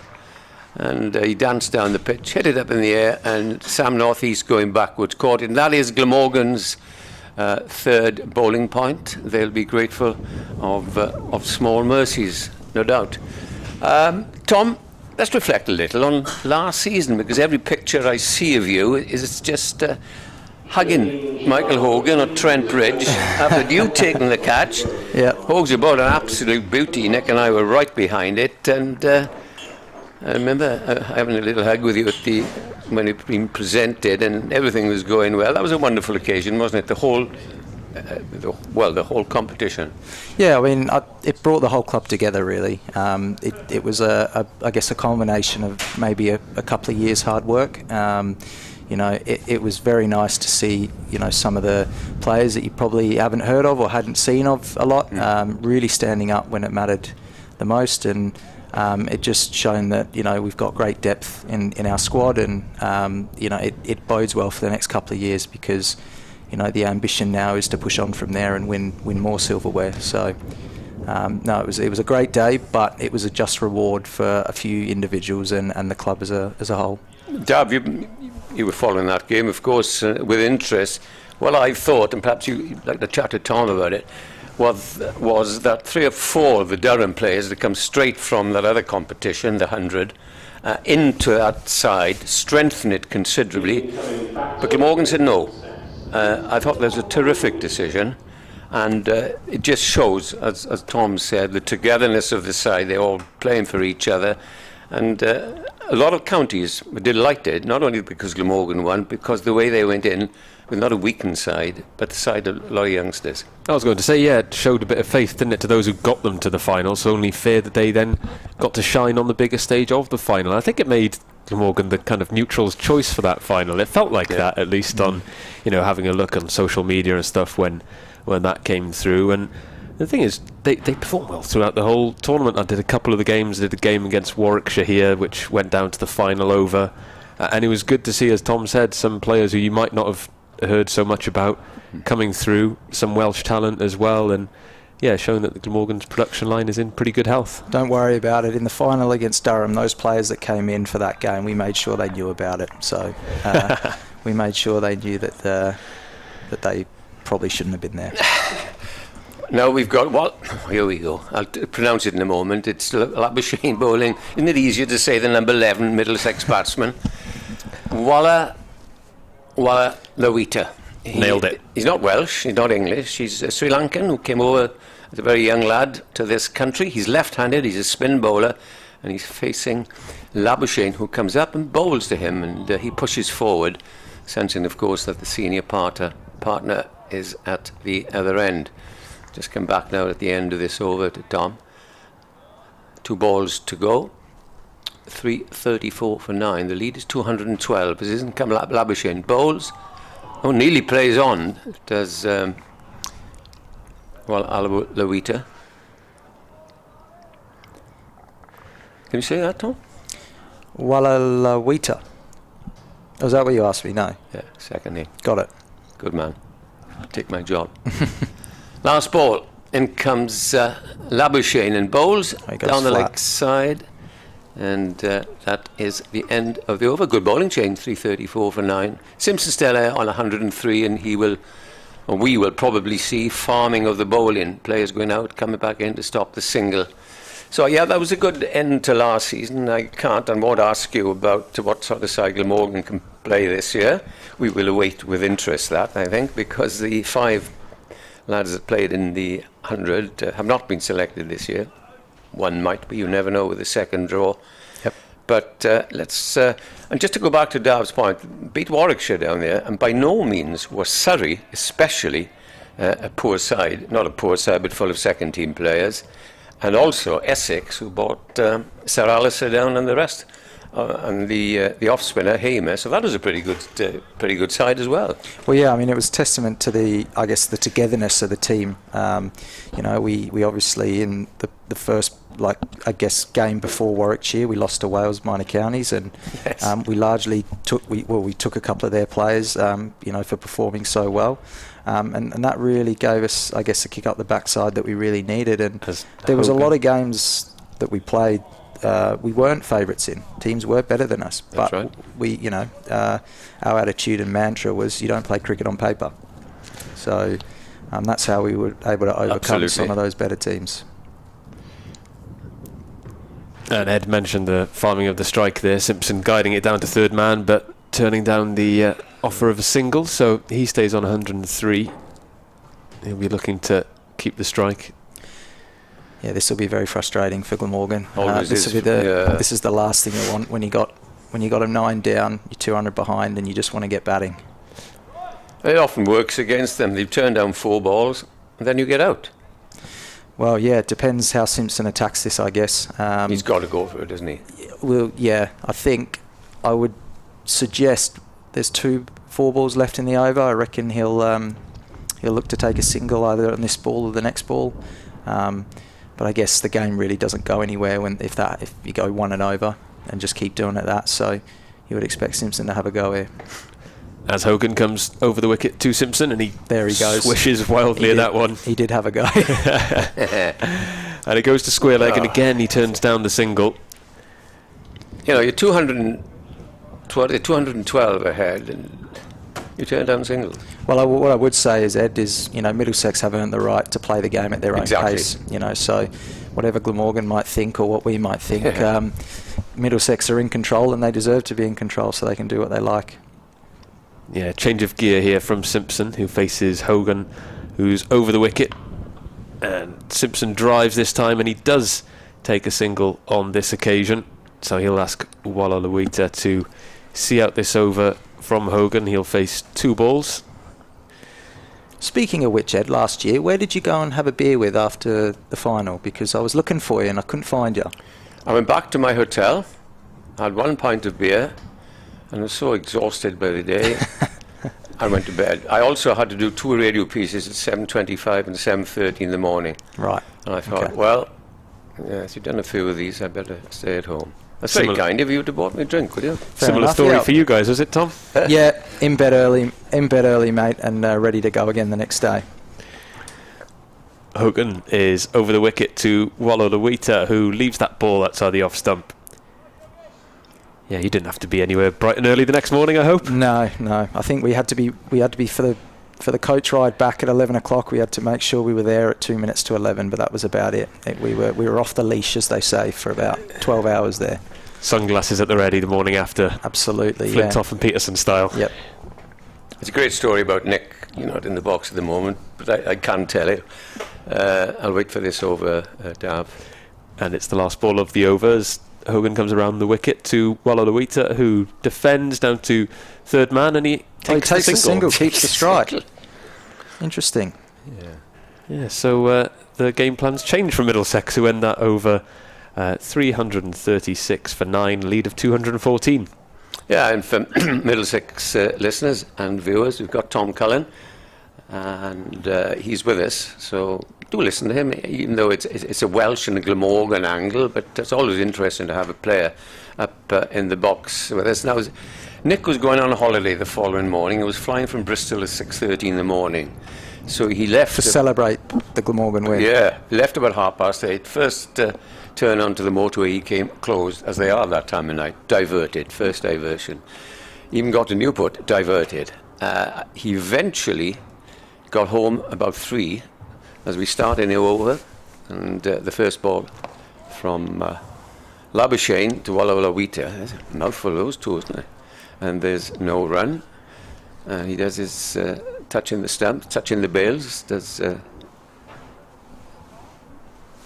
Labuschagne, as he goes back, all these mannerisms that he's got. He comes up again and bowls. And bowled him. Yep. Off stump. I think he might have chopped on. Yeah, well, after taking that run, and now Labuschagne gets his second wicket. He's only bowled a couple of overs, and they're all out for 336, a deficit of 214. Simpson, excellent innings from him. He is unbeaten. He's played really well there, Nick. 104. Sorry, Ed. 104. Just go back quickly to that next story. He gets home at 3 o'clock in the morning, decides, well, I'm getting up at 8:30. He sleeps in the city and he's off up the motorway again. So I don't think I'd be able to manage that. A different kind of sleepless night to the Glamorgan players. I don't think, no, that he had anything of that nature. Anyhow, let's look at this game, Tom, and from a player's point of view, I still maintain it was a very good toss to win. Yeah, I mean, it was a good toss to win, but I think, I think some of the Glamorgan batters would have been very disappointed in the way they got out. Especially under the pressure situation they were in. So I think there should be a change of approach, and some players should be coming out with a lot more guts about them, and hopefully they've learned from their first innings collapse, I guess. Yes, it was. I don't know if you suffer from it. And I remember when I used to play cricket, and the pro would come in. You'd always think, "Oh my goodness!" Do you think sometimes the name goes in front of the bowler, and you think one of the world's greatest, and you're thinking a bit more? Well, a half volley's a half volley. You hit it for 4, it gets held down again. Yeah, I mean, it goes back to the old adage that you play the ball, not the man. You're facing a ball at the end of the day. It doesn't matter who's bringing it down. But I just think maybe Shaheen Afridi, maybe we've kind of seen him around the world in all these tournaments, and for Pakistan bowling hooping in swingers, and sometimes what that makes you do as a batter is you're looking to play all the time because you feel like he's going to hoop one back into you, when in actual fact yesterday he didn't really do that. He didn't swing the ball, he just went across the right-handers. That's right. And obviously we got Marnus out playing and leaving, and then Northeast sort of playing at a ball that if he knew he was a straight bowler, he probably wouldn't play. So hopefully we'll make those adjustments now as he comes out to bowl again, and we'll see a much better performance from our top order. Yeah. Dav, we're going to have a wind-up, are we? Yes, thanks Tom. Thanks for joining us. We'll have a short break now and we'll be back with you for the start of Glamorgan's second innings. Insurance County Championship, which, like the contest here, are also in their second day. We'll start at Edgbaston, where Warwickshire have moved on to 249 for 6. They're leading Essex by 81 runs. At Northamptonshire are currently 160 for 6, still trailing Yorkshire by 136 runs. At Chesterley Street, Nottinghamshire, currently 253 for 3, so Knoxley Durham by 23 runs. At New Road in Worcestershire were dismissed by Sussex for 491, and in reply Sussex are currently 34 for 1. At Grace Road, Derbyshire have moved on to 268 for 2. So they're leading Leicestershire by 55 runs.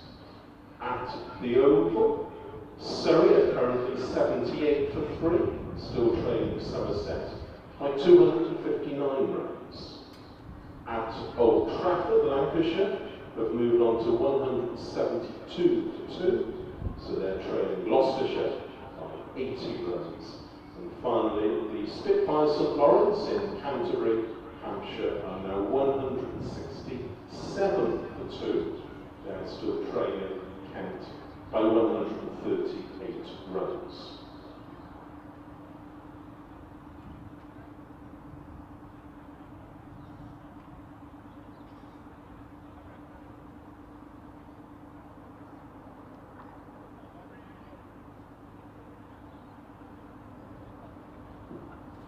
The official Glamorgan website, www.glamorgancricket.com, contains details of how to purchase tickets for all forthcoming games here at Sophia Gardens this summer. That includes the IT20 game, taking place on the 28th of July when England meet South Africa. Also on the official Glamorgan website are details of the various matchday hospitality packages available for all home games here this summer at Sophia Gardens. That includes the matches in the T20 Blast as well as the Welsh Fire games in the Huddersfield. If you're seeking a copy of the Glamorgan yearbook, they're now available for purchase via electronic means from reception, which is situated on the ground floor of the Thatcher's Pavilion. Copies are also available for purchase from the Glamorgan Club shop, which is run by Missouri Sports, which is situated opposite Gate 2. As there's currently no public access beneath the Castell Tower stand, you can access the club shop by exiting out via Gate 4 and then strolling down the lane and re-entering through Gate 2. The shop will be closing around about 5 o'clock this evening, and as always, it's selling a wide range of cricket equipment and other items, including replica Glamorgan shirts. Scorecards, as well as copies of Michael Hogan's testimonial brochure, are also available from reception, which is situated on the ground floor of the Thatcher's Pavilion. As far as refreshments are concerned, food and drink can be purchased from the kiosk situated in the concourse beneath the pavilion stand. There's also a mobile unit adjacent to the pavilion. And as far as members are concerned, tea and coffee will be available from 3:30 until 4:30 in the Lewis Lounge, again tomorrow morning between 10 and 11. Drinks and snacks can also be purchased from the vending machine situated at the rear of the indoor school, which is situated on the ground floor of the National Cricket Centre. For those of you who would like to keep your score sheets up to date, I'll just give you the rest of the details of the Middlesex first innings, plus the Glamorgan bowling figures in just a moment.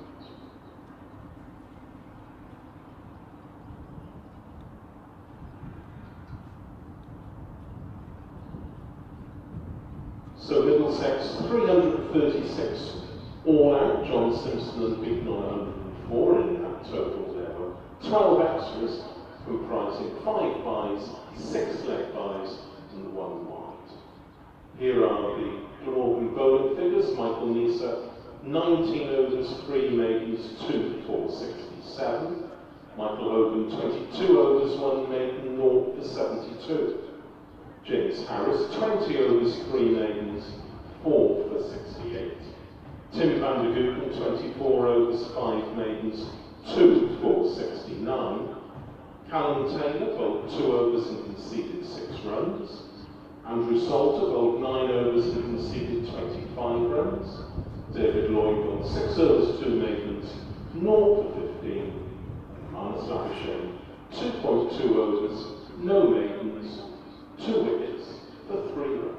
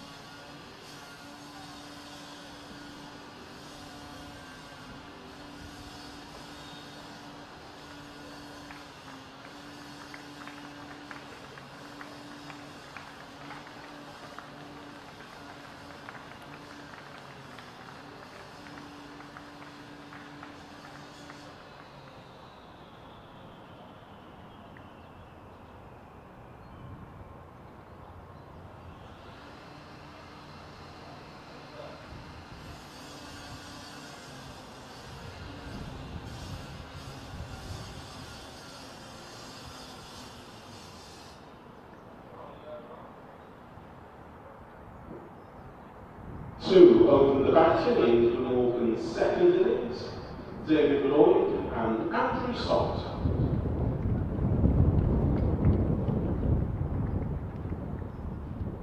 And to open the bowling for Middlesex at the River End, Shaheen Shah Afridi.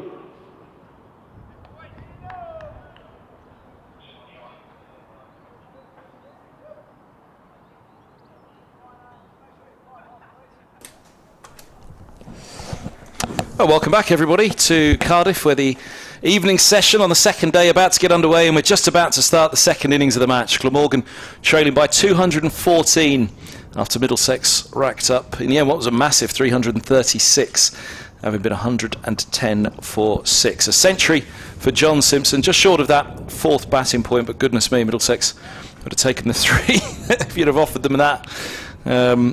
When Simpson walked out to bat and they were still in double figures. Here's Shaheen Shah Afridi from the River End. He's bowling to Lloyd. Salter is at the non-strikers end. There are 3 slips and a gully, a point, a mid-off, a mid-on, a mid-wicket, a square leg and a long leg. And Afridi is left arm over the wicket. He bowls, and right behind this one Lloyd pushes back up the track and there's no run.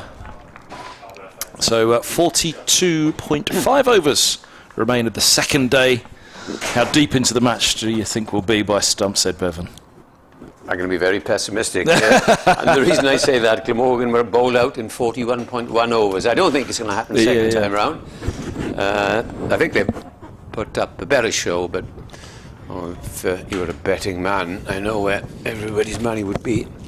What time, I don't know. Afridi bowls full, straight, fast and driven by Lloyd, straight of a very wide mid-off, and there'll be a couple of runs to get Glamorgan up and going in their second innings. They're thinking about a third, but they'll settle on 2, and Glamorgan trail by 212 runs. Will Middlesex bat again? That's probably the biggest question at the moment. But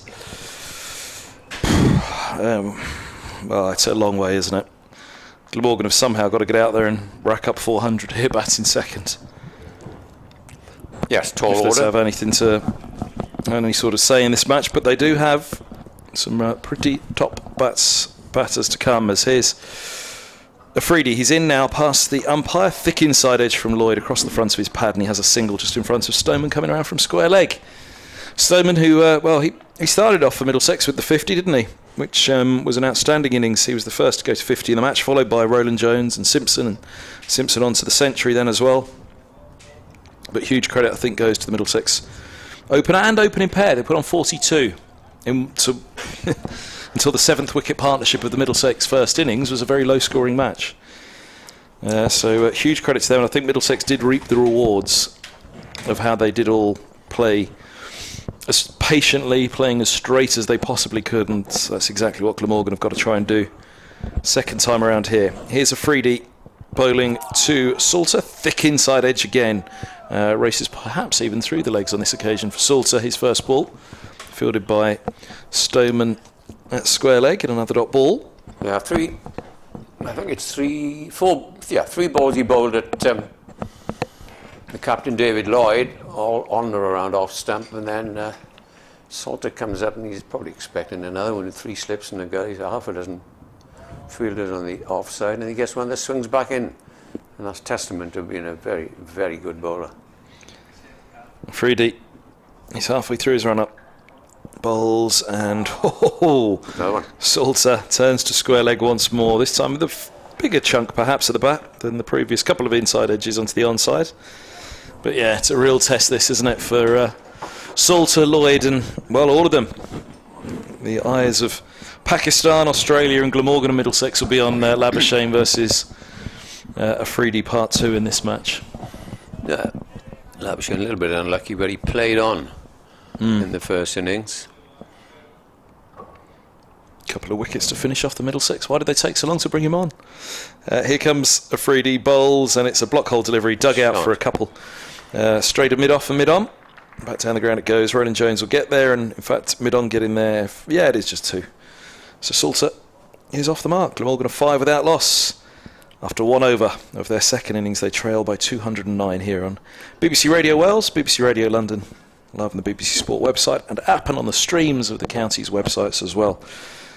With myself, Kevin Hand, and Ed Bevan.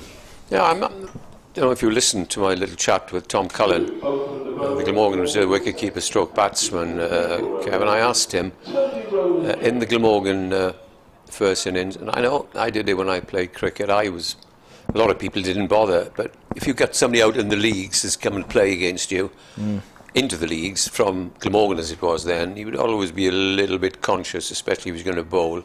You'd think, oh. Tom was saying, no, you just watch the ball, whoever it is. You might get a half volley or a wide ball, hit it for 4.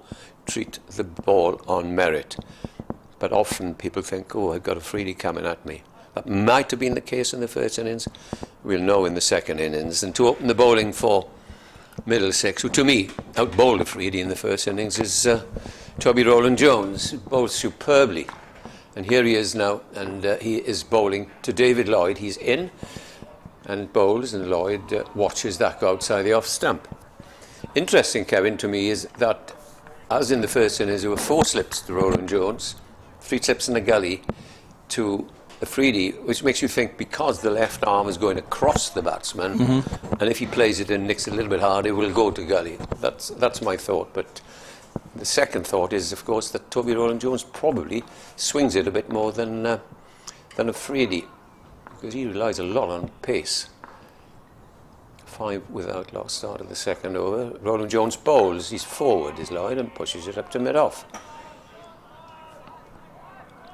Cloudy, but quite bright, no threat of rain. What have we got left here today? 41 and a half overs, 20 to 4. I think it might be a bit earlier than last night. Getting home at 8 o'clock.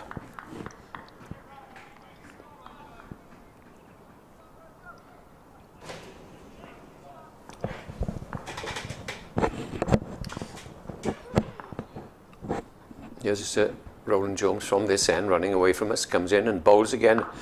4 runs, I think, by Lloyd. It was short, outside off stump, cracked away towards the pavilion, and far more confident start for Glamorgan in this second innings. Don't often see that from Rowland-Jones. Short ball, outside off stump. Did Bamber allow that to go over the boundary right before he fielded it? Yeah, ooh, yeah, just.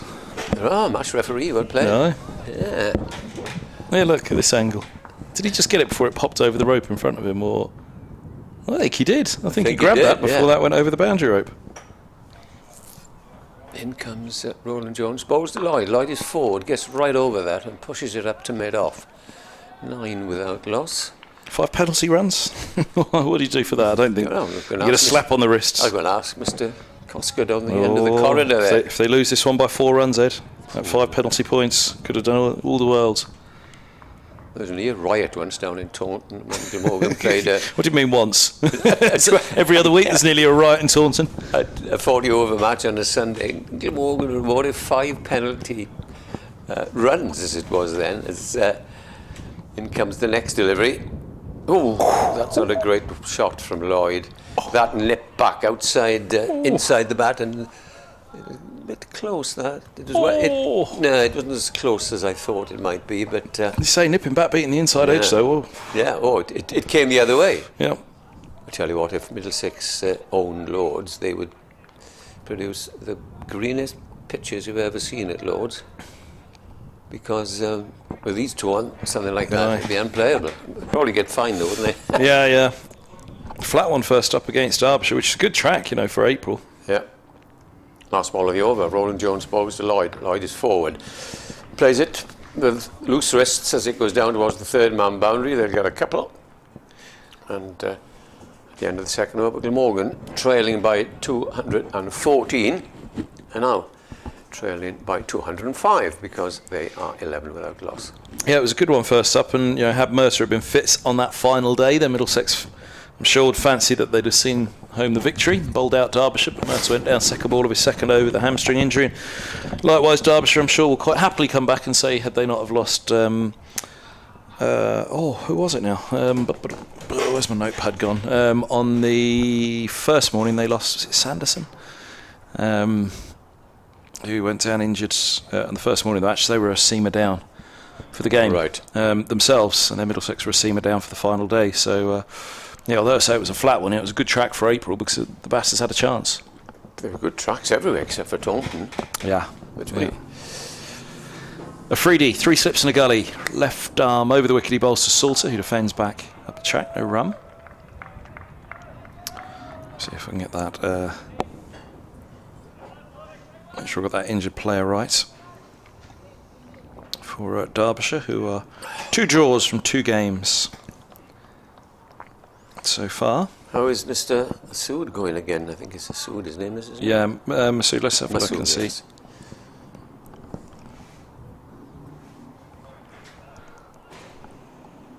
Oh, have I lost that page I was looking for? There we go.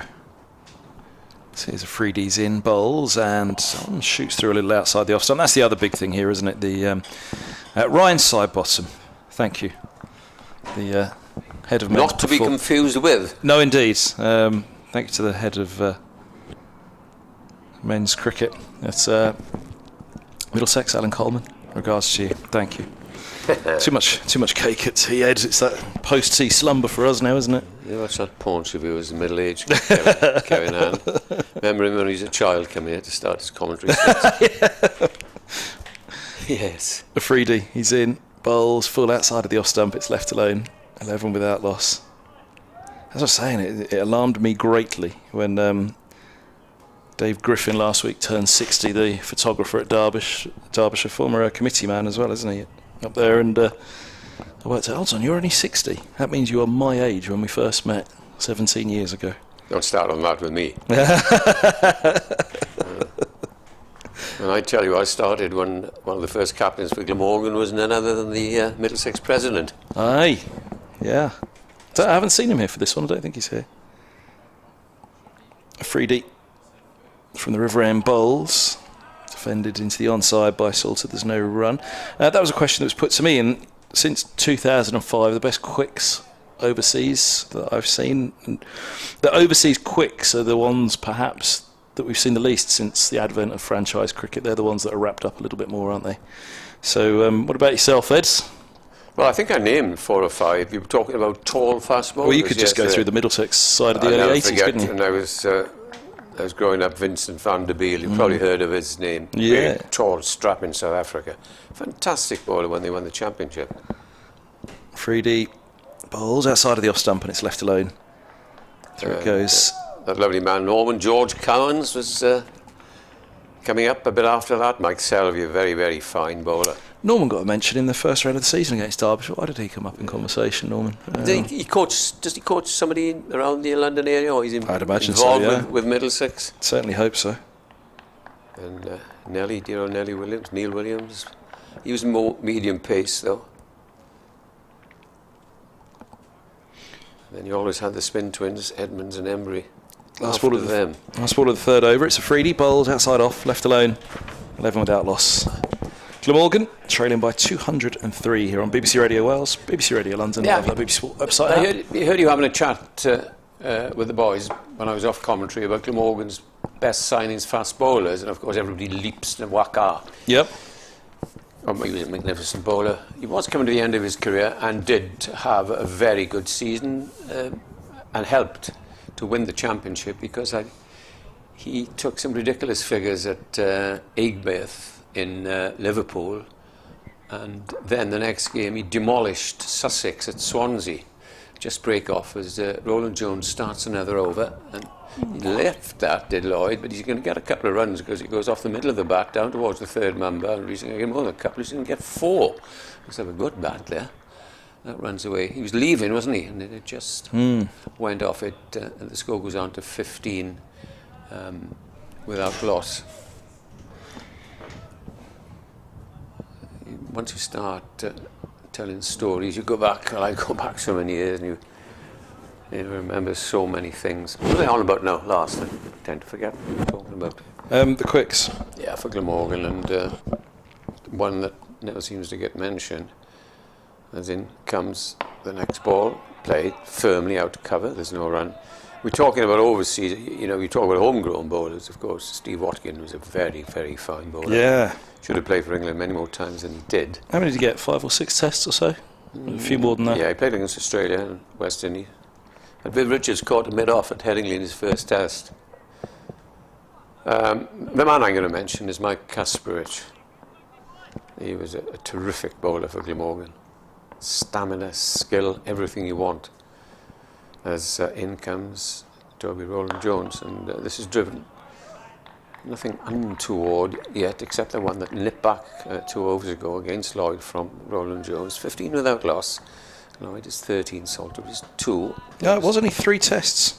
Yeah. For I think it was 2 against Australia and 1 against the West Indies, or 2 and 1, or 1 and 2 anyhow. Yeah, West Indies at Leeds in 1991 and Australia at the Oval in 93 was his last. He and Neil Mallender were horses for courses, were bought in for that test because it was a swing round and helped the quickies a lot. That's guided into the deep gully position by Lloyd. The Headingley match? Yeah. Yeah. Well, they used to have stands there now, not so many now, and it always used to be bowler friendly there.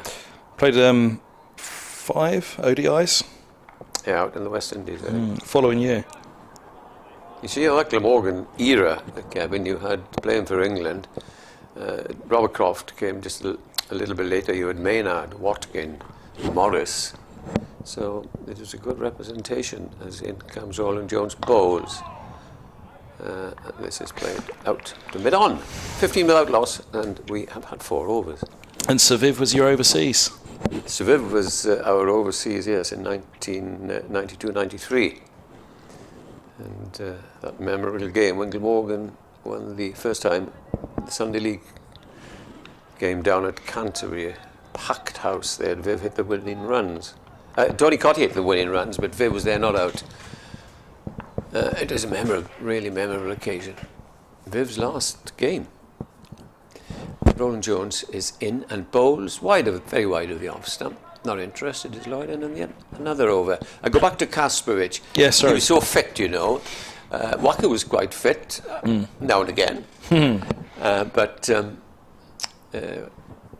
Kasper he took 2 9-4s against Durham. And those were the days of David Boone, of course. And he was great and a wonderful personality, a lovely man.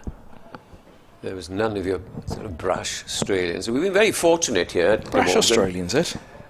Some of them. We've had some, Matthew Elliott was a very, very fine player. Here's a Freedy, starting the 5th over. He's left arm over from the river end. It's left alone by Salter. Full delivery, angled across the right-hander. I don't know if you remember, his great character, Jimmy Marr.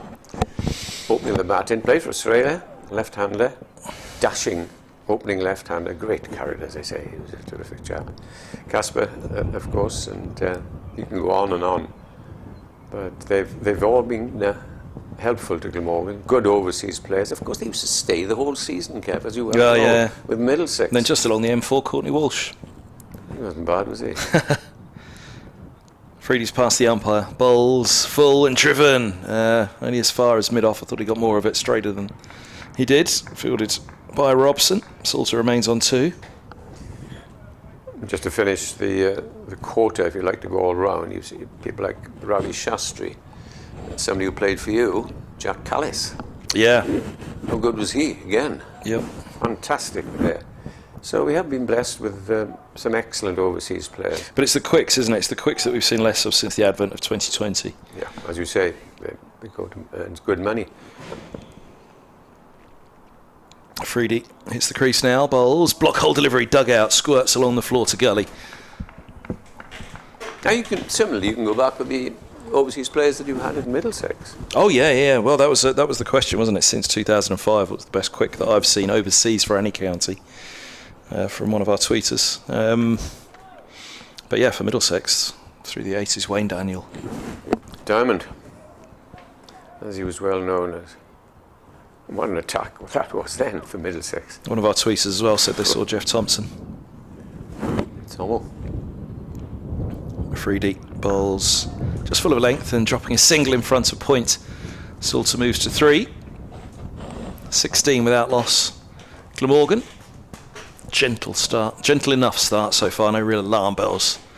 as there was in that first morning when Roland Jones was sending them soaring past the shoulder of the bat. Just, to finish it, as you know, and I've just mentioned, you'd have them for the whole season. Yeah, that's the... And I never forget Steve James, fine Glamorgan opening batsman, played a couple of times, of course, for England. He was telling me, and he's often told me, he said that during that era, in the 90s, as the overseas came for the whole season. Free deep balls, forward goes Lloyd, pushing to mid-on, dot ball. And he'd say, I'd look at my diary for this season. Oh, where do we start? Warwick, AD, Alan Donald. Yeah, go to Warwick. well, there we go. Alan Donald, there's one. Yeah, where are we going? What game have we got after that? Oh, no, thanks. Curtly. Okay, Essex. Yeah, the batsman they normally have, Stewart. Oh, Hampshire then. Oh, no. Malcolm Marshall. And he's absolutely right. And you'd go wherever you went. Yeah. A free deep. Bowled outside off, left alone, through it goes. And 16 perhaps an easy trip to Derby, Holding. And a couple of flyers up there. Then, you come down to Lords and you've got a fine attack. But he said that the night before, and you can understand, often he said, I'd hardly get any sleep. Because he was opening the batting, and you know what to expect from them. And they wanted to impress in England. Yeah. And I always remember that conversation. Oh, my word. Yep. Is there any respite? The problem is now, of course, you barely see the England bowlers playing in the county championship, never mind overseas. I'm talking about the good old days. Kevin, don't bring it up to date and things as they are now, because we know where we are. Yes, Toby Rowland-Jones, and he's bowling to David Lloyd, who drives and can think outside edge. So you can think of those days and think of how the game has changed so much. Yeah, like I said, I think the biggest one is you don't have them for the full season anymore overseas, and I'd say it's a fair comment that you probably see more overseas spinners, overseas batters. You don't see so many overseas quicks, real quicks, as you used to. I used to love the programme, if you like, back in those days, as Rowland-Jones runs away from us, bowls, Lloyd down the leg side. He tried to clip it away, but it's well taken by Simpson, diving to his left on the half volley. Score remains at 16 without loss. I used to love the sort of April, early May, Benson and Hedges, as we used to have, and qualifying, we weren't knocked out. Then you'd have the county championship. Then you would have the Gillette, as it was called, and then it changed to other competitions.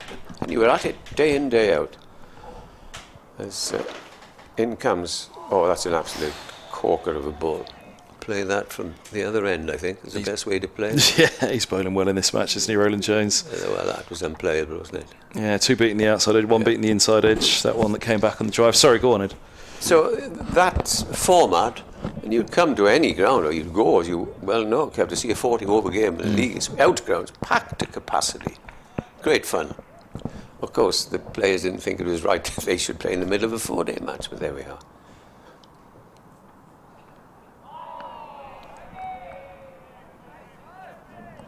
Back to present times, if that's correct English. 16 without loss, 13 to Lloyd, Salter for 3. Started off quite confidently, but now they're very watchful. The deficit is 198. Yeah, Donald's one. I guess that probably I'm sure I saw Donald bowling before his career was done. In comes Toby Rowland-Jones, bowls again. Not to talk. Commentating on, rather than seen on TV. Of course, I saw him on TV as a Not kid. to mention Lancashire with Patterson and Wasim Akram afterwards. My goodness, it was, and it was a good standard. I've just named some names now. I'm sure that encouraged and made the English batsmen a bit better facing those bowlers from overseas. Last ball of Rowland-Jones is over. Another 16 without loss. He's over the wicket now and bowls. Oh, that's another beauty. Hitting his straps now is Toby Rowland-Jones. End of the over. 16 without loss. Salter has been very quiet. He's on 3. Yeah, Lloyd. I think that's what Middlesex did well. They were very quiet. I think that's where they managed to build something of a foundation for Simpson and Roland Jones later in the day. And he's working on the ball hard at the moment. Stoneman, obviously, he was the best of them. So even Anderson, when he just hit 7 off 30 odd, and he walked off, and God, I think a penny for your thoughts that he wished he probably put away a few of those boundaries that he resisted.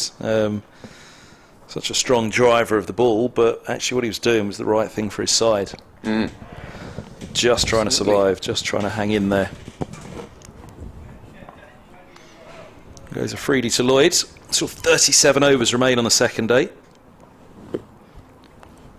2 slips and a gully now for Lloyd. They've taken out one of the slips as Freedy bowls, left alone. Good pace through to the gloves of Simpson. Wherever they moved that slip, they've got 5-4 field now. So Robson, not Robson, who is it? Anderson's over at mid wickets. Deep backward square is Stoneman, long leg Wallaluita. Mid on Roland Jones, that's the onside. The offside is Robson at mid off. Holden at point. Helmet gully. White is second slip, and Slip the skipper. Haven't seen him yet, Pete Hanscom in this game. Haven't had a chance to say hello. So Freedy's in, bowls, full straight and driven. It's well timed. Trapped the bat down on it nicely, didn't he? He'll get a couple here. Roland Jones coming around at mid-on. And Lloyd moves to the only 15. batsman to get naught in the Middlesex innings. Hanscom. Yeah, Holden 1. Yeah. Don't rub it in, Ed. Poor old Hanscom, he had a tough year last year. But again, he went out there. Strange, I think you were on with me at the time when he tried to play it all very, very properly. Was trying his best to leave, play straight, do the basics right, do the best he could do in the situation, but got one too good for him. Funny you can't adapt. Freedy bowls, full ball, defended by Lloyd. Is he a little bit too full at the moment and they're happy on the front foot to him? Well, you'd be happy on the front foot to Freedy, but they do seem to be plunging forward. Yeah. I've just mentioned great fast bowlers. You wouldn't plunge on the front foot to them very easily. Well, he's a big lad. Like I say, he was taller than I perhaps realised he was. And actually, as you see him go back past Roland Jones now, that tells you how tall he is. Yeah, exactly, yeah. Charges in once more, bowls, and that one is short, and it's hooked away down to deep backward square leg, where Stoneman fields. Single taken. My old cricket coach used to tell me, if you're going to hook down. And they did that. Somebody cried catch, but optimistic, because he did exactly as you said, Ed. Get your wrists rolling over.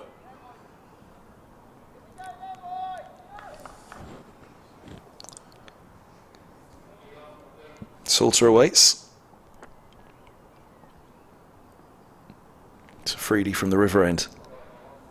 Bowls now, a bouncer again. Salter ducks underneath it, swaying inside. Yeah, play that well, Salter. Big innings for him, this? Yes and no. He'd want to impress and try and prove, yes, he can open the batting. If not, Salter, who? I would always bat Salter. You know, that's only my opinion, down to 7 or 8. Where he doesn't face somebody like this with a new conquer. He generally comes in when the ball is old, and he's a free scoring batsman and hits the ball extremely hard. But I don't think he is a natural opener. Last ball of the over, Freedy bowls outside off, and Salter leaves alone. 19 without loss, so it's taken away a little bit from his natural game, pushing him up to the top. I think so. But he'll hit the half volley. You give him a bad ball, he'll hit it for 4 very firmly. But having said that, you have to, I think, you just can't tell anybody you're opening today and you're batting number 7 all your life, unless you're hugely talented. I think the reason was because he got some big scores in the pre-season games, which were competitive. You know, most county sides would play more or less their first team, and he got some good scores. And because Eddie Byram had this illness, and he had a little minor operation, although he's back netting yesterday, he wasn't fit. Here's Roland Jones start another, I would think, impressive over. I haven't said that. He's driven past mid-on for a couple of runs, and it's fielded by Tar or whatever. Sorry about that, but I'm hopeless. My pronunciation is all right for you. You got the in every game. You got the Lala right on that one, Ed. Yeah. Wallaluita. Wallaluita. You had one too many L's in the first one. Years ago, the Sri Lankans were a nightmare when they used to come play county matches.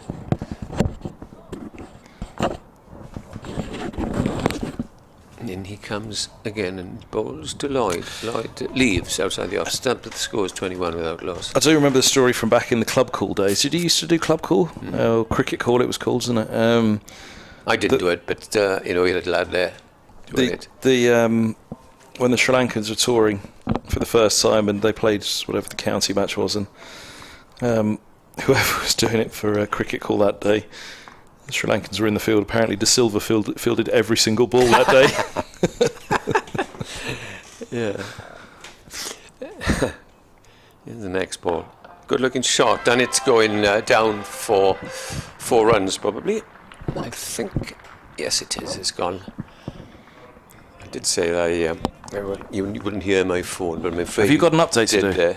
Have you got an update to do? Is that what the call is? No, they may be looking to try and get hold of Dav. I was wondering if it was the 4 o'clock. He's got an update to do, hasn't he? Yeah. I think that's knocked it off. Anyhow, 4 nice runs there. 22 without loss, and Lloyd is monopolising this start of the innings. It's Roland Jones bowls. Good judgment, leaves us at the off stump. The chap we had for a couple of years doing cricket call, our old box you mentioned was down there, and about 10 yards to the right was like a little pillar box where 2 people could sit, you see. And Tom I can't remember his second name. Tom used to sit there and smoke literally all day. And before he came and joined me at the BBC, dear old Don Shepherd used to work with him. And just break off as in comes the next ball, and it's left outside the off stump, and he stumbled out. Don was the most anti-smoker you like all of us. I detest and I said, "You all right, Don?" Oh, God. I said, "Well, you tell him he can't. I've asked him." And the one little window. It's horrible. Plumes of smoke inside. And in those days, yes, people used to say, "You can smoke your hearts." Dear old Don Shepherd, the loveliest man you could meet. Oh, he's a terrific friend. Miss him greatly. Toby Roland Jones bowls just the thigh pad. End of another. Glamorgan have survived so far the onslaught. They faced 8 overs, they're 26 without loss, and leading the way is the captain David Lloyd on 22. Salters on 3. Yeah, it's done all right to start with here, haven't they? And change of bowling. Tom Helm replaces Afridi after just 4 overs. None for 9 from 4 with 1 maiden. Roland Jones has been the pick of the 2 again, as he was in the first innings. Of course, Afridi grabbed the headlines for the 2 in 2, and one of the 2 being Labuschagne. But Roland Jones was the pick of the bowlers in that first innings to begin with, as he has been at the start of this innings. That one that came back in and beat the inside edge of the drive, and as we said, there were a couple more beating the outside edge, but not quite the alarm bells of the first innings, the first morning for Glamorgan. Very steady in the first innings was Tom Helm, 2 for 24 off 11. Yeah, he's in good form at the moment. Pitches it up, and hits the deck a little bit harder than most. In he comes from the river end, right arm over, he bowls full straight, and very nearly a bit of confusion as Salter pushes defensively just in front of Holden at point, and Lloyd has to be sent back at the non-striker's end. Yeah, he's bowling well at the moment. Pick of the bowlers at Lord's in the first rounds, Helm, and Roland Jones has just nudged him so far in this match, but he's still, they've all bowled well, haven't they? Yes. Yeah, as Glamorgan had as well, up to 110 for 6. Started a little bit slow. Glamorgan started to get it right, but then Middlesex got away from them. With the final 4 wickets as Helm bowls, nice line and length left by Salter back high up in the air. He was able to leave that one probably on length, just a fraction shorter from Helm, that one. Who's your next game? Leicestershire at Lord's. I'll double check that. Oh, they come down here the week after that. Oh, a little away trip for Richard Ray's Foxes.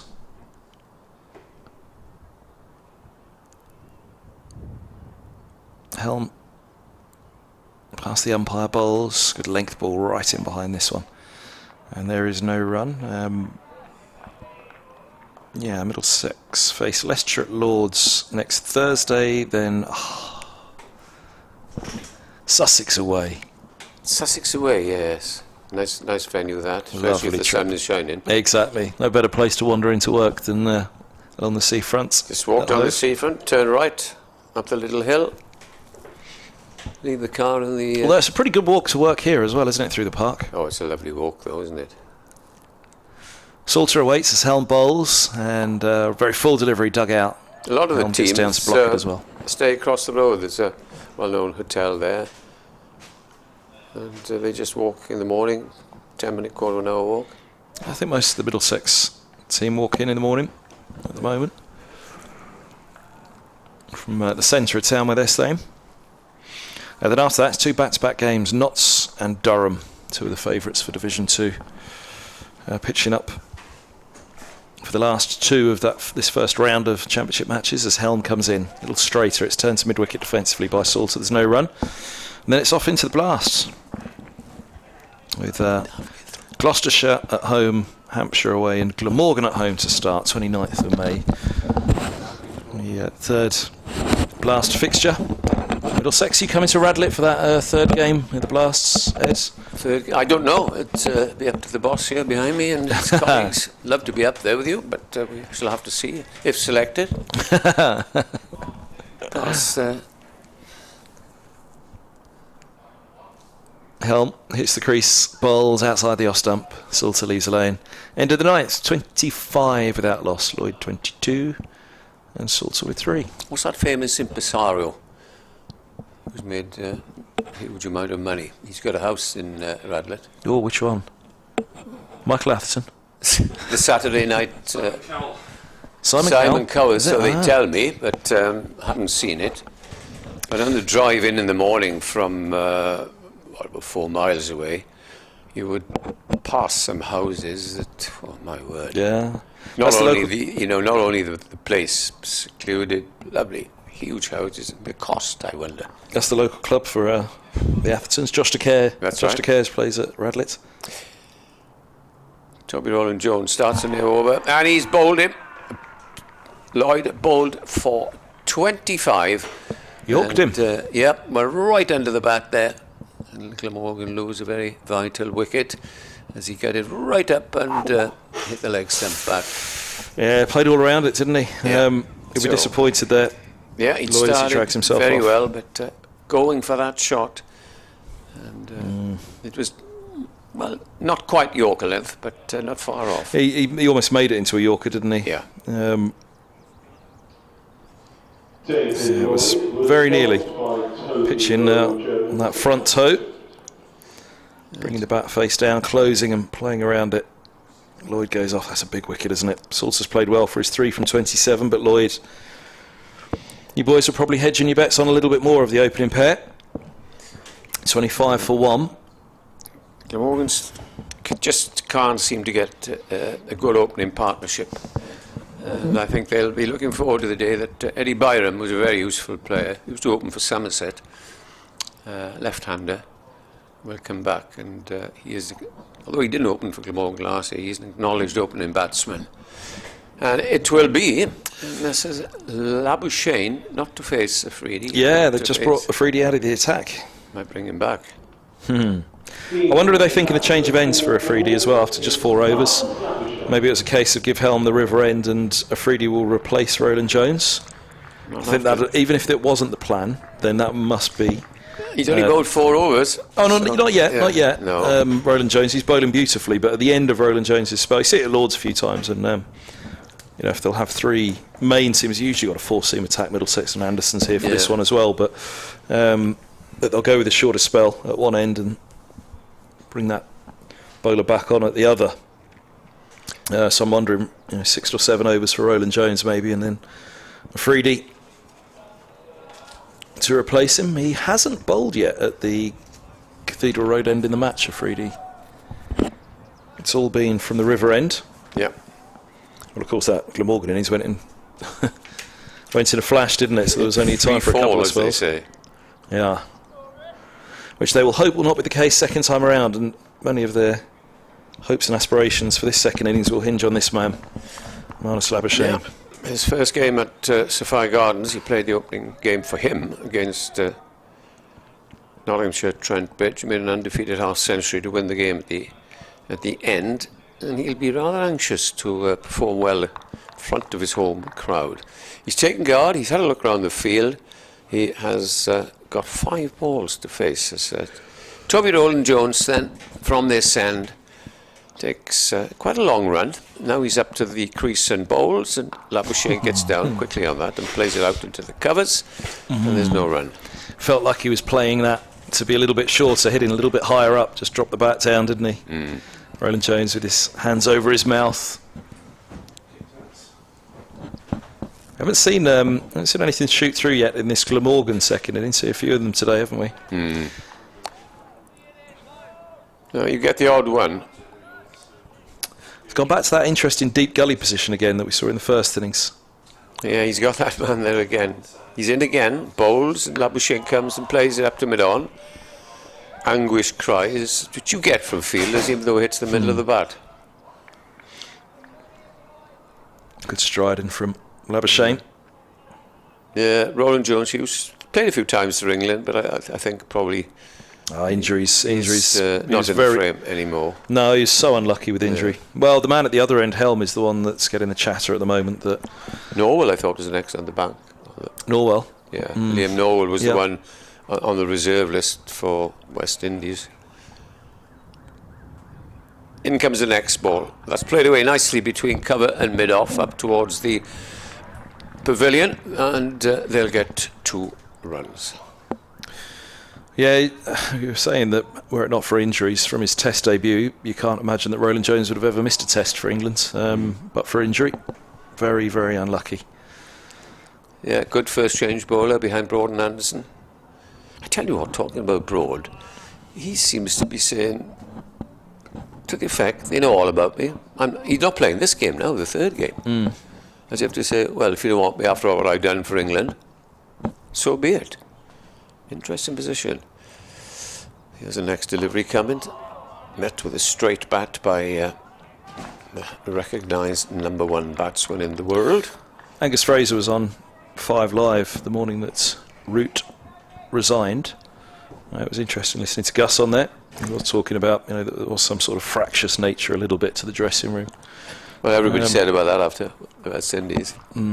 When they played. We know nothing about that, but there we are. It was rather fractious when one KB Peterson was playing. Left outside the off stump there. That is the end of the over. 27 for 1. Labuschagne is on 2. Salter is on 3. The man out is David Lloyd, bowled a full-length delivery by Rowland-Jones for 23. Now Pritchard is back from his afternoon snooze next door. Didn't mean that really. He is coming to join a good friend on the right, Kevin Hann. Cheers, Ed Bevan, who has been watching Glamorgan cricket for a long, long time. This will be quite the fight back that he'd have seen if it were to be anything of a turnaround in this match for Glamorgan. They are up against it. They're up against Tom Helm running in at the moment from the River End. He bowls now, and Salter gets behind this, pushing back. 27 for 1. And into the 11th over of this second innings. Another 32 to come after this. On this second evening, gloomier second day in Cardiff. Pitch not quite doing as much as day one, which was the suspicion that it flattens out. If Middlesex do have any sort of chase at the end of this to come, then they'll hope that is the case, but they'll hope there's still a little bit of life in it for them to get amongst Glamorgan at the start, particularly the man at the non-striker's end, Labuschagne on 2. Helm comes in, bowls, and this is left alone by Salter through again. 27 for 1. Welcome back, Dav. Cheers. Yeah, good strong action Helm's got, isn't it? Quite another strapping big bowler. It's a big attack, isn't it, physically, this? It is. Well, the 3 of them there are in a little trio, mid-wicket, mid-on, and the bowler now, Helm, just about to receive the ball. It was a freedie. Throwing it up to Rowland-Jones. So I hadn't quite realised how tall he was a freedie until I passed him at breakfast this morning. Helms in. Bowls and just full of length. This is left alone by Salter. 27 for 1. Yeah, if you'd have told Andrew Salter a year ago that he'd be opening the batting against Toby Rowland-Jones and Shaheen Shah Afridi, followed up by Tom Helm, I'm not sure what you quite would have made of that, but he's hanging on in there at the moment. I was trying to ponder yesterday whether Murtagh, Rowland-Jones and Finn, I guess that would be the best 3 that Middlesex have had in my time as a trio of seamers.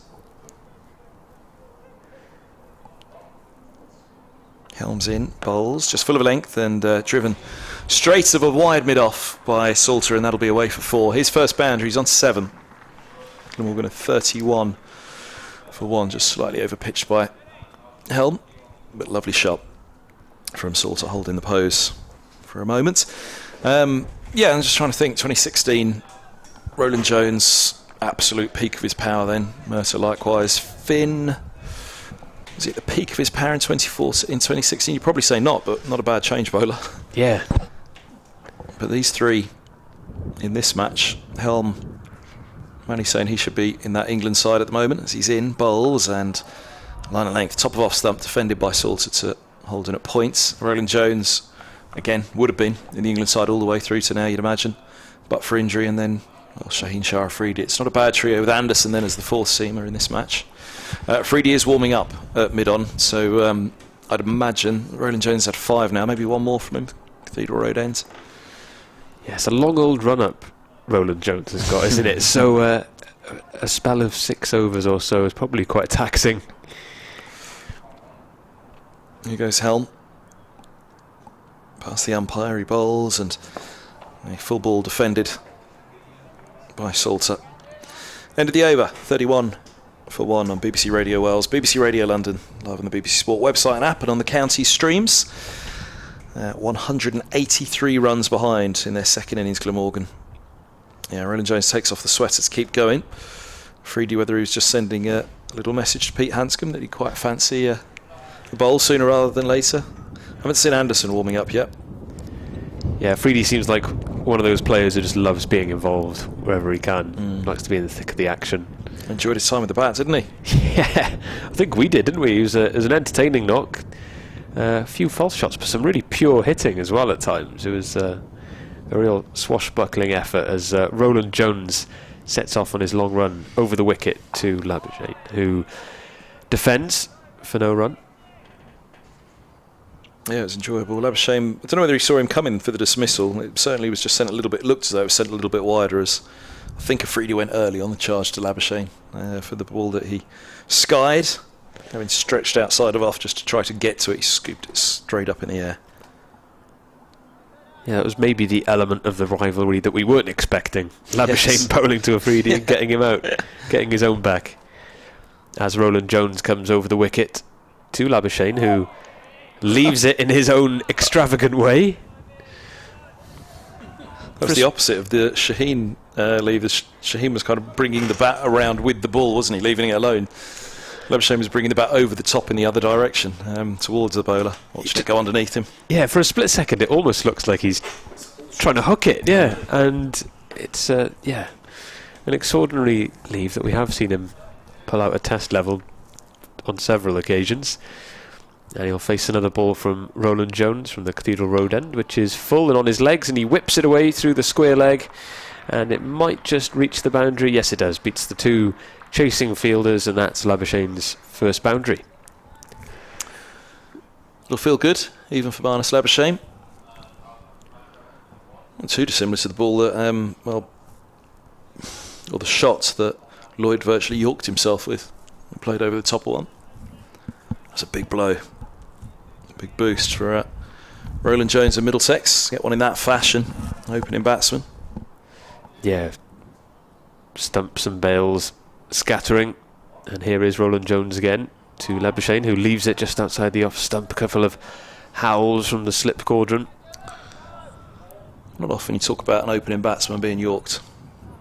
I'm talking about, was it Matt Graham and Wacky Yunus, weren't we, earlier on? 2 masters of that. Yeah, getting flashbacks to Rory Burns in the first Ashes test.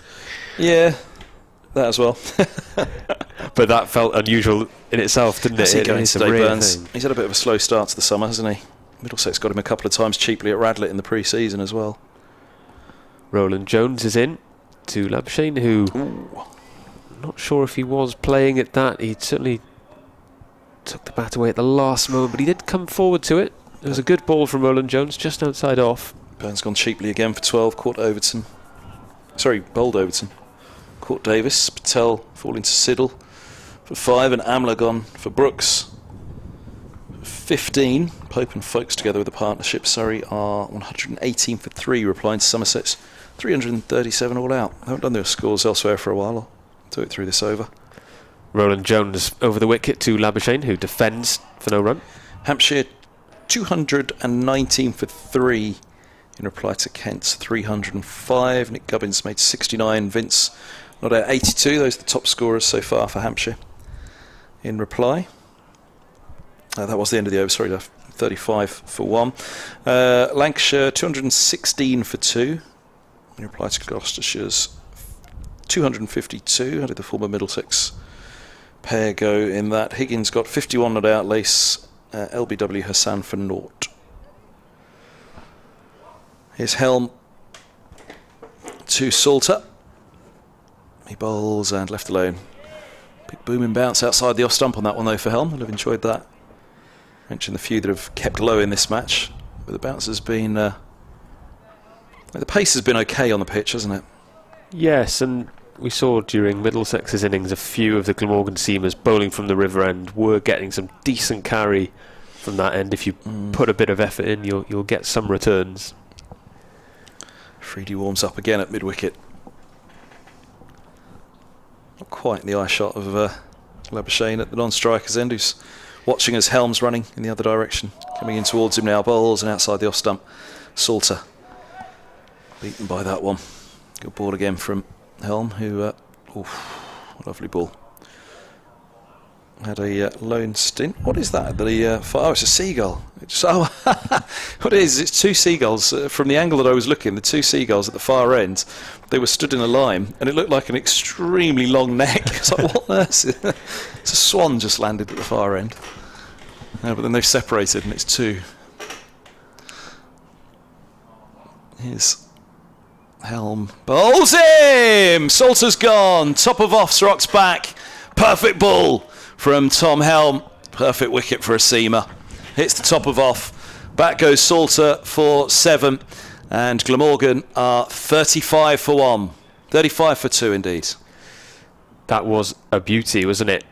Jagged back in, pitched just outside off and clipped the bails on its way. Salter holding the pose afterwards just to kind of accentuate how much that ball moved. It was a real peach of a delivery. Oh, goodness me, just seen the replay. Yeah, came back through the gate. Whoa, what a ball. Even better for Helm. It's one of those deliveries, Salter just looking back at his stumps thinking, did that really move that much? Well, it's been one for the seamers, this track, hasn't it? Andrew Salter was bowled by... Yeah, and Salter's struggles opening the batting continue. Has been a tough gig for him. You know, a very useful lower order batter asked to open the batting this season for Glamorgan. It's a pretty difficult task when you've got pace bowling of that quality facing you. Lloyd yorked. Salter, ball nips back, beats the inside edge, takes top of middle and off. Knocks off that bail and, well, Helm, absolute delight. So, North East and Labuschagne, these the big two names in the Glamorgan lineup. These were the two that went 2 in 2 deliveries for Afridi in the first innings. He may well be back soon enough. Roland Jones had 6 overs, 1 for 22 from the Cathedral Road end. Helm into his third over. Just looking over at that scoreboard, actually, it's looking a little bit gloomy again, isn't it? There's brighter skies behind the river end, away towards the city centre, or the north of the city centre anyway. Yeah, you get the impression this is a pretty key partnership for Glamorgan. These two, Labuschagne and North East, important to their win up in Notts last week. This is where the strength of their batting is. they've struggled top of the order for a while now. So, yeah, after the first innings failure, North East will be keen to make up. North East awaits. Helm is in. He bowls. It's left alone outside off. Good pace. It's a little bit of shape away from Salter on that one. 35 for 2. Yeah, when we were talking about John Simpson earlier and the pretty fierce competition for places for wicket keepers in England, you mentioned Helm is maybe in the shakedown for an England spot. Pace bowling is maybe an area where there are a few more openings. Now, yes, yeah. Again, you go back to when Helm really emerged as an England candidate a few years ago, before a few injuries. As he comes in, bowls, and good leave by North East. Little nod, I think, for Helm on that one. Perhaps the queue's a little shorter for England at the moment. But a lot of options. Again, Don Topley was tweeting in that first round of 30 bowlers that were left out across the 18 counties in action in round 1. Or indeed 16 counties in action, and 30 he counted were not playing, which I actually see that as a huge pat on the back for the Championship, that you're able to produce. I mean, look at this match here. Some high quality pairings, these two included. Helm to North East, bowls and beats the forward defence. Lovely ball, great over from Tom Helm. Nice way to finish. 35 for 2. Salter was bowled Helm for 7. Labuschagne will have strike, and it will be Shaheen Shah Afridi to bowl for the first time in the match. I think I'm right in saying from the Cathedral Road end. And it'll be Marnus Labuschagne on strike on 6. Yeah, Middlesex are a great example of that depth.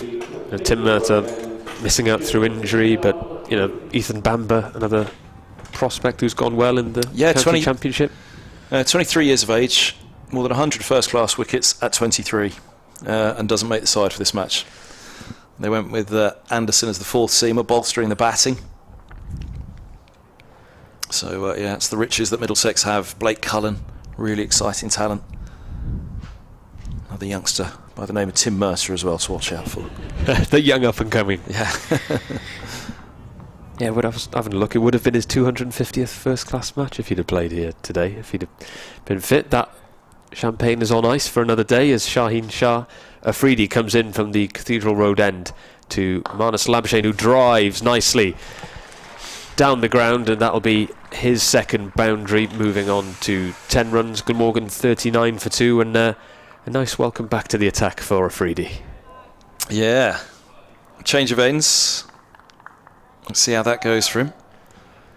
Getting out-bowled by Roland Jones in the first innings. I think fair to say out-bowled by Roland Jones in the second innings so far as well.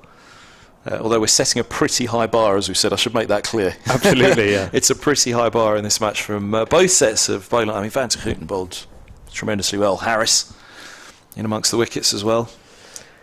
As Afridi comes in over the wicket to Labuschagne, who leaves that on length, really, just above middle and off. Bit of chatter between the pair, or not? Maybe not too much chat from Afridi. I think he just gave him the stare, end of a long follow through from Afridi, but Labuschagne was up to something, wasn't he? Chatting to himself, perhaps, as much as. It's funny how the fixture list and this being Afridi's debut has kind of played into this kind of burgeoning rivalry between the two. It's how they managed to get that picture for social media on the first morning of the two of them together, when it was the big billing between the pair of them. And here is Afridi to Labuschagne, who drives again, even better than his first boundary. That races away for 4. A very handsome drive. It was full from Afridi, but still dispatched nicely by Labuschagne, moving Glamorgan on to 43 for 2. Full attacking the stumps, as you'd expect him to, Afridi. It does open up the chance of the drive. You won't mind it too much. A rueful kick at the top of the grass as he turned from Afridi, but he won't mind too much. He'll be relishing this battle. How much Labuschagne will be relishing it? I think he will. And his personality and character, Labuschagne, I think he will be relishing the battle, but for sure it will be on his mind. 6 dismissals in 7 encounters. That does play on an athlete's mind, doesn't it? Whatever the sport, if someone's got the wood over you any particular time, and someone like Labuschagne who just lives for cricket, he'll devour the stats. He'll know that record as he faces Afridi over the wicket and defends this time. And it's an attacking field. Middlesex have got 3 slips and a gully. Everyone in tight. They've got plenty of runs to play with. They're still 171 runs ahead of Glamorgan. You get the impression Labuschagne's one of those athletes who really feeds off the kind of heat of the battle. He's a real competitor. He loves a chat in the middle. And he just loves batting. Even when he's not doing it for work, we've seen videos on his social media pages. He bats for fun at home as well as he faces Afridi over the wicket, and a punchy kind of defensive stroke for no run. There's one ball left to come in this over.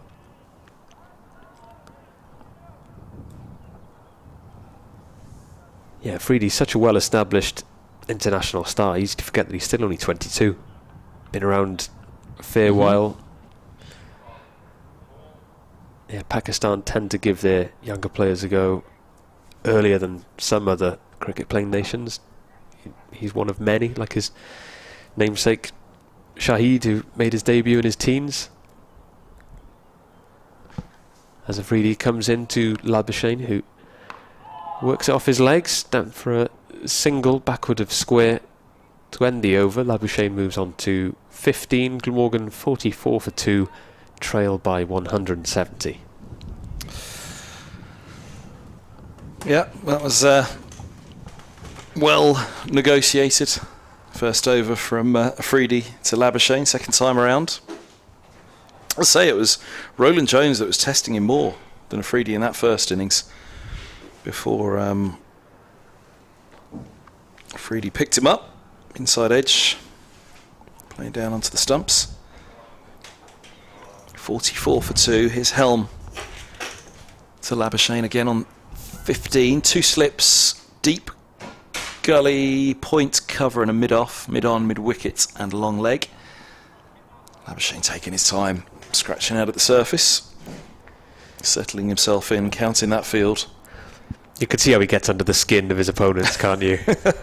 I like it. Helm's in now. He bowls and Labuschagne leaves alone. Outside off. Gets under the skin of his teammates by the sounds of it, doesn't he? Those 2 seam-up wickets he took. Was it Pat Cummins? Quote tweeted the commentary video of the 2 wickets. We will never, ever hear the end of this. Yeah. What is it they call it in the trade? Cricket badger. Yep.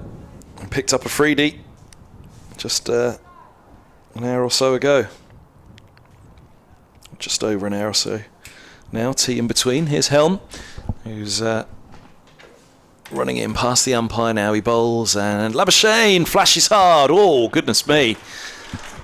A crunching drive in between cover and point. Lovely shot. 48 for 2. Labuschagne onto 19 from 19 faced. He really whipped that through the covers, didn't he? See ya. Do you know, I'd say that's not far off. As Ed Bevins just said from the back of the box, shot of the match. That was... I know I'm biased, but it was a cracker, he said. No, I have to admit, I was tempted to say that myself in the commentary. It really felt like a cracking drive, that one. What's Helm's response? Bowls a good length ball left alone outside off by Labuschagne. It was one of those shots with a really pleasing flourish through the follow-through, wasn't it? Stoneman got abuse away through the covers, but that one just, I don't know. It was hit so hard as well. Or timed so well. Simpson drove nicely, didn't he, during his innings? A few nice cover yeah, drives. and, it was an innings that he built into, so early in the innings there wouldn't have been too many shots like that because they really dug in, didn't they? He and Roland Jones, he and Anderson before that. Helm hits the crease now, bowls, and that one's driven away into the covers again. Good stop, rolling to his right by Stoneman. And saves probably 4. And one of those 2 seagulls that I was mentioning, they've separated now. There's only one on its own. I really did think, what on earth has just appeared at the far end? One of the seagulls is sweeping in the deep cover position. Probably best position. We're not unaccustomed to strange things appearing on outfields in Middlesex games. We shan't linger on that though. Relegation 2017. Here's Helm. Past the umpire, bowls, good length ball coming back in, good leave by Labuschagne. Again, we were talking about the pairings and the matchups in this match.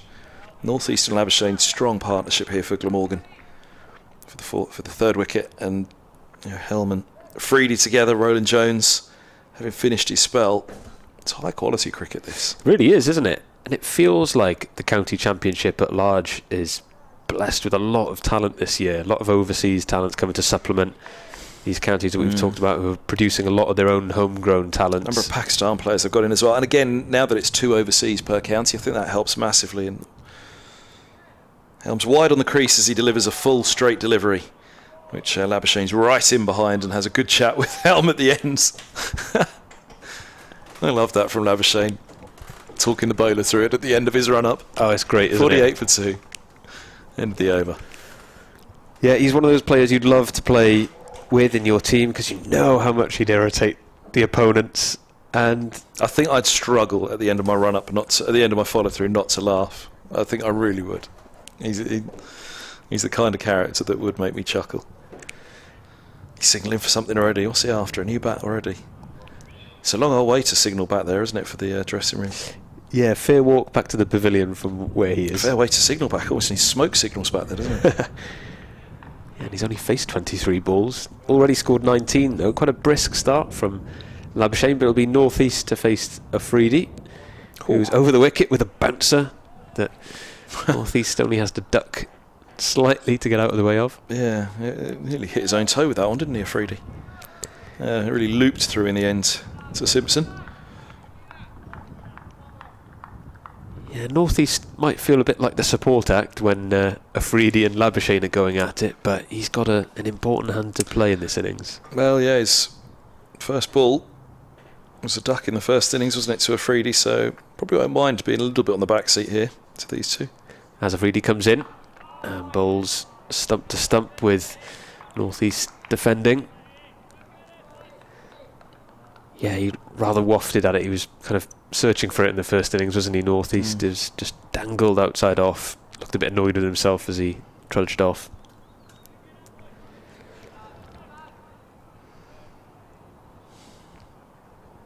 He and Labuschagne are two batters who can stick around when needed, but they can score quite freely as well. As Afridi comes in over the wicket, slightly back of a length, down the leg side, no run. He's giving it everything, isn't he, Afridi? You wouldn't say for a moment he's bowling within himself. No.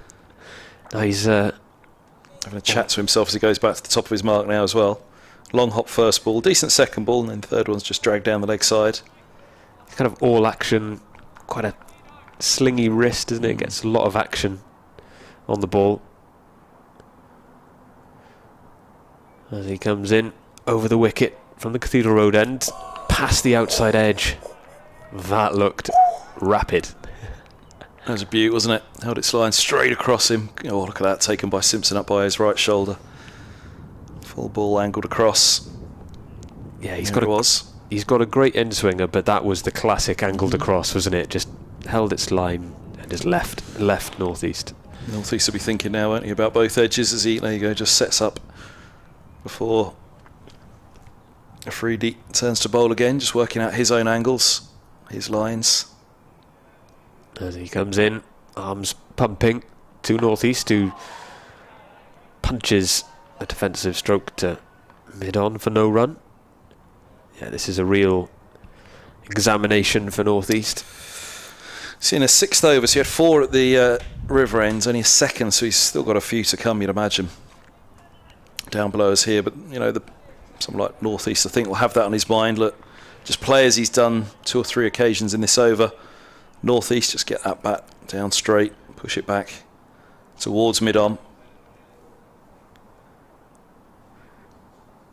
Afridi is in to northeast, who works it off his legs, no run, and that ends the 17th over with Glamorgan 48 for 2, trailing by 166. I see him off in this spell. I'm just thinking how they'll deploy them. The Roland Jones come back again. What did he have? 6 overs. They'll probably go to Anderson next up, but whether that's replacing Helm in a couple of overs' time or Afridi, so they will have a choice to make, I'd imagine, on Anderson and who. Yeah, sometimes with real express bowlers like Afridi, the temptation can be to work them in small bursts, 3 or 4 overs at a time. But he's a bowler who's taken on a fair amount of work, hasn't he, over his short career so far? Plays all formats, can bowl longish spells for a man of his pace. Helm setting off to start 17th over of this Glamorgan second innings. Bowls good length, left alone by Labuschagne. Yeah, I wonder, I don't know of anything, I haven't heard anything at all, but sometimes you do with an overseas. It's written into their contract the number that they can bowl in a spell, a session, an innings. I haven't heard anything for Afridi. For Middlesex that's the case, nothing at all.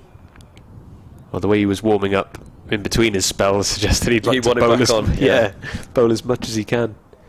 They were excited, very excited about him joining. You know, what already, as we've said, a strong bowling ranks. Helm bowls, that's driven beautifully by Labuschagne in between the tightly knit cover and mid-off. They're pretty close there. It was a narrow alley to Pearce, but drive it through, and he did. Labuschagne moves to 23, and that's the 50 up for Glamorgan in their second innings, 52 for 2. Yeah, very good looking stroke, and that was on a length, really, wasn't it? It wasn't that full by Helm, well controlled by Labuschagne. But yeah, as you said, real excitement when Afridi signed. I remember when it was announced, was it last year? I was excited purely as a cricket fan. Yeah. Here's Helm's response. Full ball again, maybe a little bit of a tempter for Labuschagne outside off, but Labuschagne resists on this occasion. Yeah, and you know, they'll have him for a bit of the blast as well with Mujibur Rahman and Tom Helm, who's an outstanding T20 bowler at the start and at the death. Yeah, I'd imagine a few full houses at Lord's to watch those players in action. Well, I tell you, yeah, if there are any matches that they need to fill them up, then Afridi may well help. Helm's in, bowls, good line of length. Labuschagne right behind this one, pushing into the offside, 52 for 2. Yeah, those blast matches in London, I've been to a few at the Oval as well as Lord's, and they feel like a real occasion, don't they? They're kind of football crowds. They do. No, it's a great night. Thursday night at Lord's, in a packed house. A couple of other good young spinners get in there as well, with Souter, who's been an ever-present really in the blast for Middlesex for many years. Holman and Walla Luita to get into the side as well. Helm, bowl short, it's punched off the back foot, only to backward point, just checked it. Labuschagne wasn't happy that he was in a great position to play the shot. It was more of a guide in the end. Yeah, good to see Majid playing, and I think Labuschagne will be around for a few as well. I think the two are teammates, or have been in the past in the Big Bash with Brisbane Heat. Because Labuschagne was a relatively late comer to T20 cricket, but he's pretty adept at that now as well. Helm bowls to him. Good leave, came back in. Look at his face. Oh, he says to Helm, gives him a little nod. Does the shape himself. So yeah, just came back in. Running commentary. Thanks, Marnus. He is, yeah. We should get him up here. Actually, don't need us on the stream. Marnus is just through his actions. He's commentating himself out there, isn't he? If you leave the camera on him. We should get him mic'd up for the radio as well. Oh. That would be a mic I'd like to hear. Do you know what? I've never ever liked players being mic'd up in a match. I hate it. I feel it's horrible. I don't like the fact that, you know, players are taken out of where they are, but that I'd love to hear. Yeah. Marnus Labuschagne on a mic would be magnificent in the middle of a match. As you say, he'd probably do it batting, wouldn't he? So if anyone's worth the exception, yeah. Yeah. He'd probably be happy to speak to the commentators like when they do with the fielders during a T20 match. As Afridi is back to bowl to northeast, who defends. Yeah, they usually wait until someone's in the outfield, but yeah, you get the impression Marnus would be happy to talk someone through an innings.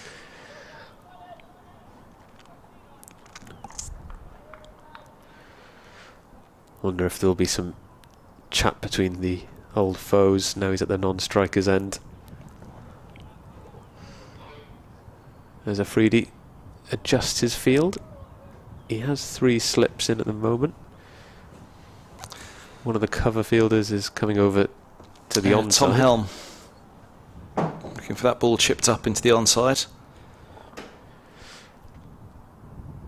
Freedy now around the wicket to northeast.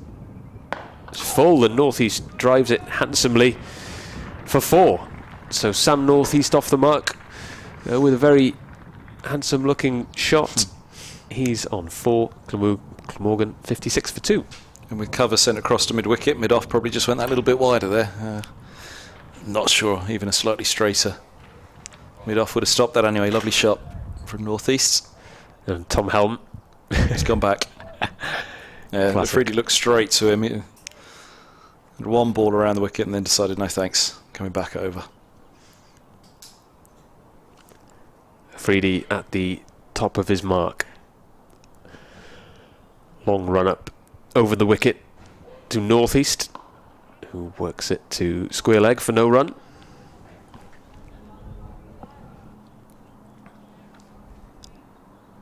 Yeah, northeast just biding his time here with the Freedy, isn't he?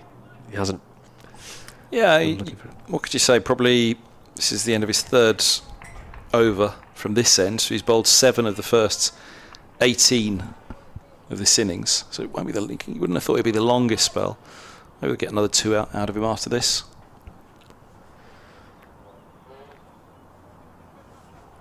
And here is Freedy once more over the wicket to northeast, who nudges this to mid-wicket for 1.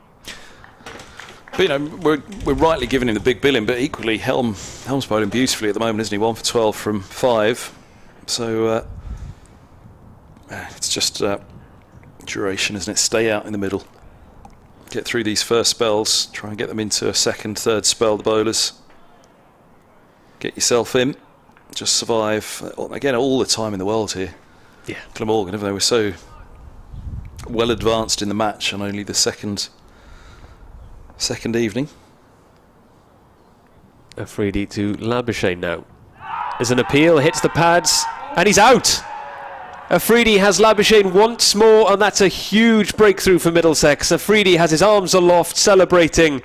He has Labuschagne out for a 7th time in 8 innings. Glamorgan now 57 for 3, trailing by 157 runs. Middlesex well on top. I haven't seen the replay yet. Labuschagne looked disappointed. I think he felt it was a leg side delivery, but we'll see in a moment on the stream when that comes up. What a wicket. Twice in the match for Freedy. And yeah, trademark celebration of his now. Yeah, the way Labuschagne lingered suggested he was a bit unhappy with the decision. Yet to see a replay. Here we go. Oh no, it's just seeing a replay of his celebration. I'm sure they'll get us a replay of the wicket in a moment. But yep, back goes Labuschagne. That's a huge. Well, here's the replay now. We can see it, and yeah, pretty full pitching leg. Looks good.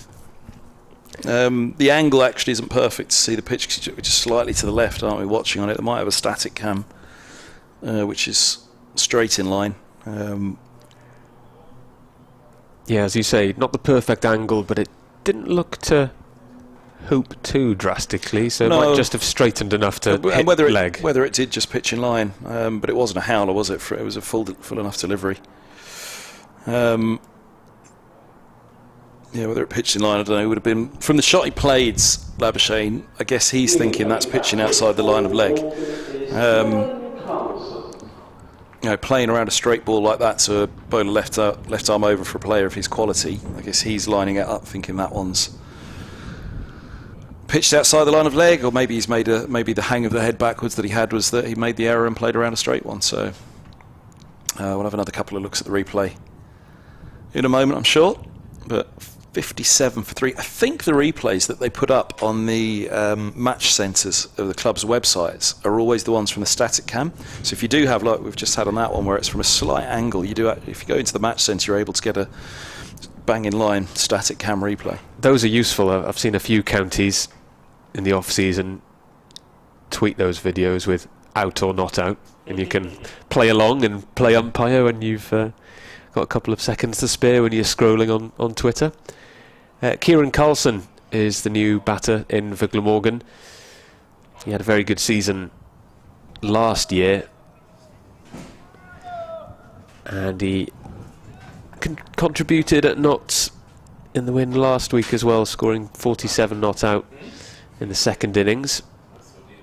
He'll face Afridi over the wicket, and he defends safely to end that over. Glamorgan 57 for 3, trailed by 157. They've got to be careful now, haven't they? North East has done really well. He's batted very correctly out there for his 5.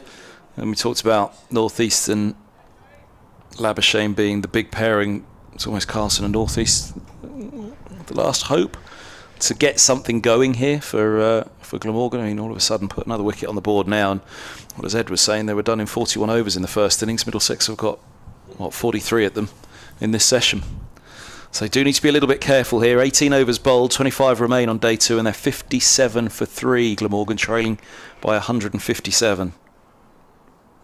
Yeah, Middlesex will feel they've struck a pretty decisive blow, getting Labuschagne out cheaply. Helm, right arm over, he bowls, and that's left alone by North East, not far away from that off stump at all.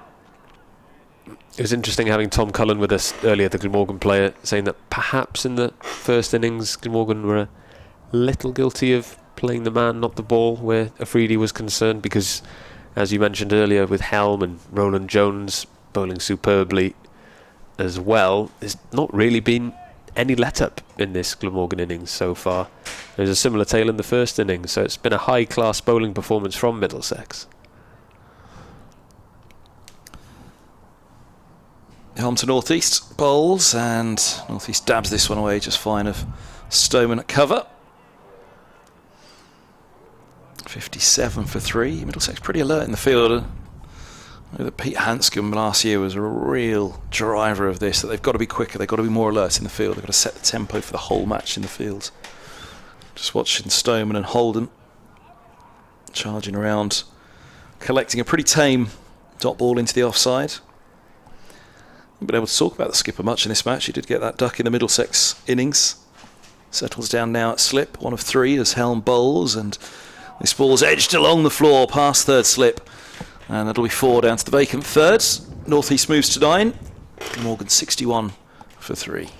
Yeah, is Hanscom still sporting that no, strange it's gone, mullet? hasn't it? No, is it? No, I think it's gone, hasn't it? Yeah. Good. Well, it's very much trim. Well, we can have a look now. Yeah, look, there's nothing hanging out the back of that hat. Unless he's tucked it up. In a man bun. Man bun, yeah. Top knot. That's it. Top knot. Yeah, mullets are strangely in vogue where Australian cricket is concerned. Helm bowls full and straight, and quick singles drops into the vacant covers by North East, who moves to 10. 62 for 3, although it was a long-haired tussle at Lord's last season for consecutive matches for the toss when Rory Burns went out to face... what a main that is. Yep, and then the Gloucestershire skipper. Dent went out to face Hanscom as well. There'll be an Australian mullet here come August. Welsh Fire have signed Adam Zampa. He's a fan of the mullet.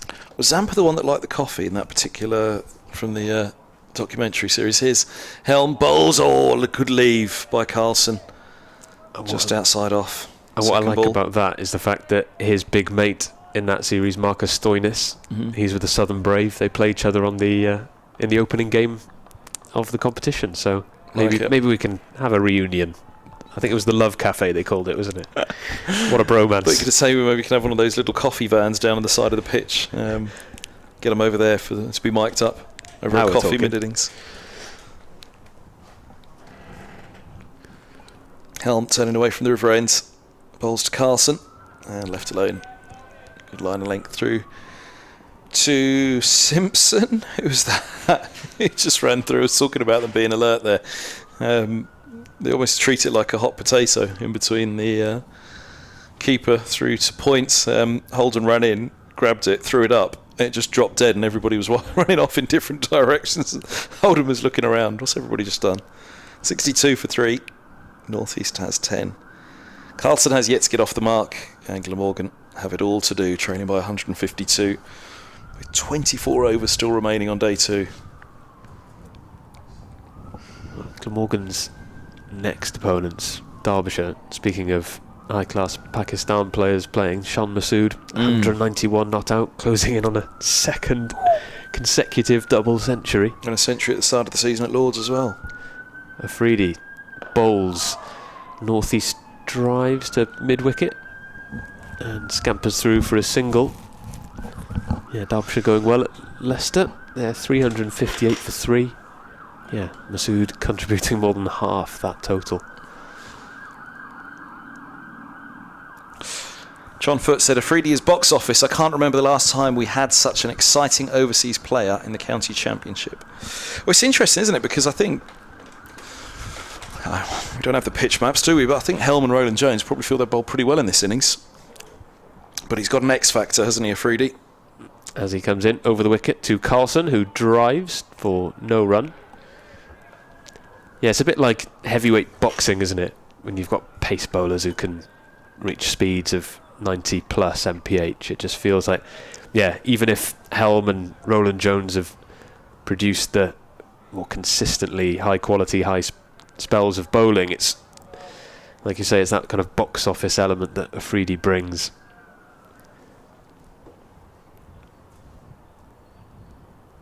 He sets off on his long run from the Cathedral Road end, bowling to Carlson, full, and Carlson digs it out.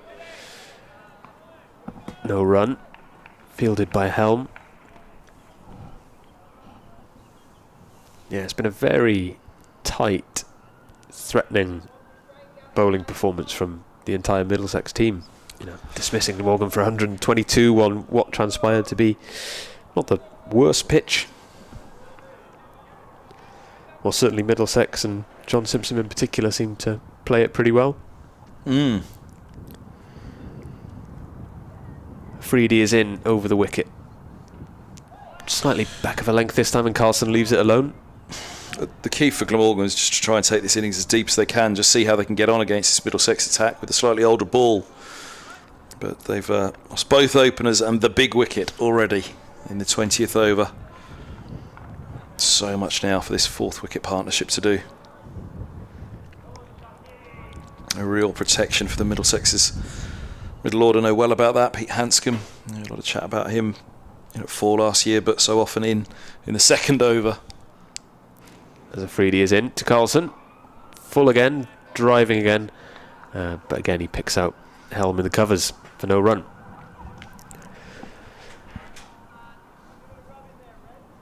Yeah, Hanscom's another who can keep wicket if necessary as well, isn't he? Yeah. Plenty of choice in that Middlesex squad. Hanscom slipped White at second. Eskenazi's out injured. It's been a long time now, I think, since Eskenazi's kept wicket. Jack Davies, who's missed out on this one, of him scored nicely in that first match of the season against Derbyshire, so a little unlucky to miss out. As Afridi bowls over the wicket to Carlson, who defends onto the leg side. That's the end of the over. Glamorgan 63 for 3, trailing by 151. It's Stoneman who picks up in the leg side there. I do feel that he, Afridi's a really exciting signing. Hanscom, the skipper, overseas, second overseas. The signing, though, that at the end of last season, Mark Stoneman just felt like, this could make a real difference for Middlesex for a couple of years. And a 50 at the start of that first innings just cannot be overlooked.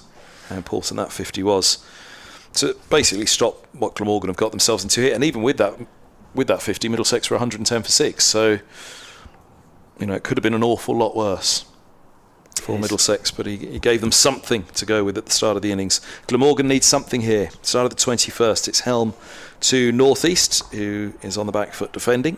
It's fielded at mid-wicket by Tilan Walaluita, who hasn't had much of the game yet, and added in as a spinner for this game after Josh De Care's got through a fair bit.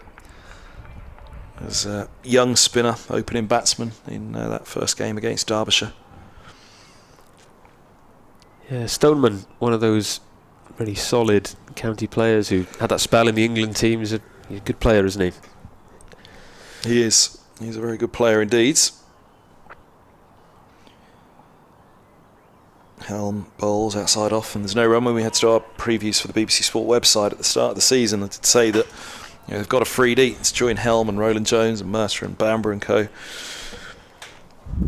but you could probably simplify Middlesex's season to say if Stoneman and Robson have a good season, Middlesex will have a good season, because pretty much everything else is there. You know, White looks good in the middle order. Hanscom will be just fine coming in at 4. Especially, it'll be even easier for Hanscom if there is an opening pair that can protect him a little bit, which he didn't have last year. Eskenazi looking good at the start of the season with the century. His Helm's in, bowls, and behind this one, North East defending. They're really unlucky. That finger injury, taking a catch in the first match, Eskenazi, after his century. So missing out on this one. I don't quite know what the time frame is for his return, but Robson missed the first round with the finger injury as well, back for this one. It was the first century of the entire county championship season, wasn't it? Eskenazi's. I think they were close in that match to having the first wicket of the season as well. North East awaits, and Helm bowls a beat. The off stump, drawing him forward outside off. Where that ball coming back in, just sucked a little bit wide playing that one North East, but well bowled by Helm. I think 63 for 3. Yeah, you mentioned that first wicket of the season. I think Glamorgan might have obliged with that against Durham. I remember keeping an eye on the different scorecards, and we were trying to work out if it was Stoneman or, and the other or must have been the Glamorgan wicket. Yeah, whichever one it was. Was that Salter bowled by Potts? I think memory serves. Though I'm sure that Nick can. Helm to North East, turned defensively into the onside while Aloita fields at mid wicket. One's come of Helm's 7th over. Yeah, Potts has been in the wickets again today. All three of Durham's wickets against Nottinghamshire, though Notts are 307 for 3. Ben Slater, 132 not out.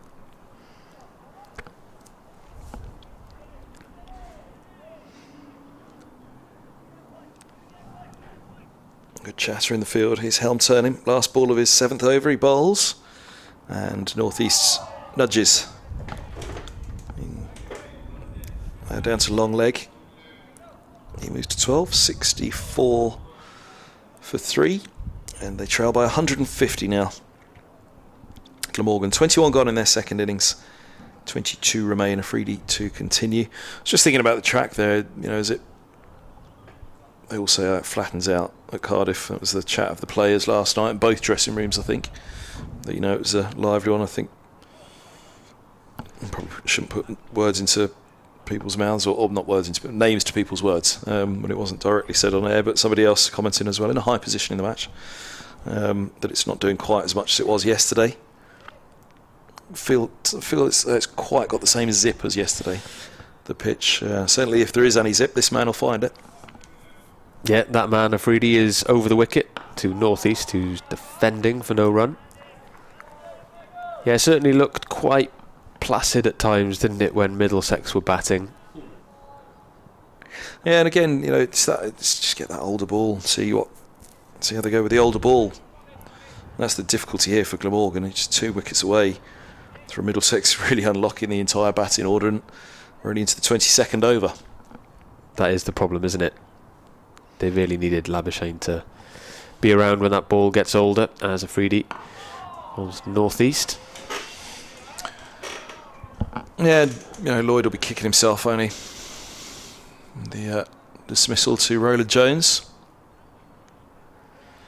who is warming up once again. So all they do, Afridi's into his 5th over from this end, his 9th of the innings so far, of which there's only been 22. So Roland Jones replacing Helm, who's had 7 so far at the River End. Afridi starts on his run up again to North East, who's driving for no run. Full bunger, wasn't it? I think. I don't think that one pitched. It's perhaps looking for the Yorker. North East mindset, I'm sure, at the moment is probably just survival. He's not looking for runs, he's just set up for defence. You'll know this will at least be near the end of Afridi's spell. Again, it's that X factor, it's every delivery. I think you're just waiting for that pearl of a delivery, aren't you, when you're facing Afridi, whereas the others perhaps are bowling slightly better patterns. Here is Afridi. Fullish again, and this time North East works it through mid-wicket for 2 runs. He moves on to 14. Glamorgan now 66 for 3. That's the thing, it looks a more tired over from Afridi, but as I say, the next ball could be an absolute gem, couldn't it? Looks like Anderson is warming up as well, so Middlesex preparing for a double change. Anderson, was he at third slip, or is he going to settle down? Third slip or gully at the moment? Third slip. Yeah, that's the thing. We've seen the repertoire from Afridi, haven't we? We've seen some straight and leave the right-hander outside off stump, and we've seen the inducker, which did for Labuschagne as he's in to northeast, who drives well, but it's straight to mid-off. And we'll have one more ball in this over. Well, we've seen the box office wicket from him, Labuschagne. Again, all those years that we've lamented not having as many of the top-class overseas signings, we've had 2 in this, haven't we? Northeast and Labuschagne. Afridi and Labuschagne. Almost lament a little bit that it's over now. Can he come back out and bat again, and we can talk about it again and watch it again? Yeah, he came and went quite quickly, didn't he, Labuschagne? Only stuck around for 30 balls, got 23 runs, looked in good nick as Afridi squares up northeast, who's a thick outside edge, is safe, and that's the end of the over. And the start of that innings for him was against Roland Jones and Helm. Afridi was out of the attack at that point, wasn't he? So yeah, how much of that innings did he even face against Afridi? But yeah, you know, he's done his job in terms. I think he got a pat on the back there, didn't he, from the skipper. Or if not the skipper, from somebody else that perhaps was passing the message, because the skipper I think is still up having a chat with Roland Jones, who's replacing Helm at the River End. Returning to bowl, Toby Roland Jones. So maybe done for now, Afridi. 4 at the River End, 5 at the Cathedral Road End. Roland Jones, who's had 6 first at the River End in this innings, 1 for 22. And 22 overs bowled. In this Glamorgan second innings, they're 66 for 3, 148 behind. Roland Jones 3 in the first innings, as Afridi got as well. He's right arm over the wickets, Carlson. And the right-hander is beaten, full straight, just outside off. Plunging effort forward. Could he have left that one? And we've seen those come back so far. They're wary of the seamers on this Fire Garden surface. 9 balls faced for Carlson. It feels like he's been out there a wee while, doesn't it? But again, it's a funny timing of this innings. It's all happened at a fair pace. I think I'm out at the end of the over, am I, for Ed Bevan? As Roland Jones comes in, bowls. Oh, now appeal for LBW. Nothing doing from the umpire. Just got himself a little bit squared up by that, Carlson, didn't he? We'll have a look at the replay now. Went back and across to it, and height a problem on that one, I'd suggest. Hit up above the knee roll, but he's not the tallest, Carlson, is he? No. I wonder if he's one of those batters who wears deliberately small pads as well, as I've heard some have done over the years. But yeah, that hit him. It looked like it hit him on the thigh, didn't it? So must have been height that was the issue. Roland Jones in bowls, and there he is off the mark. Trapping the bat down on that one, Carlson. He'll get a couple here at least. Out to the cover point boundary. Flicking it back in is Stoneman. Holden will be in trouble. Stoneman's flicked it back in, and Holden then had to go charging. Yeah, he's getting a look from Stoneman. Come on, lad. He's charged all the way to the boundary rope to keep that in. Stoneman flicked it back in, and Holden was on his haunches, wasn't he? Wasn't there to have the ball flicked back to him. I think he thought that Stoneman was just going to pick it up and throw. So he's got a look from the old pro. So come on, youngster, what's up with you? 3 it is for Carlson in the end. So it's northeast on strike, 69 for 3. Roland Jones is in bowls, and that's punched away to Holden, who rolls to his right, stopping that one. Good stop in at backward point. Windy old day by the looks of that static camera down at the River End. It's perched, is that the camera that's perched on the edge of the what do you call it? Not the commentary gantry, the camera person gantry up there. Looks like it must be. Yeah. When the wind gets going, it gives it a fair old wobble. As here's Roland Jones in bowls, big appeal. Did he beat the inside edge? If he did, it's close. Did he just get a little bit of bat on it, maybe? Northeast. Have a look at the replay now. Was he outside the line of off? Roland Jones There's a big smile on his face. He thinks he's got him. And, oh, goodness me. That looks very close, to say the least. I think we'd be going upstairs, wouldn't we, if they had that option. One's come of the over. The boys are thinking inside edge on it. If we'll get another look before Roland Jones turns again, but let's see. 69 for 3 it is. That's a side-on angle. We haven't got a hotspot available at the moment, have we? So Roland Jones bowls, and north-east forwards this one, pushing back. End of the 23rd. Roland Jones 1 for 25 from 7. Glamorgan a 69 for 3, trailing by 145 here on BBC Radio Wales, BBC Radio London, live on the BBC Sport website and app. And it's the end of me as well, to be replaced by Ed Bevan. To bowl at the Cathedral Road End, Martin Anderson.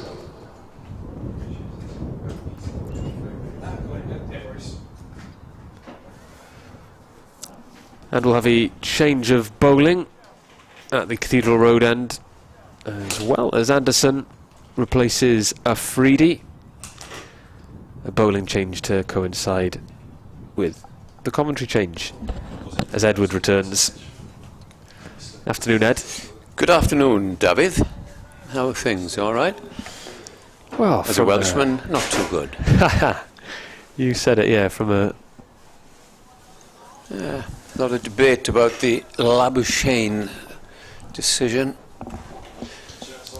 It was, a lot of people think it was outside, others think he might have hit it.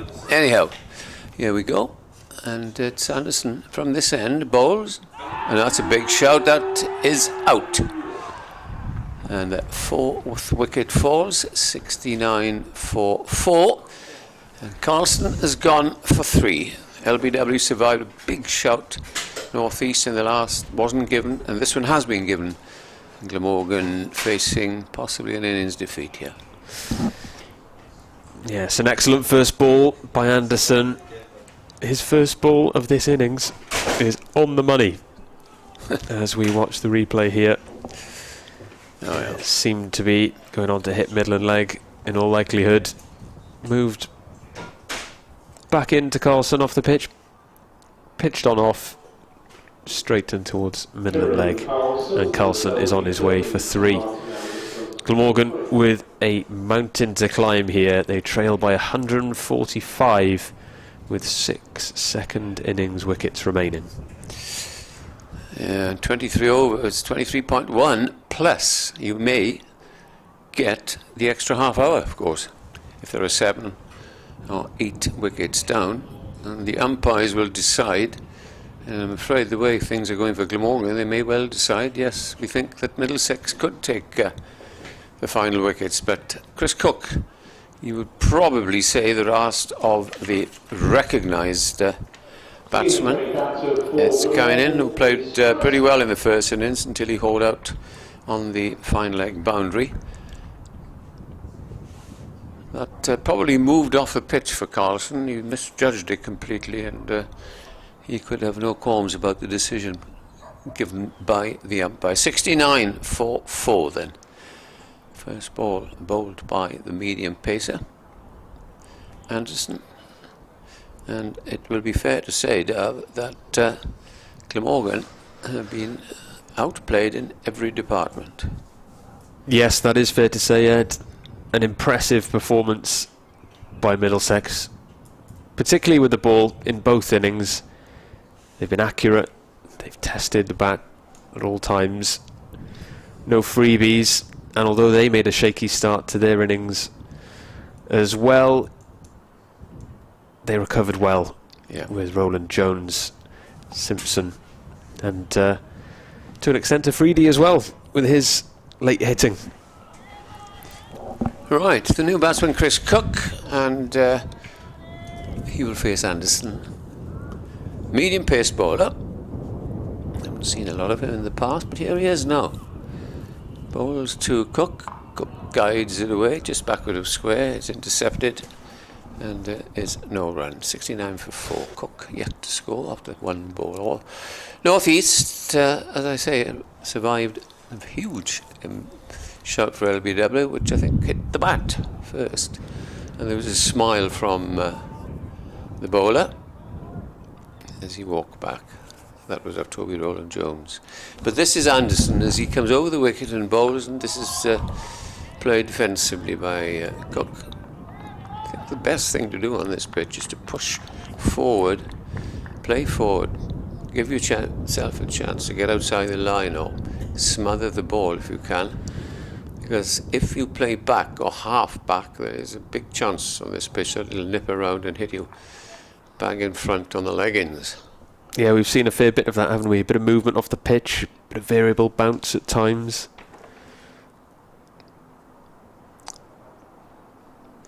In comes Anderson, bowls short outside the off stump through to the keeper. 4-dot balls from the Middlesex medium pacer. And before they start next Thursday, the game will probably finish either late tonight or tomorrow. Plenty of net practice to have before the game starts at Derby next Thursday. Labuschagne's favourite pastime. Netting, batting.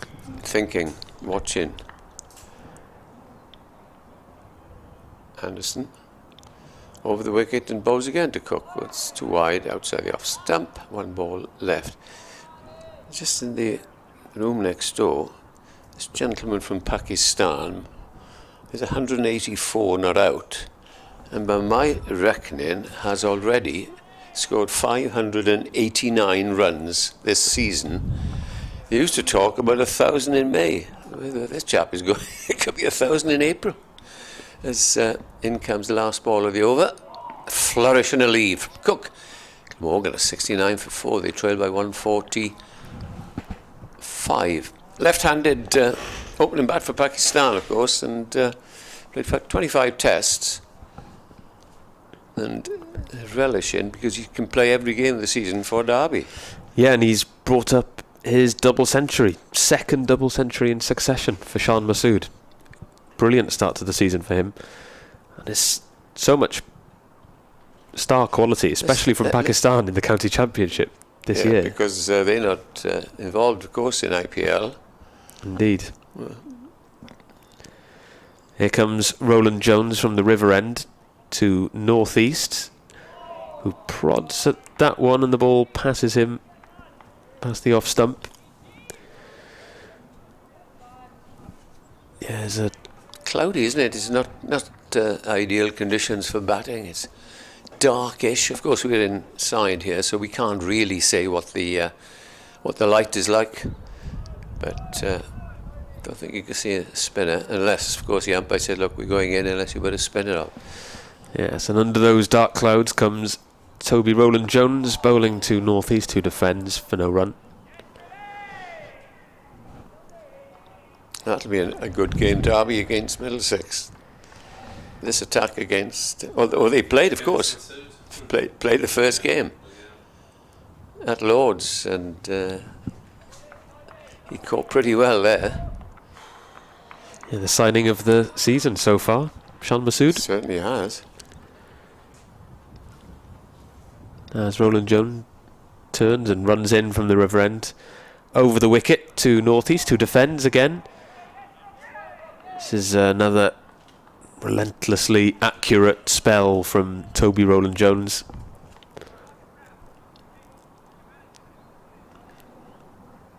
It's been accurate from all 4 bowlers so far.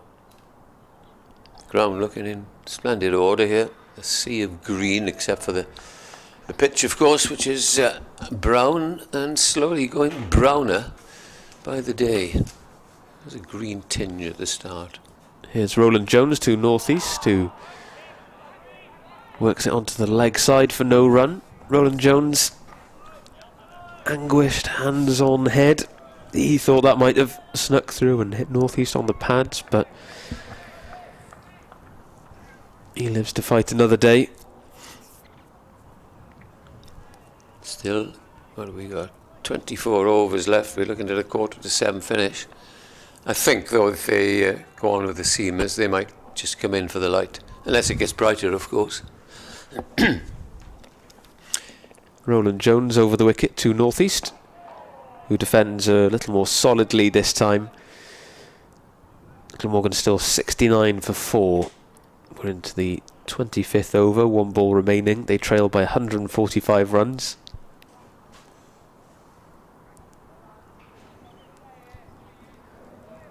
Yeah, it's a long way away. Field still in tight for northeast, 2 slips.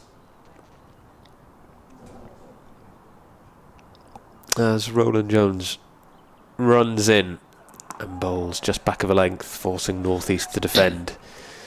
Another tidy over from Roland Jones. In any sport, as you well know, you have to interview a side who have been roundly beaten in football, in rugby, any game, and invariably the captain might come up, or the coach, with the well-known words, well, we have learned from that defeat. There were a few positives, but in all honesty, I can't see any positives coming out of this match for Glamorgan. Possibly the bowling of Harris, but down the batting lineup, it just needs more application. As in comes the first ball of another over from Anderson, and it's pulled away for 4 past mid-wicket, and those are the first runs coming off Anderson. He played it down as opposed to getting underneath it and getting out as he did at fine leg in the first innings. And the score moves on now to 73 for 4. He's had a good year or so, hasn't he, Chris Cook? Averaged almost 60 in the county championship last year. Career average. Yeah, the double 100 helped at that shirt front at the Oval, where everybody pushed their average up a bit. There's the next one. Over the wicket comes, and that's a much better ball. 100 times better ball, which pitched and left Cook outside the off stump. Good carry there. The question, you see, that ball now went, some just don't do anything, but the odd one does hit something. So.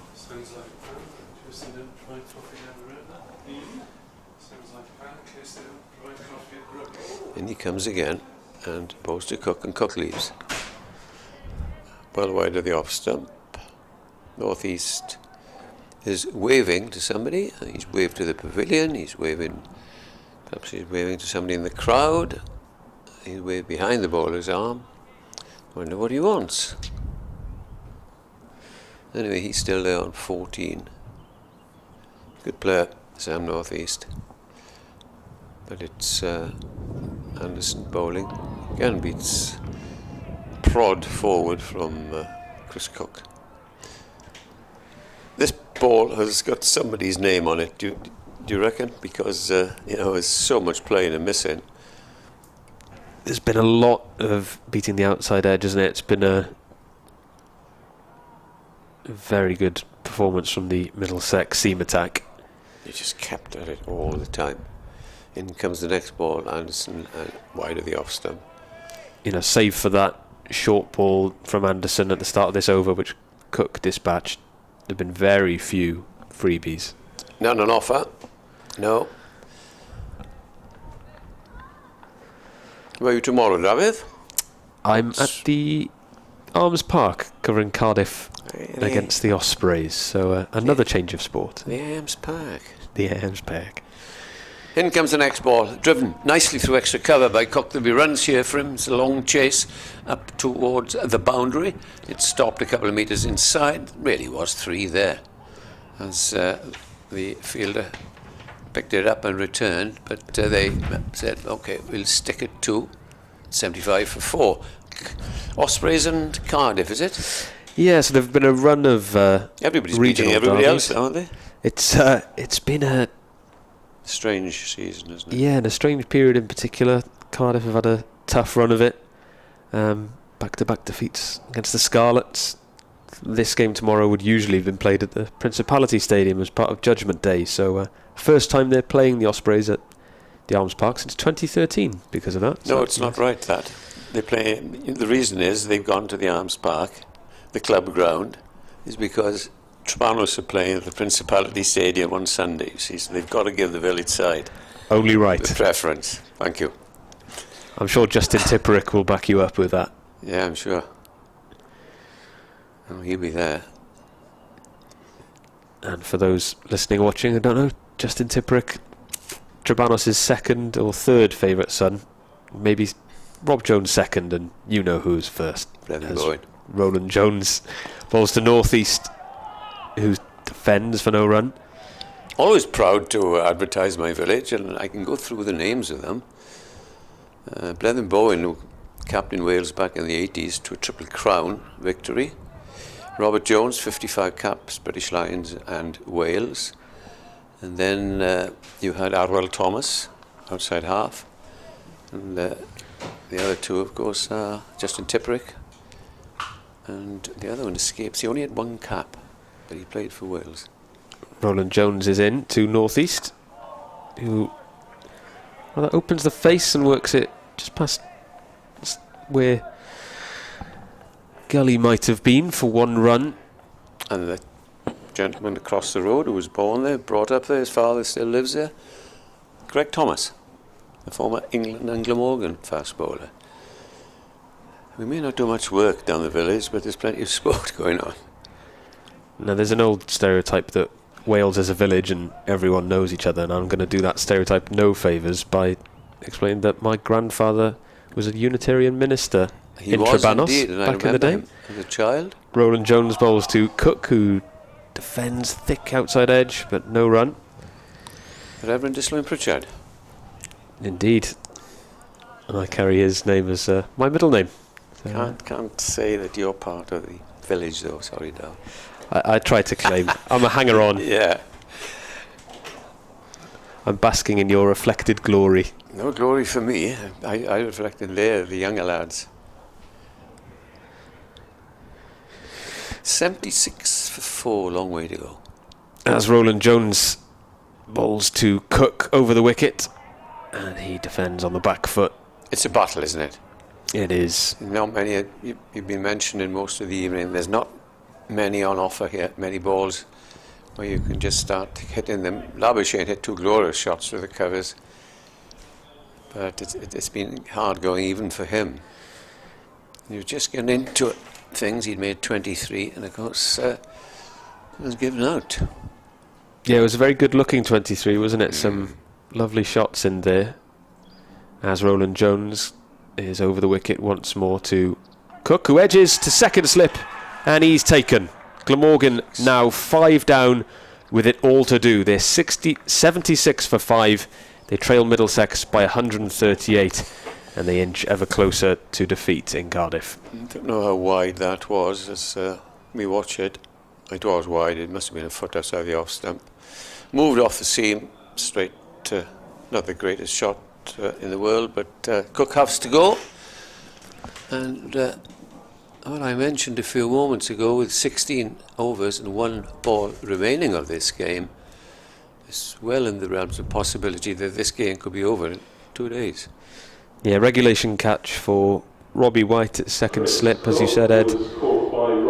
That ball from Roland Jones was pushed just a little wide, and Cook, having looked so disciplined throughout his early parts of his short innings, erred, chased an edge to second slip. The next man in will be Callum Taylor, you'd expect. James Harris I'd put in, but I don't know. I suppose you've got to give the young lad a go. It is Taylor, by the way that he's walking, and his size.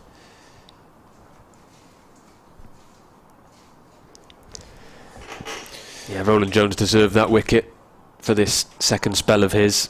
Well, he got that wicket by relentless hitting that off stump, and he got him to move it. Well, he could well have left it, actually, but he was being just tied down by those 5 balls.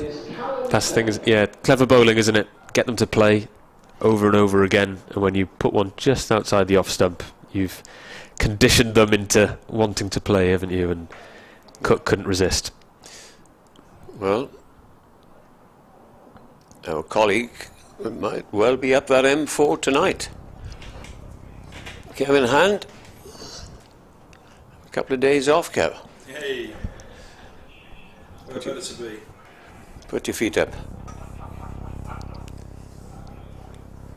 Still one ball left of this over. And it is indeed Callum Taylor who strides to the crease as he takes his guard to face one ball from Toby Rowland-Jones, the latest wicket taker. His figures now read in this innings 8.5 overs, 2 maidens, 2 wickets for 26 runs. As he comes in over the wicket to Callum Taylor, who leaves his first ball. And the cries from the slips will tell you that that was a little closer than perhaps the batter might have thought to the off stump. Just closer than the ball that Cook played at, actually. Yeah, I don't know if you think the same as me, but the state of mind of players when you have a deficit of 214 against this attack, I think you go in and you know you're going to lose because you're never going to withstand 2.25 days, 2.5 days, the lead of 214. So it may be, yeah, okay, I'll try and play a few shots, as Cook did then, and that was that. So Anderson to start another over to a northeast, plays a nice looking shot out to mid wicket, and they'll go through for a single. 77 for 5. That's the difficulty, isn't it? You want to stick around, you want to survive these long, hard spells of bowling from Middlesex, but at the same time, you do need to counter-attack where possible. Labuschagne tried, but fell for 23. He looked the likeliest leader of a Glamorgan fight back. It's going nicely. Anderson in, bowls the first ball to Taylor, who leaves outside the off stump.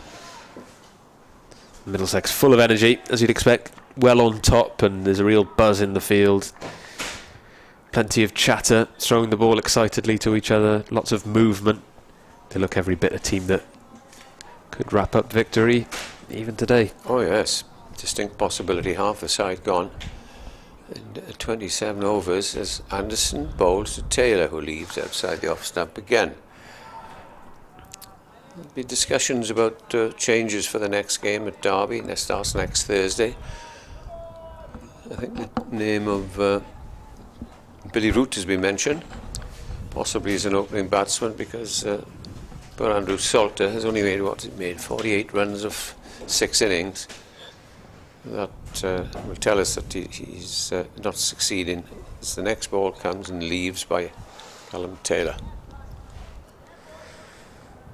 Yeah, it's the highs and lows of elite sport, isn't it? Glamorgan were excellent in victory at Nottinghamshire last week, but they've been brought back down to earth with this, haven't they? Different team completely. Not in personnel, but in the manner in which they played. That's left outside the off stump. It's 77 for 5. I'm going to leave you for 10 minutes or so to do my Welsh language bulletin after this last ball. Kevin will let back, and I'll come back and relieve my good friend Dav.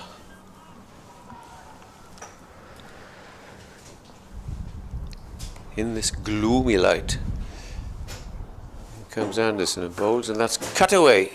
Not by any means played with any conviction or timing, and it remains 77 for 5 with Taylor yet to score. North East is on 16.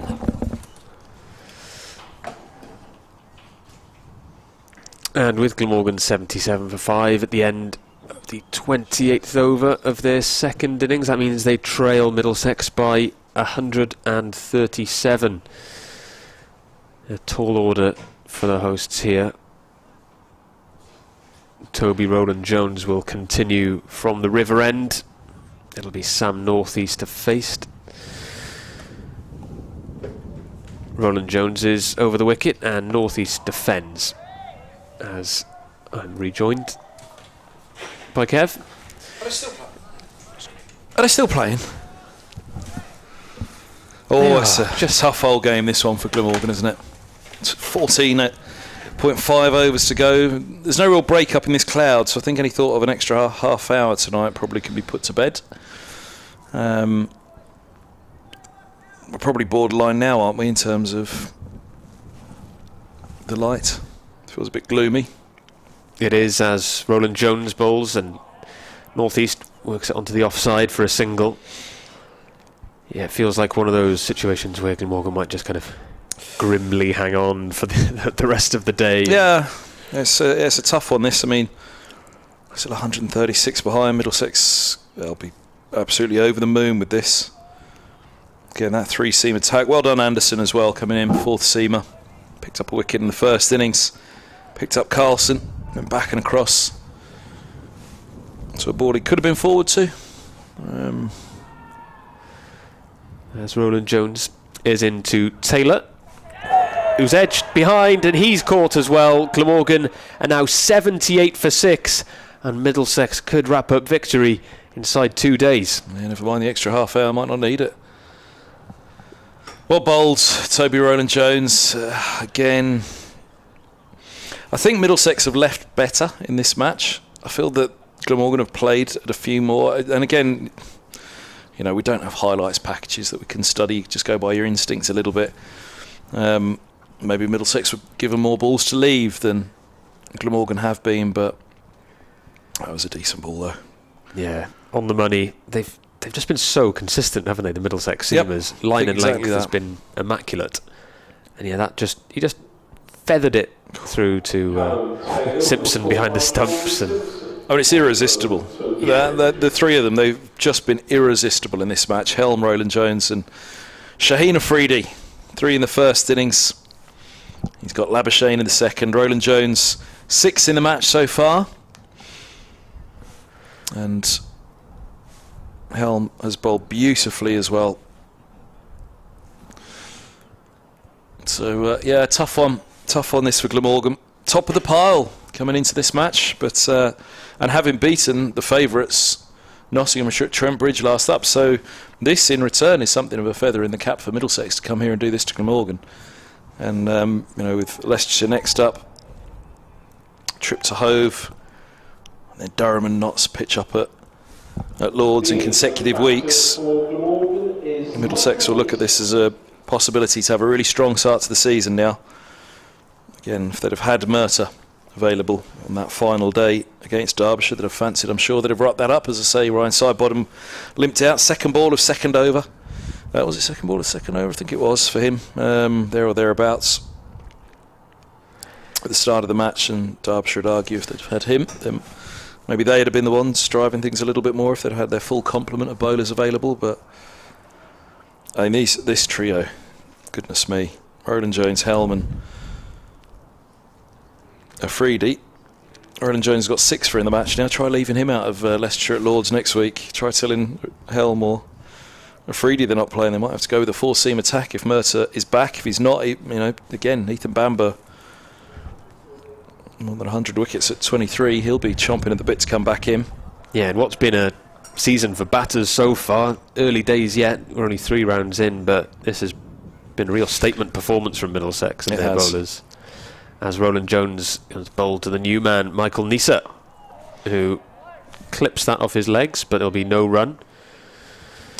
And as I say, look, Roland Jones has been there and done it. He's proved himself over the years. You know all about Afridi, Helm next in line for England. I just keep coming back to thinking that these 3, boy oh boy, with Merta to come back, Bamber to get into this side again, Middlesex could have quite the season with this bowling attack. It really feels like, you know, that 2016 bowling attack, which was a fierce one, and this man was at the peak of his powers back then, Roland Jones.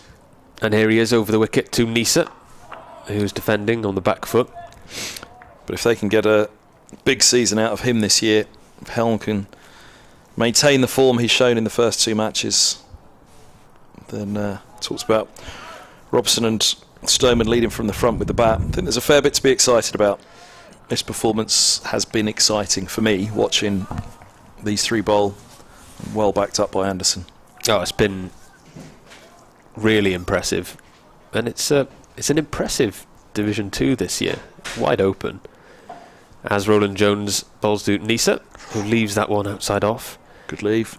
You think Durham have got a pretty potent seam attack, and Beddingham scoring a lot of runs. Nottinghamshire, of course, came into the season as favourites. Middlesex, whose virtues we know from this performance. Derbyshire, Shan Masood, 219 not out now. I mean, look, this is Division 2 of the Championship we're talking about here, and everybody's bemoaning county cricket. It looks pretty strong and pretty healthy to me.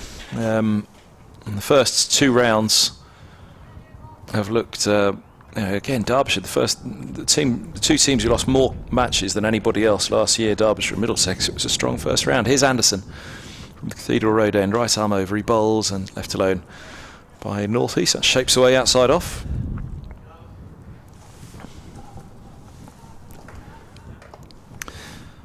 Yeah, if I were a Middlesex fan, I'd be pretty excited about this bowling attack this year. Fully fit Roland Jones, that's the crucial thing as well. Injuries, which is why Afridi was brought in as well, because I think we've got a good barrage of bowling as this ball's short and cut away down to third by North East, moves to 18. But were one of Roland Jones or Merton to go down injured, then perhaps Middlesex could have felt they're a little bit light in the bowling stakes. So Afridi's a good signing, a good foil for this side. Good signing, a good foil for any side, isn't he? But the point is Middlesex have left Cullen and Bamber on the sidelines for this one, and Merton's injured, so they've got a lot of bowling. And this man will hope to have a big say this year as well. Anderson, 1 for 8, he's in, bowls and draws the drive from Nisa. It goes through to the keeper and just went off the surface. I think that one nipped away, beating the edge. Yeah, it's a luxury most other counties would love to have, that kind of depth and competition for places. That's the thing, it's early season, so let's see. But again, Middlesex have always had, certainly in the Angus Fraser years, had an amazing seam attack. This ball's driven away wide of mid-off by at least for a single to get off the mark, 5th ball. Around comes Afridi to ensure there's nothing more than a single taken, 80 for 6, but this bowling lineup feels pretty exciting. James Harris, of course, was the 4th seamer that season. Well, he and Fuller and James Franklin, his left arm, still getting a few through at that age. But it was mainly Mercer and Roland Jones. With Finn, Harry Podmore, a youngster around at the time, went off to Kent. Anderson in, bowls full and played off middle and off, driven down to mid-on by North East. Looking at some of the other scores in Division 2 as well, Worcestershire went well against Sussex in their first innings, scoring 491. We mentioned Brett D'Oliveira and his unbeaten 169 earlier. But, you talk about the depth of talent in the division against Sussex. Have got Pujara unbeaten on 74 and Mohammed Rizwan to come. So a lot of talent. Anderson to North East, defended once more. End of his 4th over, Anderson 1 for 9. And 30 overs bowled, 13 remain on day 2. Glamorgan 80 for 6, trailing by 134. Those Middlesex bowling averages from 2016. Let's have a look. Toby Roland Jones picked up 54 wickets at an average of 28. Got the right year here, 2016. Let's have a look. Division 1, 2016, yep. A little bit higher, those averages, than I expected for the Middlesex bowlers. Roland Jones picked up 54 at 28, Merter 43 at 28, Finn 31 at 29. As Roland Jones is in to Nisa, who works it down backward of square on the leg side, and he'll trot through for a single. Harris got 16 at 50 that year, so he had a rough year with the ball. James Harris did manage a couple of 50s with the bat. Young Harry Podmore, 11 wickets at 21. But off to Kent a couple of years later. And Ollie Rayner had a great year that year with the ball, 51 wickets at 23.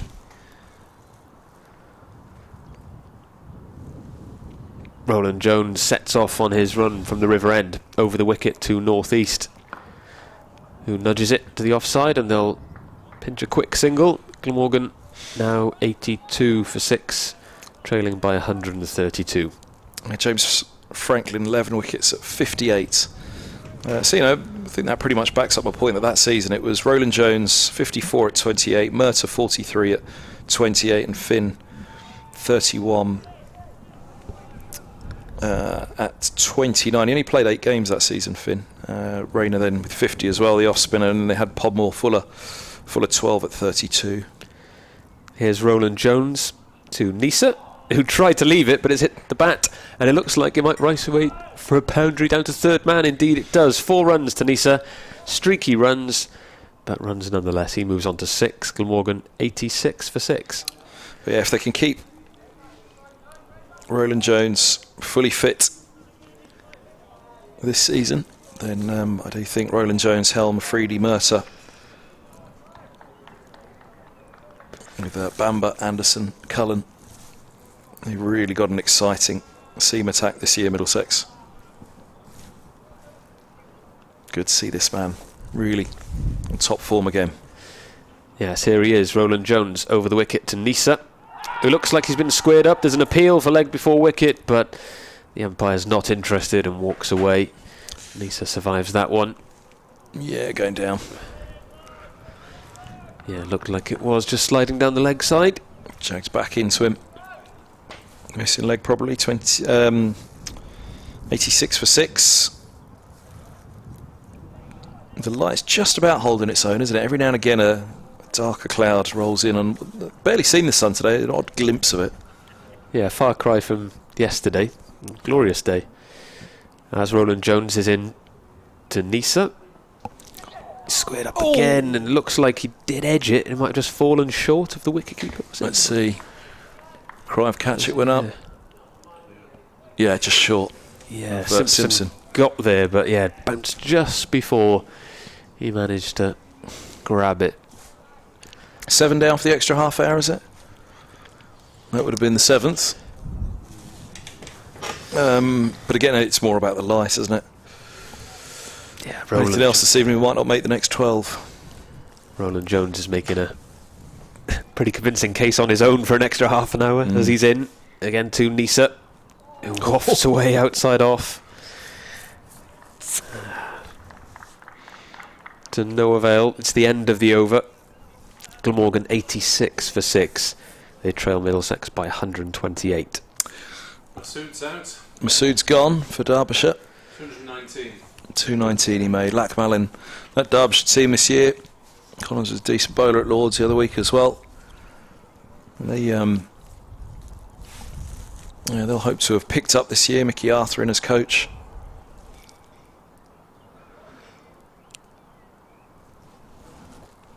Anderson beginning the new over. Bowls, and right in behind this northeast defending, he picks up a single. Charging up from second slip, Robbie White.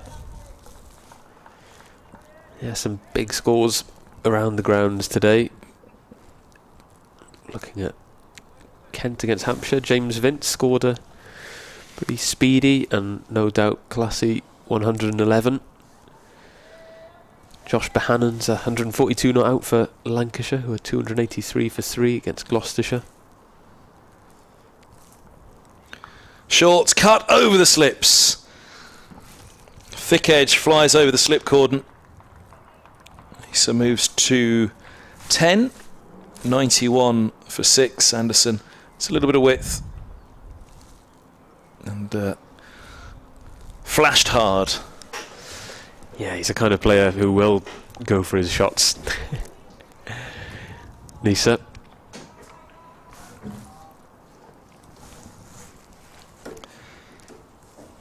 Anderson in again. Bowls, and he goes after this one and drives him through the covers for 4. Just slightly over pitched, a little bit of width. He threw everything at that, didn't he, Nisa? 95 for 6. Yeah, he gave that shot the kind of effort he gives his run-up, didn't he? Threw the kitchen sink at it.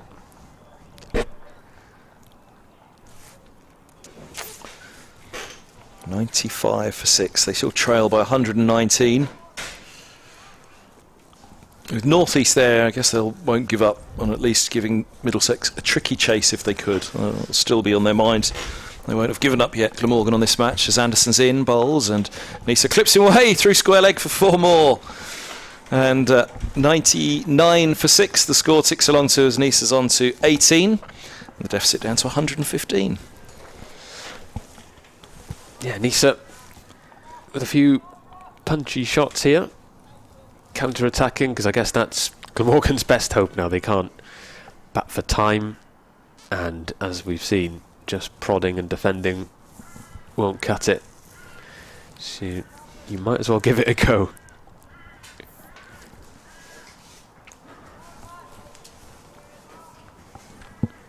Two balls left of his 5th over, Anderson. 1 for 22 now.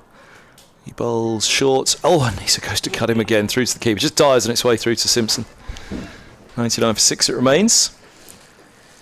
Yeah, 1 ball left in this over. Then I'll make way for Ed as I go and update Radio Wales. And what's the sultry look you've got on your media pass there? Yeah. Looks like the front of an album cover or something. Thanks, I'll take that. I'm not sure what genre it would be. I don't know really. Maybe some. Yeah, go on. Maybe some. You nearly got there. You nearly offered us. It's kind of worryingly jazz looking, isn't it? Oh yeah. I look like I'm taking Moody myself jazz. a bit too seriously. Moody jazz, yeah. This ball short outside of the off stump by Anderson, leaving it low and resisting the temptation. Nisa through to the keeper it goes. I think if I'd seen your picture before I'd met you, I'd have been a bit worried. I was like, oh, he's going to be hard work. On that note, I'm off to the recording studio. 99 for 6. BBC Radio Wales, BBC Radio London together for this one. That's Sophia Gardens, Cardiff. Well, for Middlesex, it's been a belter so far. Can Glamorgan find a twist in the tail? All hinges on this man, Sam Northeast. Roland Jones has still got another one in him. 3 for 33 from 11. And he's about to set off from the river end. 2 slips crouched down. Northeast awaits. Roland Jones bowls, and it's edged. Oh, nearly. An amazing catch by Robbie White at second slip. Low to his right. He had to go an awful long way. And it was quite amazing that he even got as far as he did to get a hand on it. Low to his right. I'm pretty sure it carried. And, it's just out of shot to see whether it quite did carry or whether hand, ground and ball all met at the same time. But probably say 4. I don't know if third would have got across fine to collect. A bit of disappointment around the field, but 2 edges and 2 overs from Roland Jones, neither carrying. Nisa and Northeast, who faces up again, full straight, defended back to Roland Jones. 99 for 6 it remains. Very nearly. They're putting in another slip, are they? Stoneman's coming to have a chat with Hanscom. What are they saying? Another slip? Nope. Whatever it is. They're happy with it. And on they go. Stoneman returns into the covers. And Roland Jones is in again. He bowls a lovely line, lovely length, just dabs away by Northeast, running it down to third. 100 up for Glamorgan in their second innings. They try by 114 runs. I mean, all those old adages, Ed, get it down to double figures. Usually it's when you're chasing something down, isn't it? Not just to set something, I mean. They'll want to wrap it out tonight because they... Oh, you're not on. Which one are you? Go on. Are you with us now? Have a go. Can you hear that? Hey, there you are. I'm on here, was. I'll just come back to you in a moment. Roland Jones, midway through his run up. He bowls, and this is clipped away. Backward square on the leg side for a single. 101 for 6. I don't think Nisa's going to die wondering here. No. And they want another wicket because, of course, then the extra half hour will come into play, unless the light intervenes. And it'll save coming back tomorrow for lots of people who've got other sporting engagements on. Because I doubt if anybody will turn up if there's 8 down tonight, or 7. Roland Jones hits the crease now, bowls full and straight and keeping that bat face very open. He almost ushers the ball to mid-on. Northeast, right in behind that one. I was just going back through the bowling averages of 2016 for Middlesex. The batting averages that year: Adam Voges 77 from 6 matches, George Bailey 71 from 5 matches, Gubbins 61, 1,400 runs that year, 44 Robson, 43 Eskenazi. Here's Roland Jones, a bouncer left alone by North East. Through it goes to Simpson, end of his 12th. 3 for 35, 101 for 6 after 33 Glamorgan. Simpson averaged 43 that year, Milan 43, Franklin 42, Harris 33, Sterling 33, Roland Jones 29. Nick Compton only averaged 27 that year. He, I think he was described as the rock by his skipper that year, but averaged just 27, but extraordinary averages. I mean, it's not often you see averages like that in the Championship anymore. Only, 6 years down the line, 77, 71, 61, 44, 43, 43, 43. It's like days of old, that, the averages, Ed. Yeah. Anderson to continue, comes up and bowls, and that's cut fiercely by Nisa.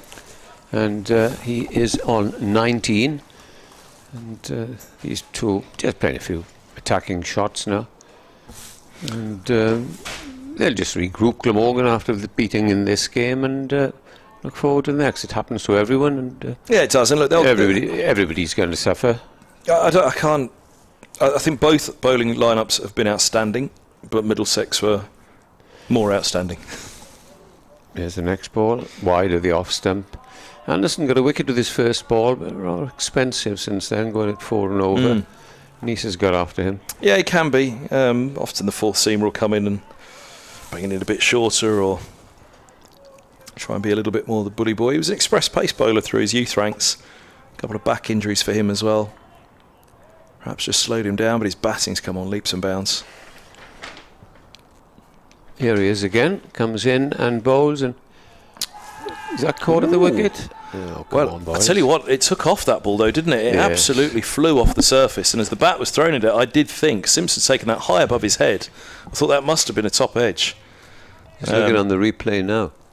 I mean, that really went for a shortish delivery, but he didn't quite take it over his head. It was up to his right shoulder, wasn't it? But yeah, almost looked as though there was a deflection that went through, but just went off the surface. Perhaps swung a bit once passing the bat. Here's Anderson again and bowls. Nisa clips us off his toes up towards fine leg. They take one, and they're going to come back for an easy second as the ball is picked up on the fine leg boundary. Nisa moves on to 21. Both batsmen on 21. Top scorer is Labuschagne on 23. So here's an opportunity for these middle orders to try and get some runs. Clipped it from about halfway up off stump, didn't he, that one? Yes. Anderson now 1 for 24, and this is his 6th over. Must be darker out there because it's looked very gloomy, where I can see Afridi limbering up. That'll be interesting if the umpires have a chat. But it's Anderson, medium pace, comes in, bowls. Oh, that's very, very wide and outside the off stump. I don't know quite why he's bowling up there. He didn't want to be clocked by the look of it. Yeah, I don't know if he's under instruction here just to give it a little bit. Or hoping for an edge. He's going short, isn't he? And Nisa's going at everything. Yeah. A little bit of a chuckle between Nisa and Hanscom there. It's a wild delivery. Let's see where he bowls this one, because it's the last ball of the over. In he comes and bowls. That's a full-length ball, which Nisa plays comfortably away, and will get a single, and he will keep the bowling. 103 for 6 wickets.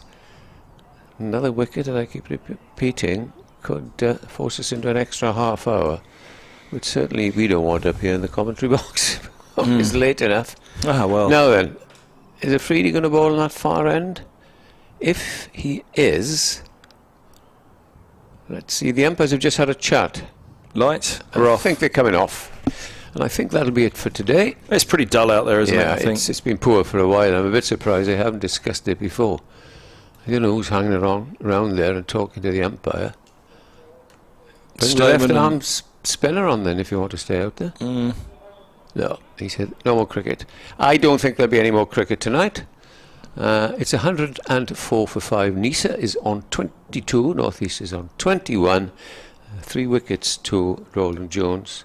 Helmer's picked up 1, Anderson has picked up 1, and Afridi has picked up 1. So we will have to come back for tomorrow. Another 4 wickets to fall. My guess is that it could be all over before lunch. And that will be that. I don't know who's talking to the umpires all the time. Let's have a look. Is it Hanscom having a natter with them? What do you think he's saying? Don't know. Ball under arm? But yeah, is it much? I don't know. As you say, it's been dull-ish for a while, hasn't it? I think there's one particularly. Yeah, and it's getting towards the end now. They can take overs off, and hopefully that'll be the end of the. You just want to come back for the lunches tomorrow, don't you, don't you, Ed? What time does Swansea kick off tomorrow? 3 o'clock. Ah. Yeah. Oh, someone's forgotten their sweater. There goes Max Holden to pick it up for Anderson, maybe. Yeah, could well be the end. Probably is for a day 2. It's hard to see. I mean, there are some lighter clouds, funnily enough, behind the River Taff. Which way is it coming in from? It's coming in from our right. We can't really see from here, can we? It's pretty gloomy, but can't use the floodlights. We should add. No. Only certain days of the year. There's not that many residential houses around here, though, is there? Because either side of the ground, they've got the park over there. Obviously, there's fair old ground behind the pavilion, isn't there? And the bowling green is behind the grandstand, and behind this stand, it's high enough up that probably the light's not going to be reverberating out that much. So I'm a bit surprised they can't use the lights. Don't know the exact ruling, but I do know that the man who owned this ground, Lord Bute, said in his will that never will there be any residential building on this land, as it were, which makes it doubly interesting. Well, why can't you leave the lights on? Well, yeah, that's the thing. There's only the closest residential. There's a few terraced houses that back on the Cathedral Road end, I guess, onto this stand. But then there's a whole hockey pitch in between, isn't there? That's and a pub. Yeah. Yeah. So it is a little bit surprising that you can't use. Well, we might be back with you later on, who knows, but in case we're not, we'll wrap it up by saying it's been entirely Middlesex's day. Glamorgan were chasing leather for most of the day. Middlesex made 336. Top scorer John Simpson, 104 not out. 4 wickets to the Glamorgan medium pacer James Harris. And just about immediately, the Middlesex seamers got into Glamorgan. They're 104 for 6. Nisa is not out 22, and North East is not out 21. And there were 9 overs. I think I'll be very confident in saying there won't be any more play tonight. But if there is, we will be back to you. So from Kevin and myself, Dav, very good night to you, and we'll be back in the morning.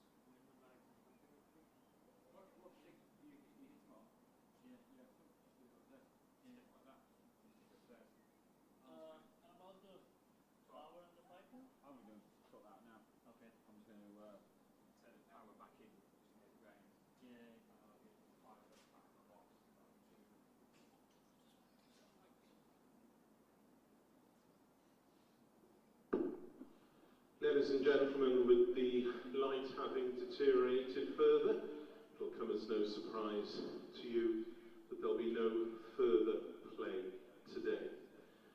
Thank you once again for your company, Diolch yn fawr iawn, as you shortly prepare